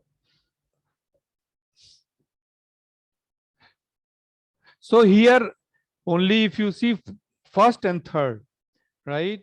Don't think about the second, though. To study the relation of awareness level and satisfaction level of RCH program among the student of faculty of science, Banaras Hindu University, and to study the relation of awareness level of RCH program in the faculty of science, Mahatma Gandhi Kashi Vidyapith.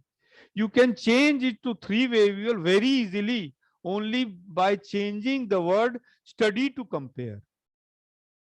ठीक है, तो आप किसी चीज को 2 variable, single variable से आप double variable से ट्रिपल वेरिएबल में आप चेंज कर सकते हैं only by putting the word compare. In place of study you just put the word compare. To compare the relation of awareness level and satisfaction level of RCH program in faculty of science of Banaras Hindu University and Mahatma Kashi Vidyapith, right? If you are going to say the study to study only, in that case, you are going to have only 2 variables in that particular case, right? You can make the bivariate variable, right? So here, when you are talking about the variable, right? When you are going to, so here the first variable is awareness level, second is satisfaction level, and third is Banaras Hindu University and Mahatma Kashi Vidyapith. Now again, if you are going to closely look, when it is when you are going to talk about in the objective the study, then it is a bivariate. When you are talk about when you are going to talk about compare, in that particular case it is going to be 3 variables, right? So if here we look the objective, then we want to check the relationship between awareness level and 2 university, then we will apply t-test. जब केवल 2 variate की बात करेंगे, awareness level and the 2 university, in that particular you can apply the t-test because here we have 2 variable under consideration. Now if you want to check the relationship of 2 variables, that is awareness level and satisfaction level on 2 universities, then this is the case. We are going to have 3 variables. In that particular case, you have to do the multivariate analysis. So this is a multivariate and it is outside the scope of t-test or whatever. So thing is there. So in that particular case, you have to think about the regression analysis, or there are many analysis of the multivariate analysis. So now one term is there, mediation. बीच में उसका शब्द है, मतलब है. So here what is happening? Actually from satisfaction we are getting loyalty, and then from loyalty you want to involve or use a particular program. So that is the intermediate variable, what is called mediation. Here loyalty between 2, so it is also called mediation from A to B and from B to C. So एक बीच में term आ जाता है जो connect कर देता है दोनों को, तो उनको हम कहते हैं mediation. Now we should know that mediation is applied in many cases. Now let us talk about data analysis and the data mining. ये बड़ा दो शब्द जो है आजकल बड़ा कॉमन हो गया है कि I am doing data mining, I am doing data analysis. So data mining क्या है?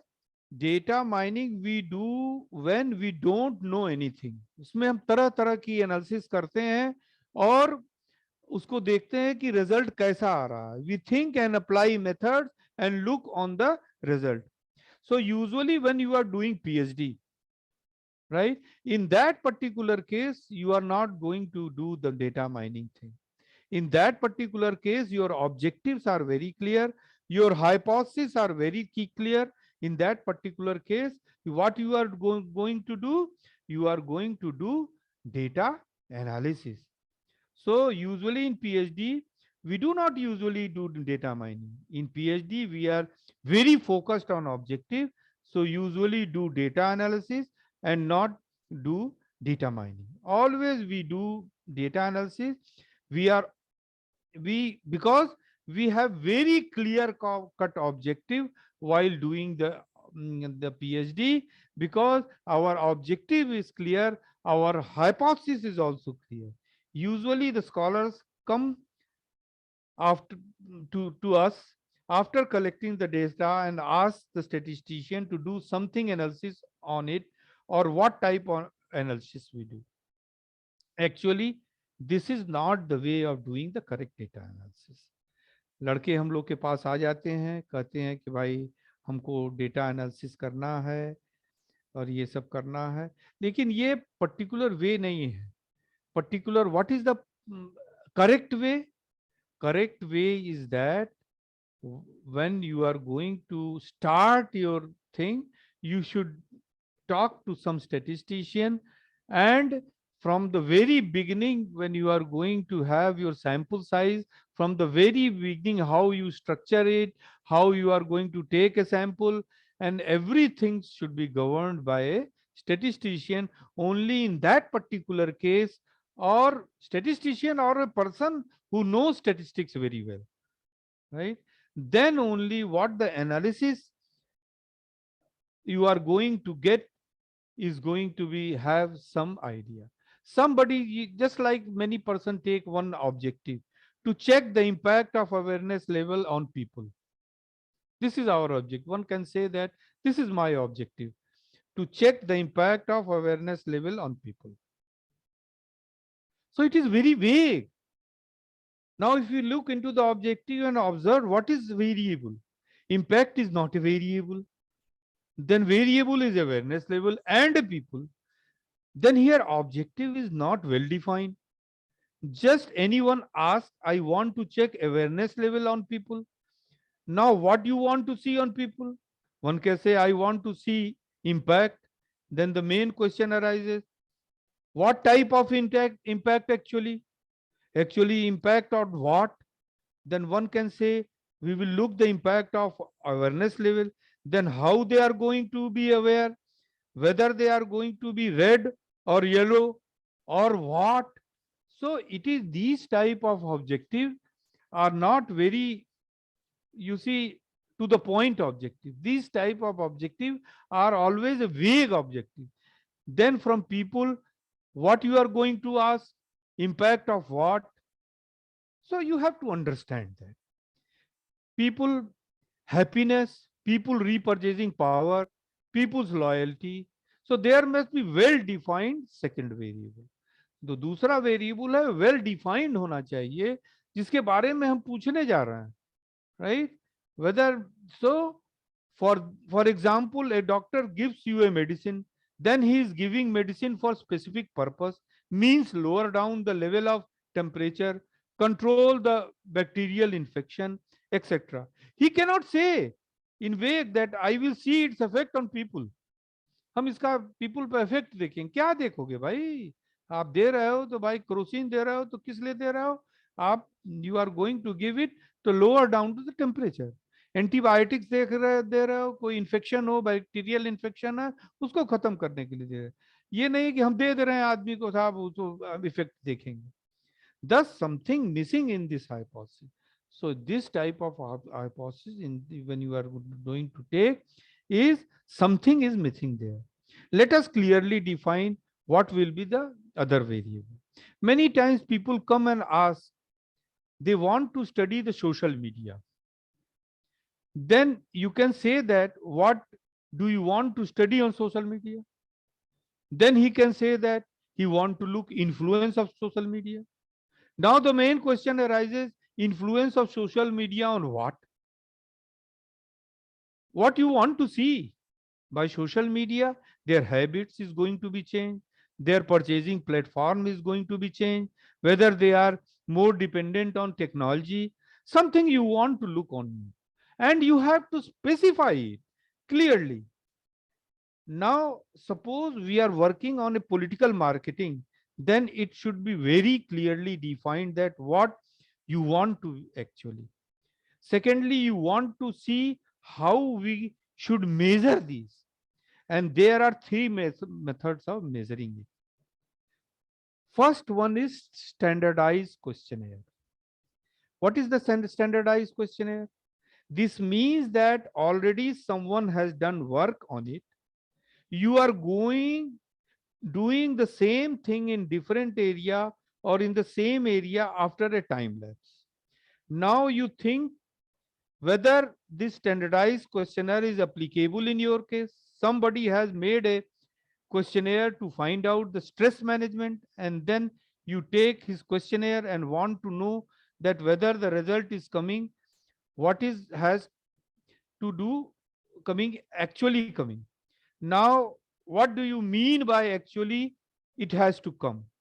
This means that we have some statistical parameters, and this will check the appropriateness of it. Somebody said that we have not considered standardized questionnaire. So standardized questionnaire, you are going to copy the same questionnaire for you, going to have at different places, different time. So that is standardized questionnaire. Second is modified questionnaire. So you can modify your questionnaire. He has taken 400 questions. For NFHS, they have taken lot of questions, National Family Health Survey. I don't want to study so much questions. So I want to cut it down. So there are 500 questions. I am only concentrated. My objective is that. So I will take only 40 questions from there. So you have modified this. And you can modify some questions also according to objective. But you have to see the validity as well as the reliability. Now, how you have to do the validity as well as the reliability of the questionnaire? For that, you have to do the pilot surveys, right? By pilot surveys, you can go there, pilot testing. In that particular case, by pilot testing, you can have the validity as well as the reliability. But always when you are using modified questionnaire, then you have to definitely check the validity and reliability. And third type is self-made or self-structured questionnaire, right? So here you should be very careful about that, right? So you have to very carefully go for pilot surveys and check the validity as well as reliability when you are going to have your own structured questionnaire. So there are three types of questionnaires. One is standardized, second is modified questionnaire, and last is your self-structured questionnaire. So in that particular, in each and every questionnaire, you should be very clear. Everyone should be very clear that what you are going to measure. So your objective should be very clear. What you are going to ask, what should be your hypothesis. So always think about that. And when you do an analysis, right? So I am going to give you some examples how people misuse the statistics. and misuse the analysis. So there is one big, I'm cutting it short, going in Hindi, that एक zoologist थे, उन्होंने एक experiment किया. Experiment क्या था?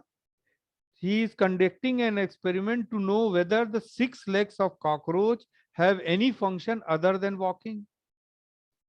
Other than walking, ये 6 legs जो थे उसके बारे में था. तो उन्होंने क्या किया कि एक कॉकरोच पकड़ के ले आए, उसके टेबल पर रखा एंड उन्होंने कहा रन. तो कॉकरोच टेबल पर इधर से उधर रन कर गया. फिर उसका एक पैर उन्होंने काट दिया. अब उसके पास बच गए 5 लेग, राइट. जो 5 अगर उसके पास लेग बच गए तो उसके बाद भी रन कहा तो वो भी रन कर गया. उसके बाद काटते काटते उसके बाद 2 लेग बच गए तो भी वो घिसटता इधर से रन उन्होंने कहा तो वो घसीटता पसीटता जो है गया और इस टेबल से उस, फिर उन्होंने उसका 2 में से 1 काट दिया और अब उसके पास 1 लेग बच गया. अब 1 लेग बच गया उसके पास, तो then he want to look on to and then he said run.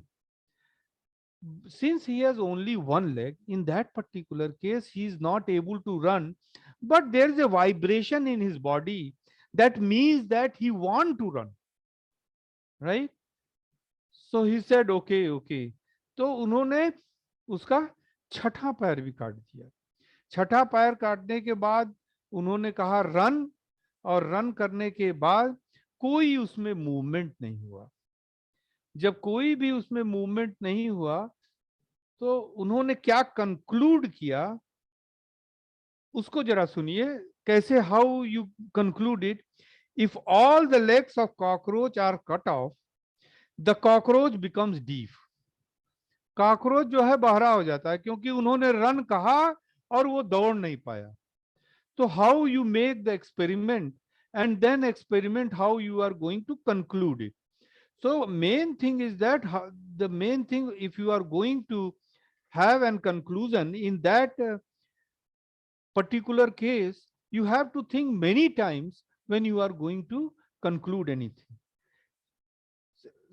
But many times you can make the meaningless comparisons, right? Following some example I am going to give you. During a certain week in a city, one road accident took place at the middle of the road and 2 took place at the side of the road. So it is safer to walk on the middle on the road. तो middle पर कम लोग, एक ही आदमी चल ही रहा था, उसका भी एक्सीडेंट हो गया. साइड में तो सारे लोग चल रहे थे, उसमें से 2 का हुआ. तो आप कहेंगे कि भाई उसमें 2 का हुआ, इसमें 1 का हुआ. तो it is always safer to go in the middle of the road. So these type of so एक जैसे आपने कहा, if you go in a cancer ward in a hospital and there are 4 patients were found smokers whereas 12 were non-smokers. एक hospital में गए, cancer patient से पूछा कि भैया स्मोकर्स हैं? नहीं है. स्मोकर हैं? नहीं है. 4 ने कहा कि स्मोकर हैं और आपके 12 ने कह दिया कि नॉन स्मोकर हैं. तो आपने कहा कि सो स्मोकिंग प्रिवेंट्स कैंसर. आपने कंक्लूड किया कि भाई इसमें तो ज्यादा नॉन स्मोकर थे जो जिसको कैंसर हुआ है, तो स्मोकिंग करने से कैंसर जो है प्रिवेंट हो सकता है. ठीक है. तो इस तरह के कंक्लूजन करने के पहले you have to definitely think about that many times before concluding anything. So I am going to stop when my 1 hour is over. So I am going to stop my lecture. Maybe I am thankful to the head of the department of your college who has given me opportunity to speak in front of you.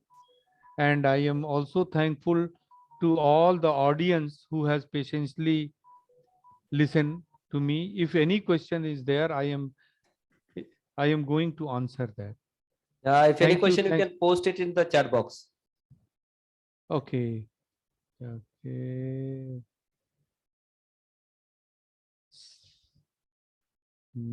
Okay, chat box. Chat box में तो कुछ दिखाई नहीं दे रहा है. Sir, here all participants felt that you were always on first slide. Slides were not moving. This is अच्छा, slide majority एक of भी them नहीं? have written. ओहो. Anyway, I'm all very- participants will share the sir slide. I think so, sir, as soon as sir shares with us, we'll share with you. PPT. यहाँ पता ही नहीं चला. I am very sorry. I am very sorry. No, sir, no For that. problem, sir. So I am going to share the slide. Yeah, Anyway. just share with either Brajesh or with me directly. So I will post in the group itself. Okay, okay, okay. Okay, oh my God, I am very sorry. So anyway, so this is technical problem. I cannot do anything. Anyway, I was not able to understand why it was not able to, why not changing. Anyway, sorry for that. And I am No definitely problem, going sir. to share the slide with you as well as Brajesh. Okay. Yes, sir. Okay, thank you. Okay, thank you very much. I hand over to the Kismet to propose the vote of thanks. Slide ही नहीं move की. Hello. Thank you so much, sir, from behalf of the Department of Statistics, KC College. It was very great session. Yeah, there was some issue with the slides, but with the audio also we have understood very well. We will obviously go through from your slides when you share.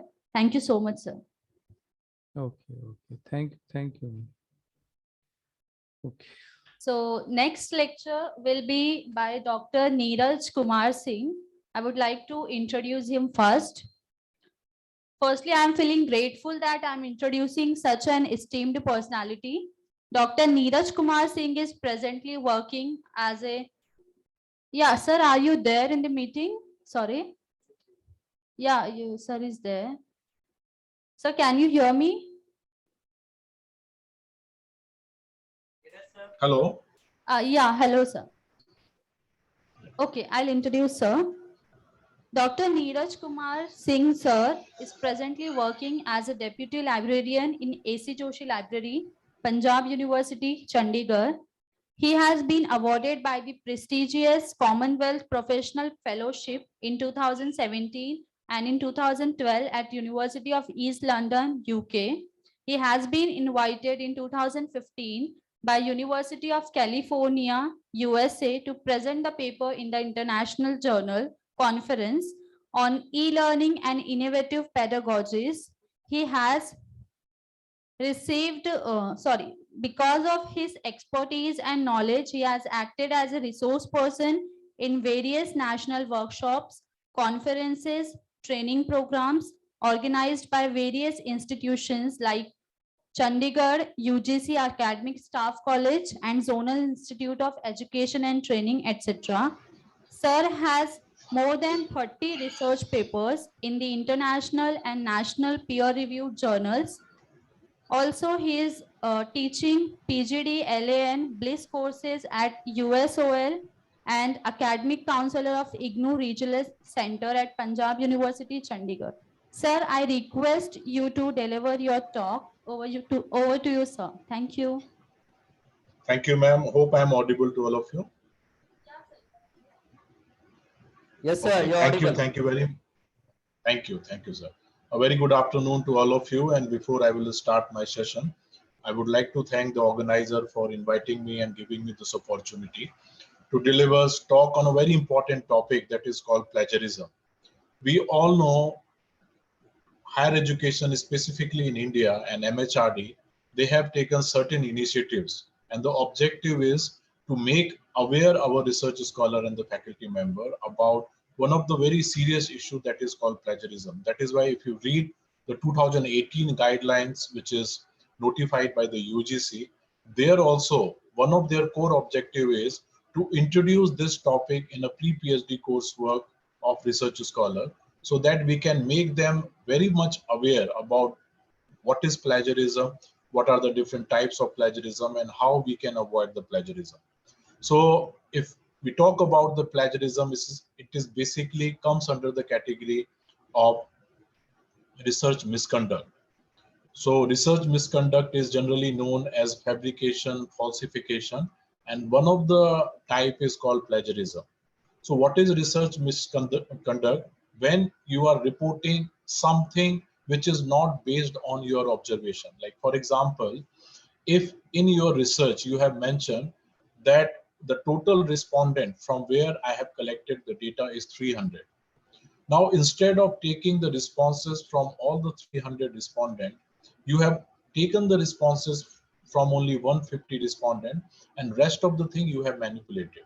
So that is called the fabrication of data. And while writing your research paper, if you are borrowing something from already published sources and you are not giving credit to the original source, that is called the plagiarism. So that is why it is this is very important topic for the faculty and the research scholar. And with this opening remark, now I'm going to share my screen so that I can start the presentation, and I need one line of confirmation from your side whether you are able to see my presentation or just a second.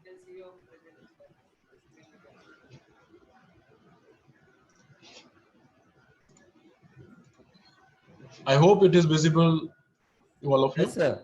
It is visible. Okay. Okay. So the topic is understanding and avoiding plagiarism, and this is basically outline. I will discuss in brief what is plagiarism, how we can avoid the plagiarism, what are the initiatives MHRDs have taken, and UGC has notified a regulation which is known as Promotion of Academic Integrity and Prevention of Plagiarism in Higher Educational Institution. So I will discuss the key highlight of this UGC 2018 regulation. Then I will discuss about what are the various anti-plagiarism tools are available. So broadly, there are two categories. One is commercial software and the second is free software. Now, UGC is providing access of Urkund software to all the higher educational institutions free of cost. And I'm sure that university from where you are doing your PhD or MPhil, they must using Urkund alternative anti-plagiarism software. But in case if your institution is not having access of Urkund alternative, in that case, it is very important to know what are the free options available for the research scholar, which they can explore as far as checking the similarity is concerned. And then very important thing is reference management software, because there are many studies conducted by various institutions and authors where it has been reported that one of the main reason behind indulging yourself in the plagiarism is called we don't know how to cite right. What does it mean? It means, like, for example, if you have to arrange all your references or in-text citation according to any citation style, let's say APA citation style. And if any research scholar, they don't know how to cite YouTube video or how to cite any Wikipedia article as far as APA citation style is concerned, and you are only giving the URL or link of the YouTube video, that is called incorrect citation. So just to avoid the incorrect citation, generally researchers all over the world, they are using reference management software. And all these reference management software, there are very simple tools. They are very easy to understand, easy to learn, which any research scholar, they can use as far as arranging the references and in-text citations are concerned. So I will give you a quick overview of the reference management software, specifically Mendeley. So, okay, so talking about the research misconduct, it is known as FFP, fabrication, where reporting observations that were never made. Falsification is manipulating research material, equipment or process, or changing or omitting data or result such that the research is not accurately represented in the research record. So if you are not presenting your research accurately, correctly, and you are doing some sort of manipulation, that is called falsification and plagiarism. So what is basically a plagiarism? Plagiarism is derived from the Latin word plagiarius, which means kidnapper. So according to Merriam-Webster Online Dictionary, plagiarism means the practice of taking someone else's work or idea and passing them as one's own without crediting the source. It means if you are borrowing any text, any idea, any images, any graph, any data from already published sources and you are not giving credit to the original source, that is called plagiarism. And there are different types of plagiarism. And depending upon their different types of plagiarism, you can check how serious form of plagiarism it is. Like for example, when we talk about the global plagiarism, what is global plagiarism? Where you are presenting your entire text written by someone else as your own work.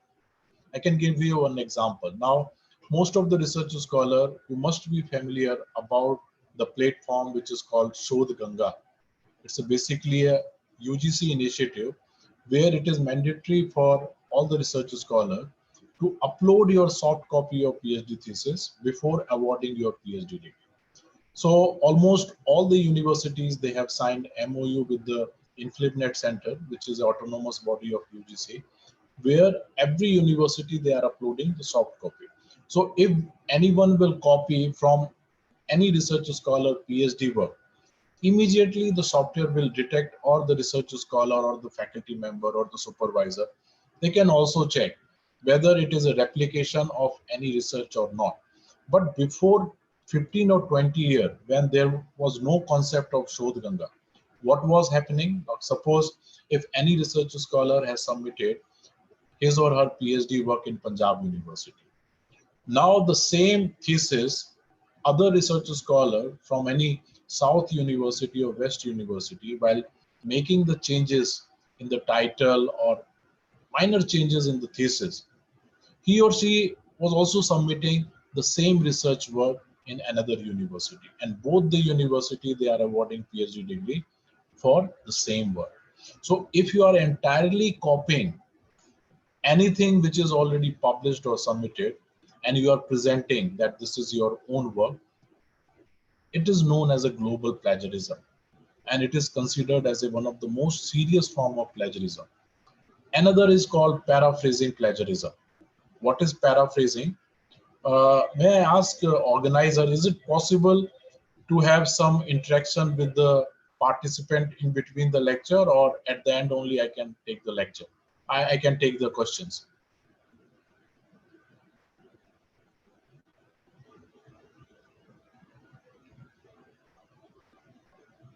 Hello?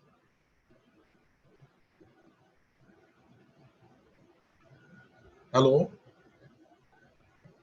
Am I audible?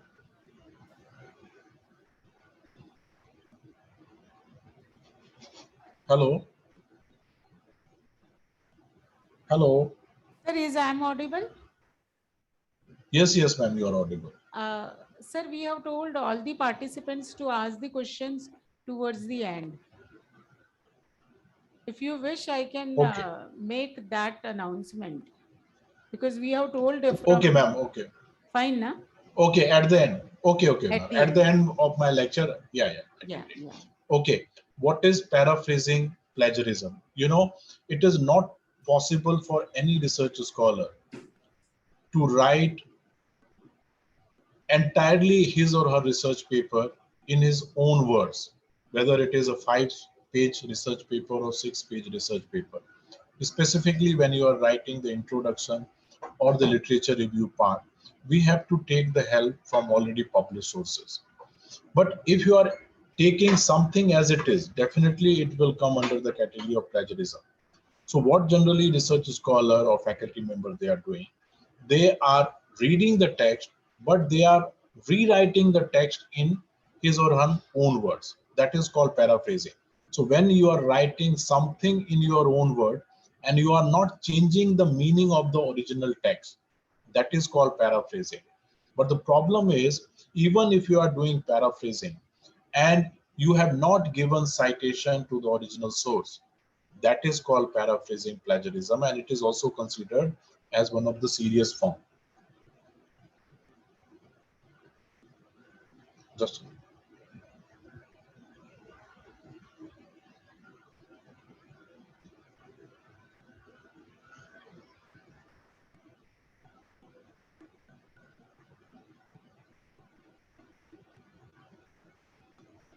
right? The next is called verbatim plagiarism. When you are directly copying passage of text without giving citation. Like for example, if you want to define any concept, you have taken the definition from some standard sources, but you are not giving citation to the original source. That is called verbatim plagiarism. What is mosaic plagiarism? Where you are combining text and ideas from multiple sources, and you have failed to put your own voice. Like for example, I have written one research paper, and in the research paper, I have given citation of 70 articles. Why I am giving references of 70 articles? Because I have copied few sentences from these different sources.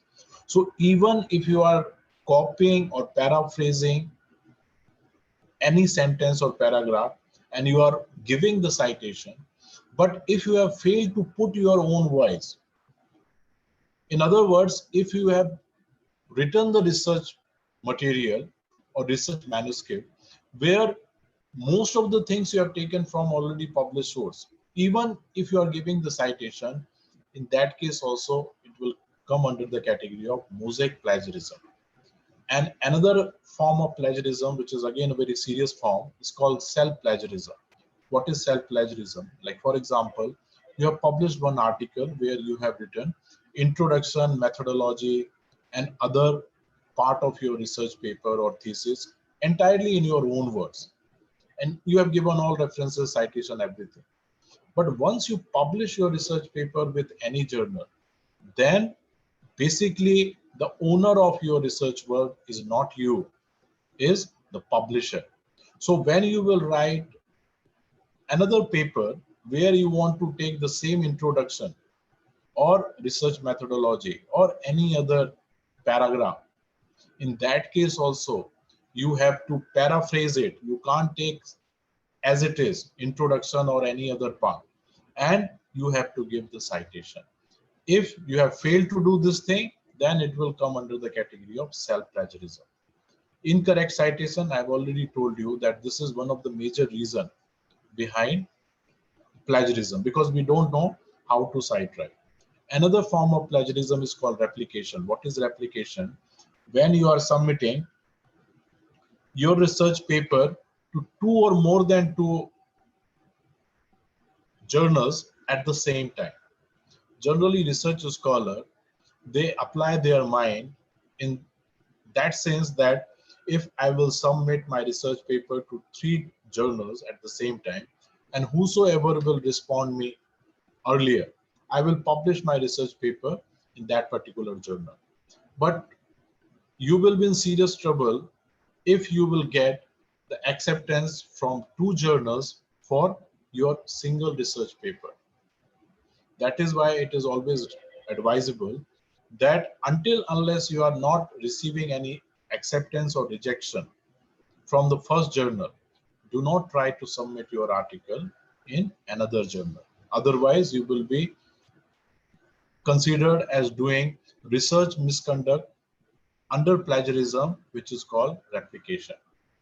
Another is misleading attribution and unethical collaboration. Like for example, if you are working in some collaborative project and you have not given credit to all your team or funding agencies or name of the collaborative project under the acknowledgement part, that is called unethical collaboration. Now, what is citation? Because in this slide, citation is the most prominent word which I have used many times. So that is why it is very, very important to understand what is basically citation. Citation is basically a way of giving credit for someone else's thought, idea, writing, research. When you borrow thought content from someone else's work. And whenever you are giving citation, that means you are telling the reader of your paper that this portion of the work is not yours. This you have borrowed from this particular source. And why there is a need to give citation? Because when you are giving the complete citation, it's a basically address to the source from where you have borrowed any thought content or idea. Sometimes readers of your paper, they are more interested in reading the original paper from where you have borrowed the idea. So if you are not giving the complete address or complete reference of the original source, how it is possible to locate that particular article? And you will be appreciated more for your ideas if people find them better than those of the original source.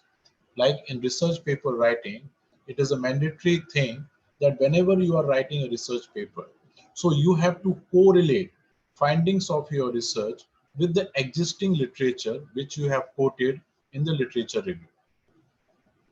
Right. So that is why it is very, very important to cite some of the paper in your literature review part so that you can correlate your finding with the existing literature. And a citation is required to avoid plagiarism. That is why it is said the golden rule to avoid plagiarism is to give citation to each and every sources which you have visited or which you have used. Now talking about the citation style, because if you are doing PhD or you are publishing any research paper, the mandatory condition is that you have to arrange all the bibliographical details of the research papers or books or conference proceeding which you have referred while writing your research in any particular citation style. So these are the basically a rule how to cite sources. And broadly, there are three categories of citation style: APA, MLA, and Chicago. But other than these, there are more than 600 citation styles are available. So generally, universities and colleges, they are following APA, MLA, or Chicago style. So these are the rules on how to arrange the bibliographical information of the sources which you have consulted, which you have visited while writing your research manuscript. And generally talking about the citation style, there are two parts of citation. First is called references, where you give complete bibliographical details of the research paper or the books or website or any other research material which you have consulted. And what is in-text citation? Whenever you are taking something as it is from already published sources. Now, as per the copyright rule of India, you can take up to 40 consecutive words from any published sources. Like for example, if you have to define any topic, let's say for example, stem cell. So the first thing is I have to define that topic. And if I'm taking any definition from dictionary, thesaurus, or any standard sources, I can take the definition, but the condition is it should not cross the limit of 40 consecutive words. And that I have to also give in a double quotation mark. So whenever you are quoting, whenever you are paraphrasing, whenever you are summarizing, in that case, you have to give in-text citation. In-text citation means at the end of that particular paragraph of sentence, you have to give in-text citation. And again, there are two types, narrative and parenthetical, where you write last name of the author or authors, comma, year of publication, and the page number. So it is very, very important to remember that whenever you are quoting, paraphrasing, or summarizing, always give in-text citation, and the complete details you can give at the reference part of your research manuscript. Now, you can ask me one question that is it mandatory to give citation of each and every document which we have consulted? So the answer to your question is no, because there is one category that is called common knowledge. What is common knowledge? Any fact or figure or data which you will find in multiple sources. Like for example, if I have to write that Pandit Jawaharlal Nehru was the first Prime Minister of India, in that case, there is no need to give acknowledgement or citation because it is a public fact, and the same thing you will find in multiple sources.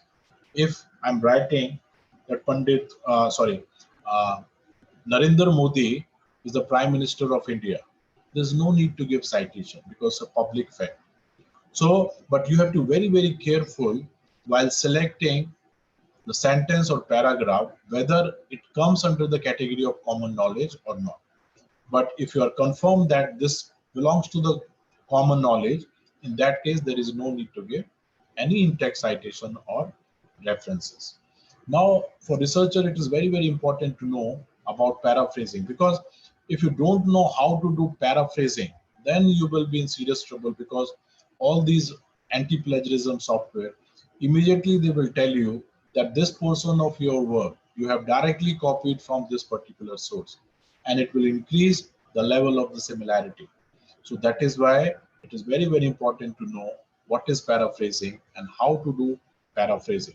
So paraphrasing means putting original passage of text in your own words without changing its meaning. So thus, when paraphrasing is done, it is necessary to cite which sources you have used just to avoid plagiarism. So the simpler meaning, paraphrasing is something where you write already published thing in your own words without changing its meaning. And this is the best example. This is the original paragraph and this is the paraphrased version. And there are some good tools are also available which will help you in terms of doing paraphrasing. And these are some free tools like Quillboard, paraphrasingtool.com, spinboard.com. So these are very sophisticated tools meant specifically for the researcher, where you can use these tools in terms of paraphrasing the original article or original paragraph. But again, my advice is to you, don't 100%ly rely on these tools, because sometimes they make earth ka unearth. Like similarly, like when you are translating something from Google Translator from English to Hindi, sometimes it's entirely changed its meaning. So you can take the help of these paraphrasing tool, but after reading the paraphrased version, you can always cross check, you can always double check that it is not making any changes in the meaning of the original paragraph, and it is also giving the correct grammatical version of the original paragraph, right? But these are very good tools which can help you in terms of doing paraphrasing. Now, how we can avoid the plagiarism? So provide proper references wherever it is required, while paraphrasing makes sure that you are rewording the original paragraph without alerting the meaning of the idea, and try to avoid using too many similar words from the original sources. And a direct quote should be cited whenever you are taking something as it is. And it is not only that whenever you are taking any text, then only you have to give references. It applies same whenever you are taking something in the form of images, in the form of pictures, graph, and maps. So that is why even if you are using the Google images, so generally there is a perception among the research scholar that if anything is available on Google images, that is free to use and there is no need to give citation. This is completely wrong. Even if you are taking any images from Google or any other website, always give a complete citation of that particular image. Otherwise, you will be in serious trouble, specifically in sciences. Whenever you are using the images, you have to give proper references, and sometimes you have to take the permission from the corresponding author that is it possible, or whether you are giving me permission to use your images in my research purpose, right? So it is very, very important that whenever you are using any picture, images, and graph, always give citation to these images. One more thing, like most of the images, they are protected under Creative Commons licenses, and there are 7 categories of Creative Commons licenses. So if you are reading any article, or if you are downloaded any article where the author have used the images, so always try to check under which Creative Commons license that particular paper is protected. Paper in the sense the text as well as the images. So if you will find any images or text under CC BY category, in that case you can use certain type of images. You only have to give reference to the original article. In that case, there is no need to take permission from the author. And suppose if you have used any third-party images, and if editor is asking you whether you have taken the permission from the author or not, you can simply reply that author has already given me a freedom because they have protected the content under CC BY, and CC BY means I can use the images or content for my academic purpose. I only have to give citation or attribution to the original source. But suppose if any images are covered under CC BY NC and you are using the images for your commercial purpose, that is totally violation of the Copyright Act and you will be in serious trouble. So you always try to check, specifically in open access journals or open access article, that under which Creative Commons licenses the text and images they are protected. Now talking about the certain initiatives, if you see the data which is released by MHRD, the number of PhD thesis and MPhil dissertations submission, they have increased tremendously during the last 5 or 10 years. And if the number are increasing, one of the serious concern is that the students, they are copying and pasting the thing. And that is why UGC has also realized that when numbers are growing tremendously, that means researchers, they are not doing the qualitative work.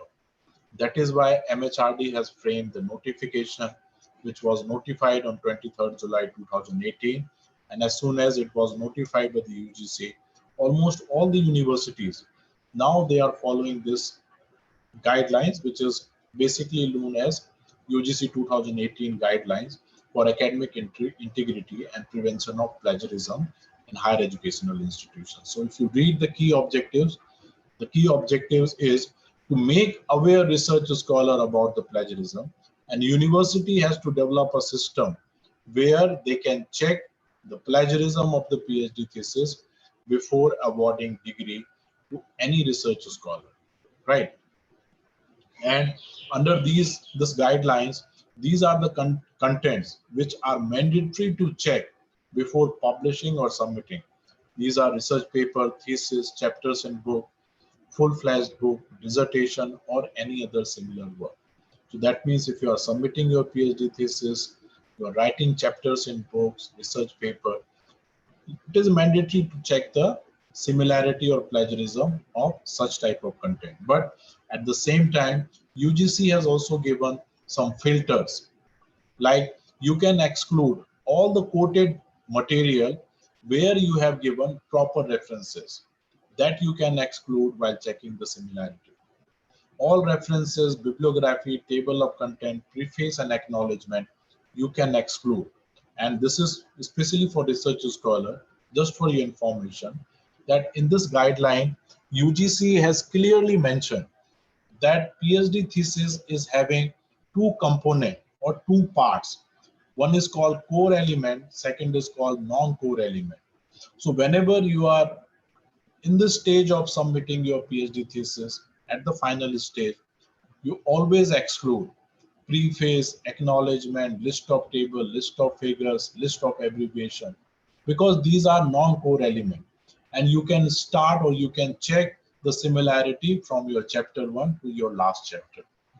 Remaining thing you can always exclude. You have to check the questionnaire also, but these things specifically references, bibliography, table of content, list of table, lists of figures, preface, acknowledgement. There is no need to check the similarity for such type of content because these are considered as a non-core element. And you can exclude any generic term, laws, standard symbols, standard equations. Like, for example, specifically in law, if you are quoting some rule, you can't make any changes in the rule. In that case, you can exclude such type of rules while checking the similarity. And under this guidelines, UGC has quantified different level of similarity, that is called level 0, level 1, level 2, and level 3. So suppose if any research scholar is submitting PhD thesis and it is less than 10%, then there is no problem. You can submit the PhD thesis. But at the final stage, if it is showing 10 to 40% or 40 to 60% or 60%, In that case, there are certain penalties, not only for the research scholar, but also for the faculty member, right? And all these things you can find in this notification. And there are some serious, penalties has been imposed by the UGC. But ultimately or finally, it has been decided by the University Research Ethics Committee. But if the level of similarity is above 60%, such student registration for program shall be cancelled, right?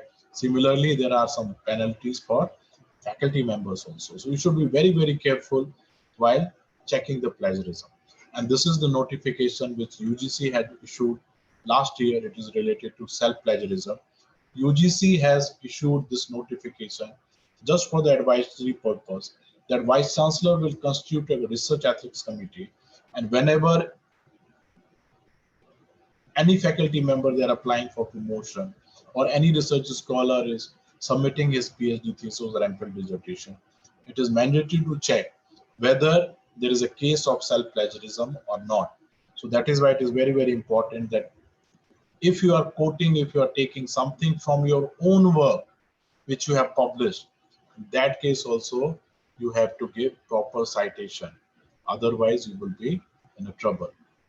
Now, UGC has realized that even after notifying this regulation, where it is mandatory for the university to check the plagiarism using any anti-plagiarism software, there are many universities where they are not able to subscribe Turnitin or any other commercial software.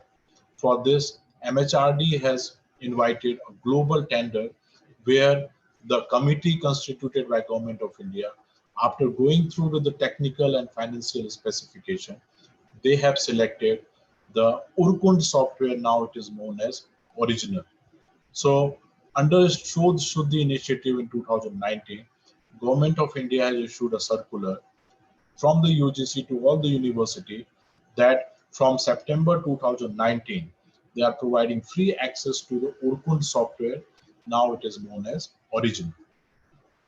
Now more than 1,000 institutions in India, they are using this software, right? And I don't know in your university also whether you are using this software or not, right? So even if you want to know in your state the list of universities which are using Urkund software, that also you can check from MHRD Shodh Shuddhi website. From there you can get all the details of list of universities or higher educational institution where MHRD has provided free access to the Urkund software. Now, what is Urkund? Basically, whether it is Urkund or Turnitin, these are basically a text matching software. Text matching means if you're writing something and when you check the similarity, immediately these software will tell you that this portion of your work we have found similar with this particular article or with this particular book or any other sources. And how they are comparing your document, because they are having 3 different type of repository. One is about internet collection. So if you're copying anything which is available on internet, immediately the software will tell. Published material. Both the softwares, they have tie-up with the commercial publishers. Like for example, if Elsevier is publishing 100 articles per day, that means they will give full text article of 100 articles to the Urkund, and whenever you will copy anything from Elsevier article, it will check with the publisher material because they have agreement, they have a tie-up with the different publisher where the publishers on a daily basis, they are uploading their research content into these repository. And student material, sometime, if you have uploaded your PhD thesis or research material on Turnitin or Urkund, then it will go to the student material part. And whenever you will copy anything which Turnitin has deposited in their repository, immediately the software will tell. So this is how Urkund or Turnitin, both the software basically work. And it's very easy software. If time will permit, I can give you the live demo also. And talking about the Turnitin also, it is one of the best software as far as checking the similarity of research manuscripts are concerned. And almost all the major publishers, they are using this Turnitin software. So whenever you will submit your research paper to any reputed publisher like Wiley, Springer, Oxford, Elsevier, they will check the plagiarism using Turnitin software.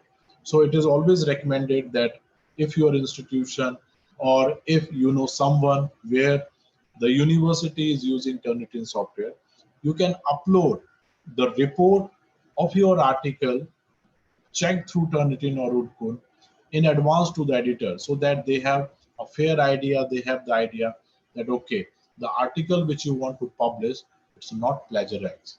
So Turnitin is one of the very important software as far as checking the similarity is concerned. And almost all the major universities and publishers, they are using.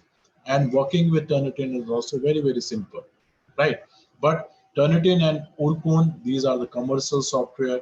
Every year you have to spend few lakh of rupees to have subscription of Turnitin software, because Urkund or original we are getting free of cost from the InfLibNet.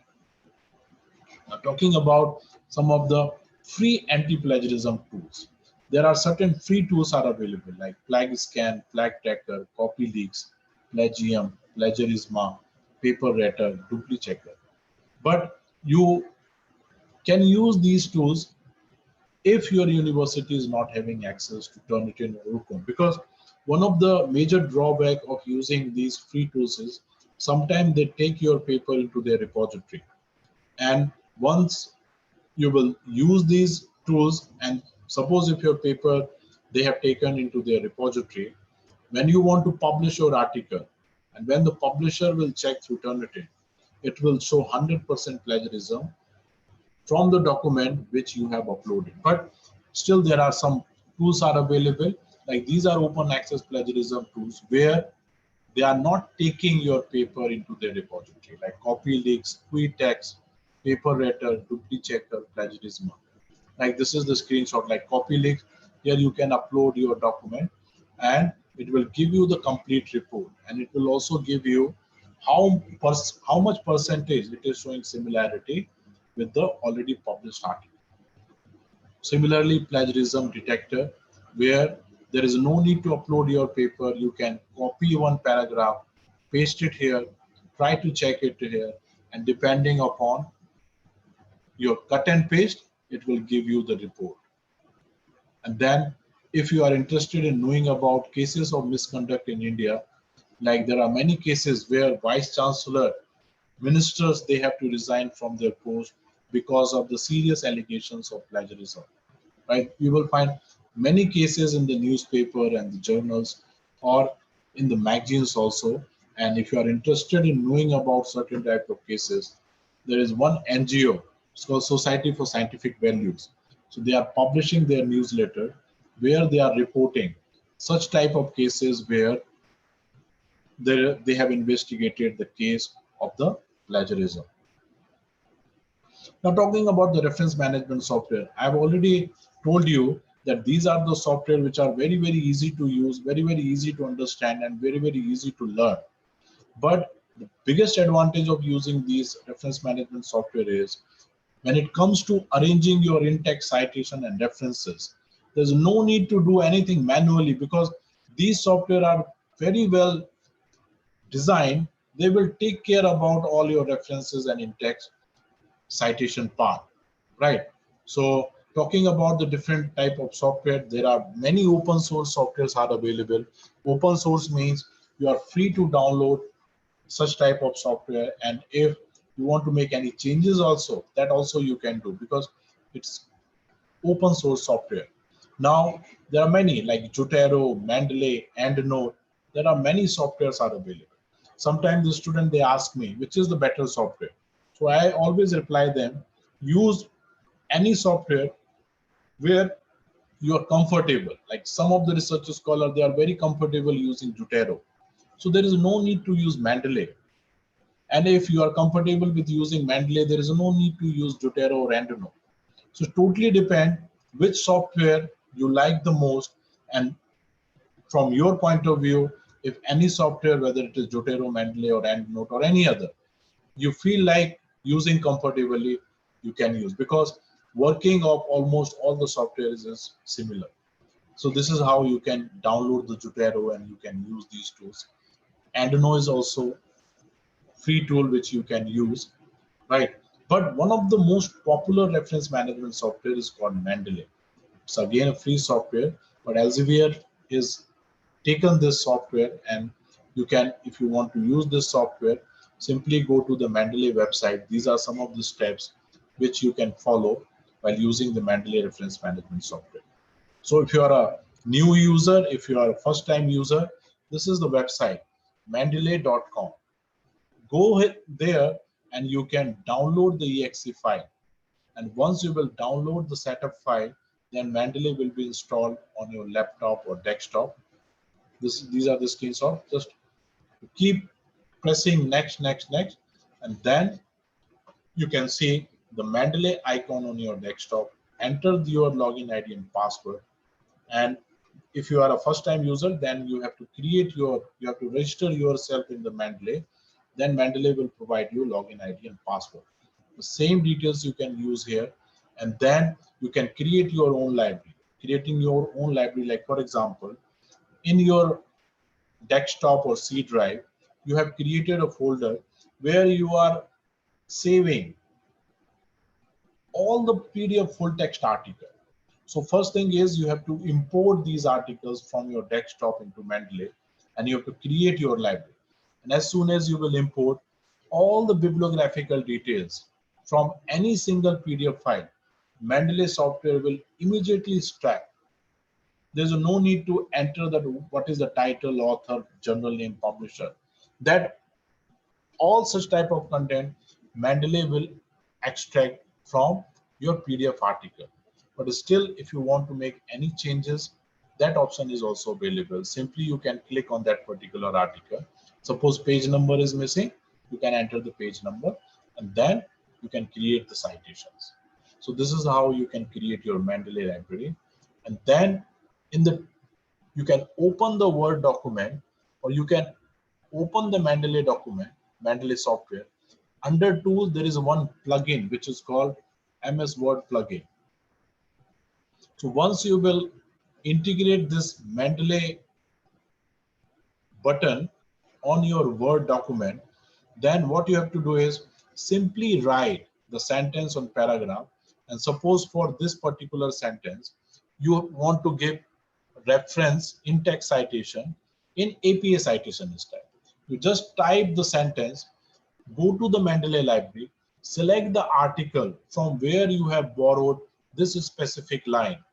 As soon as you select the Word or PDF file, immediately you can see the Mendeley has created the in-text citation, and the complete references or bibliography you can see in this particular slide. So this is how you can use the Mendeley. You can integrate your Mendeley with MS Word, and you start writing the introduction or any other part of your research paper. And wherever you feel to give in-text citation or complete references, simply go to Mendeley library, select that PDF article, and immediately it will give in-text citation or complete references. Like for example, later on, now suppose this time you have arranged all your in-text citation and references according to APA citation style. Now you want to submit the same article in another journal where the citation style you have to follow is Chicago or manual. So in Mendeley, there are more than 600 citation styles are available. You select any citation style, and within a second, all your in-text citation and references, it will arrange according to that particular citation style. And manually, if you want to make changes in the references or in-text citation, it requires lots of effort, lots of your time also. So that is why this is a very, very important topic, important software where you can use it for making all your reference management part. So these are some of the steps. Or if you want to use Mendeley or EndNote, simply go to YouTube, watch any YouTube video. The same thing you can repeat on your desktop and laptop. And I'm sure that within 10 to 15 minutes, you will be you will feel comfortable while using Mendeley, Zotero, or any other reference management software, right? Now, these are some of the challenges. And just to conclude my presentation in this particular part, because I will also give you some live demo softwares also. So in today academics, where literature is increasing day by day, millions article publishers, they are publishing. You have to be very careful that you are not involving yourself in the act of plagiarism. That is why these reference management software will take care about all your references, and using the reference management software and following some journal principle of preventing plagiarism, you can protect yourself while indulging yourself in doing any sort of plagiarism. So that's it from my side for a time being. If anyone is having any query that I can take, or if you want to give me a demo of some software, after that the student, they can ask the question, so I don't have any issue. So organizer, what you want, I should continue with my presentation, or I can take the questions and later on I can show some demo.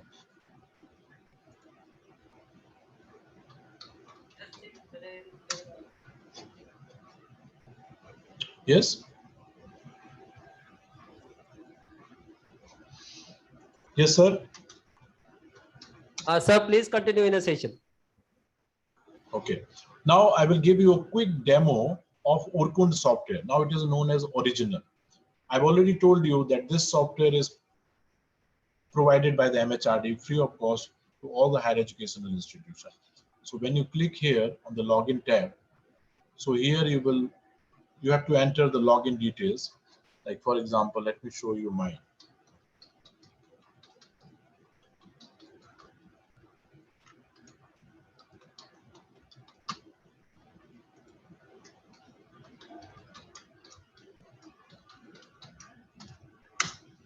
So once you logged in to this system, there is a one option, upload your file.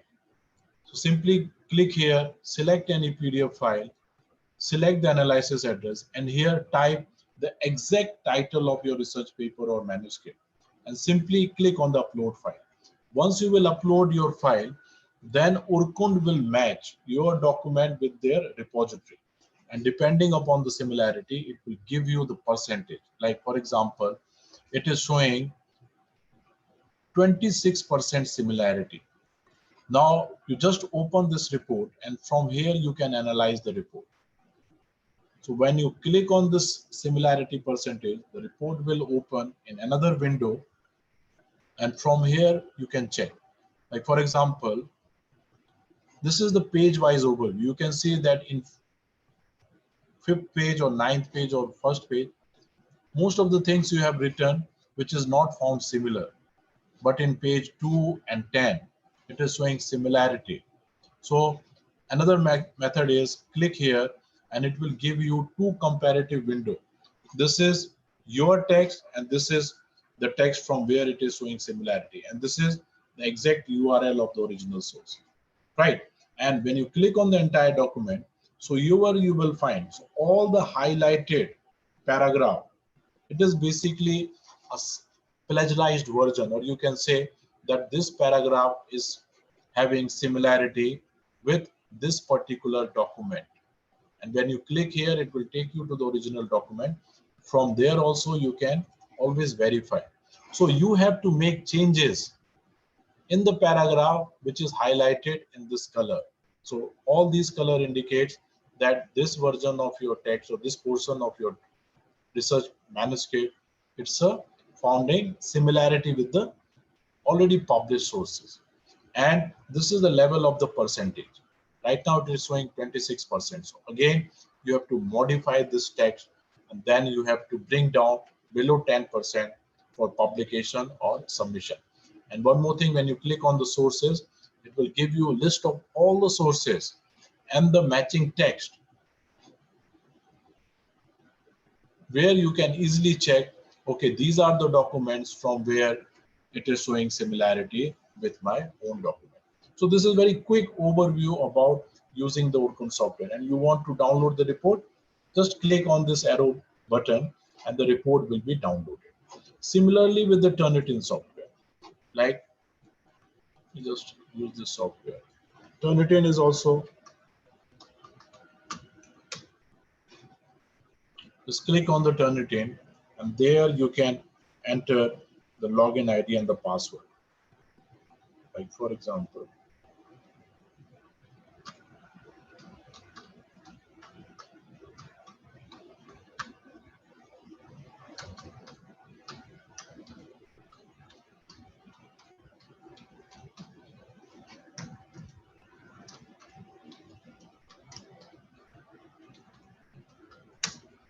so once you logged in, so here, first time, if you are first time user, then you have to create the class and the assignment ID. But once you created the class and assignment ID, you can select any file. You can enter the name of the author, like first name, last name, title, complete title. For demo purpose, I'm only giving. And you can select the document. Like for example, I can select any document.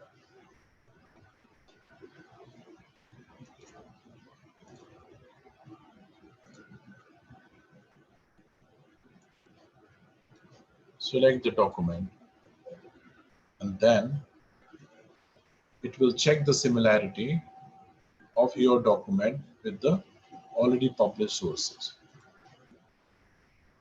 So once you click on confirm that you have uploaded this document, now it will take some time to generate the report, right? So meanwhile it will generate the report. We can take few questions if any participant is having related to plagiarism or using any software, right? It will take few minutes to generate the report. Meanwhile, we can discuss with the student if they are having any query or any doubt.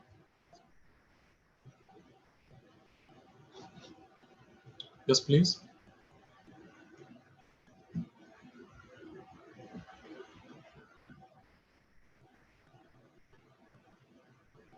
Sir, shall I ask one question? Yes. This is for when we're uploading the file.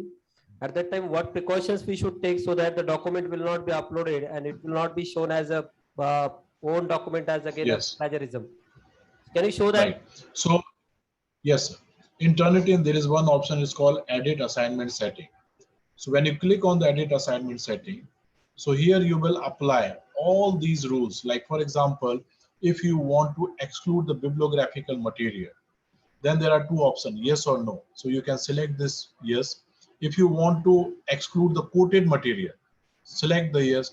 If you want to exclude small sources, like if it is showing similarity with very small word, in that case, click yes and enter the number of words. Like for example, as per UGC guideline, you can exclude small matches up to 14 words. And then the very important thing is the repository part, right? So you have to be very careful while uploading your research paper. So right now we have disabled this option because we have discussed with this Turnitin that whatever file we will upload, it will not go into their repository. The same thing you can also do, like, yes, right now it is not showing because we have made it, this is a permanent setting that whatever material we will upload, it will not go into their repository, right? So there is one option, it's called submit your paper. And when you click on the drop-down menu, it will come Turnitin repository, no repository. So you have to select no repository option.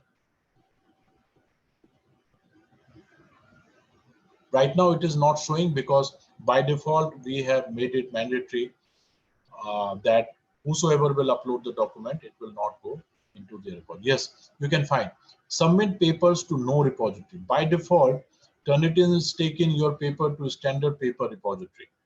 So if you have not made this change, specifically submit paper to no repository, then whatever document you will upload, it will go to the repository. And next time when you will check your own paper, it will show similarity with your previously submitted document. Yeah, thank you, sir. So this option you have to Yeah, any other query? No, sir. You can see now it is showing 92% similarity. And when you click here on the 92%, it will give you a list of all the sources from where it is showing 92%. So these are the website from where this is showing similarity.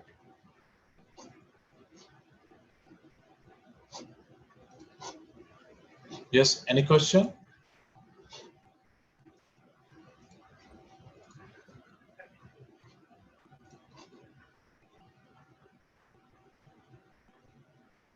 Any question from the participant side? No question, sir. Okay.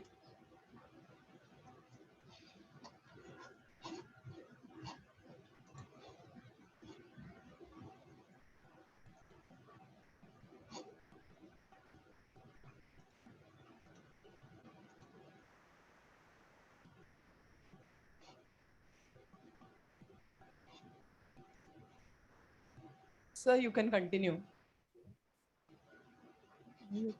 Okay. So what I'm trying to say is, whether you are using Urkund or Turnitin or any other software, first you try to understand how this software basically works. And wherever it is possible to apply certain filters as per the UGC notification, that you can apply. And one more thing, like Turnitin or Urkund and any software, it is never saying that your text is 95% plagiarized or 25% plagiarized. It is always saying that we have found similarity of 26% or 95%. Similarity doesn't mean plagiarism. So it is totally up to the supervisor in the research scholar that how you analyze the report, how you interpret the report. Even if it is showing 26%, you can apply the filter and you can reduce it to 10% or below 20%. Right? So you should be very, very careful while using these software. And one more thing which is very, very important is, do not try to upload your document into their repository. Because once you upload your document into the repository, next time when you will check the modified version of your research paper or manuscript, it will show the similarity from your previously submitted document. So first you try to understand the instructions. If your institution or library, they have created some instructions using the software, first you follow this thing. And there is a one limitation in Turnitin, that if you want to check the paper which is written in Hindi, Punjabi, Marathi, or any other language other than English, then the software will never, able to generate the report, because Turnitin is specifically meant for the English literature. But in Urkund, there is a possibility, there is a provision where you can check the research paper which is written in Hindi, Punjabi, and some other regional languages.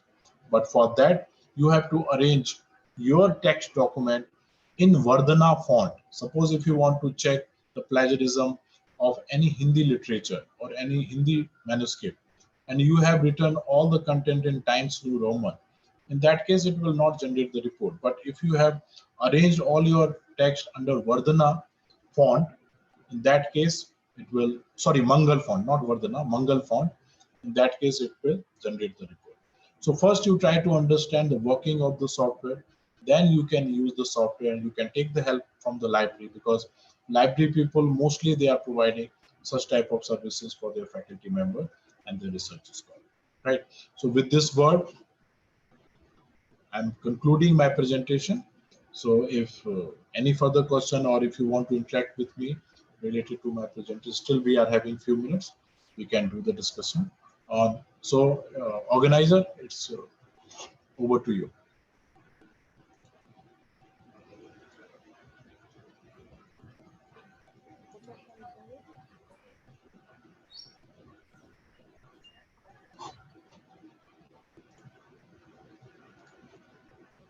Anyone has any question?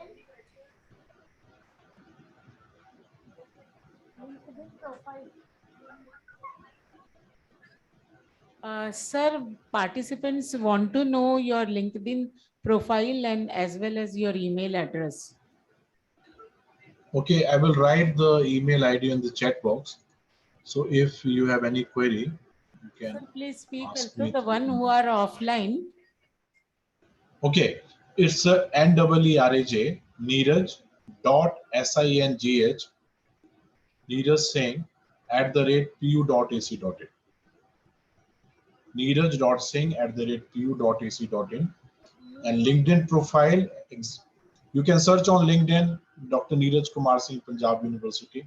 Exactly, I'm not remembering the profile ID, but I'm available on LinkedIn. You can connect with my profile also.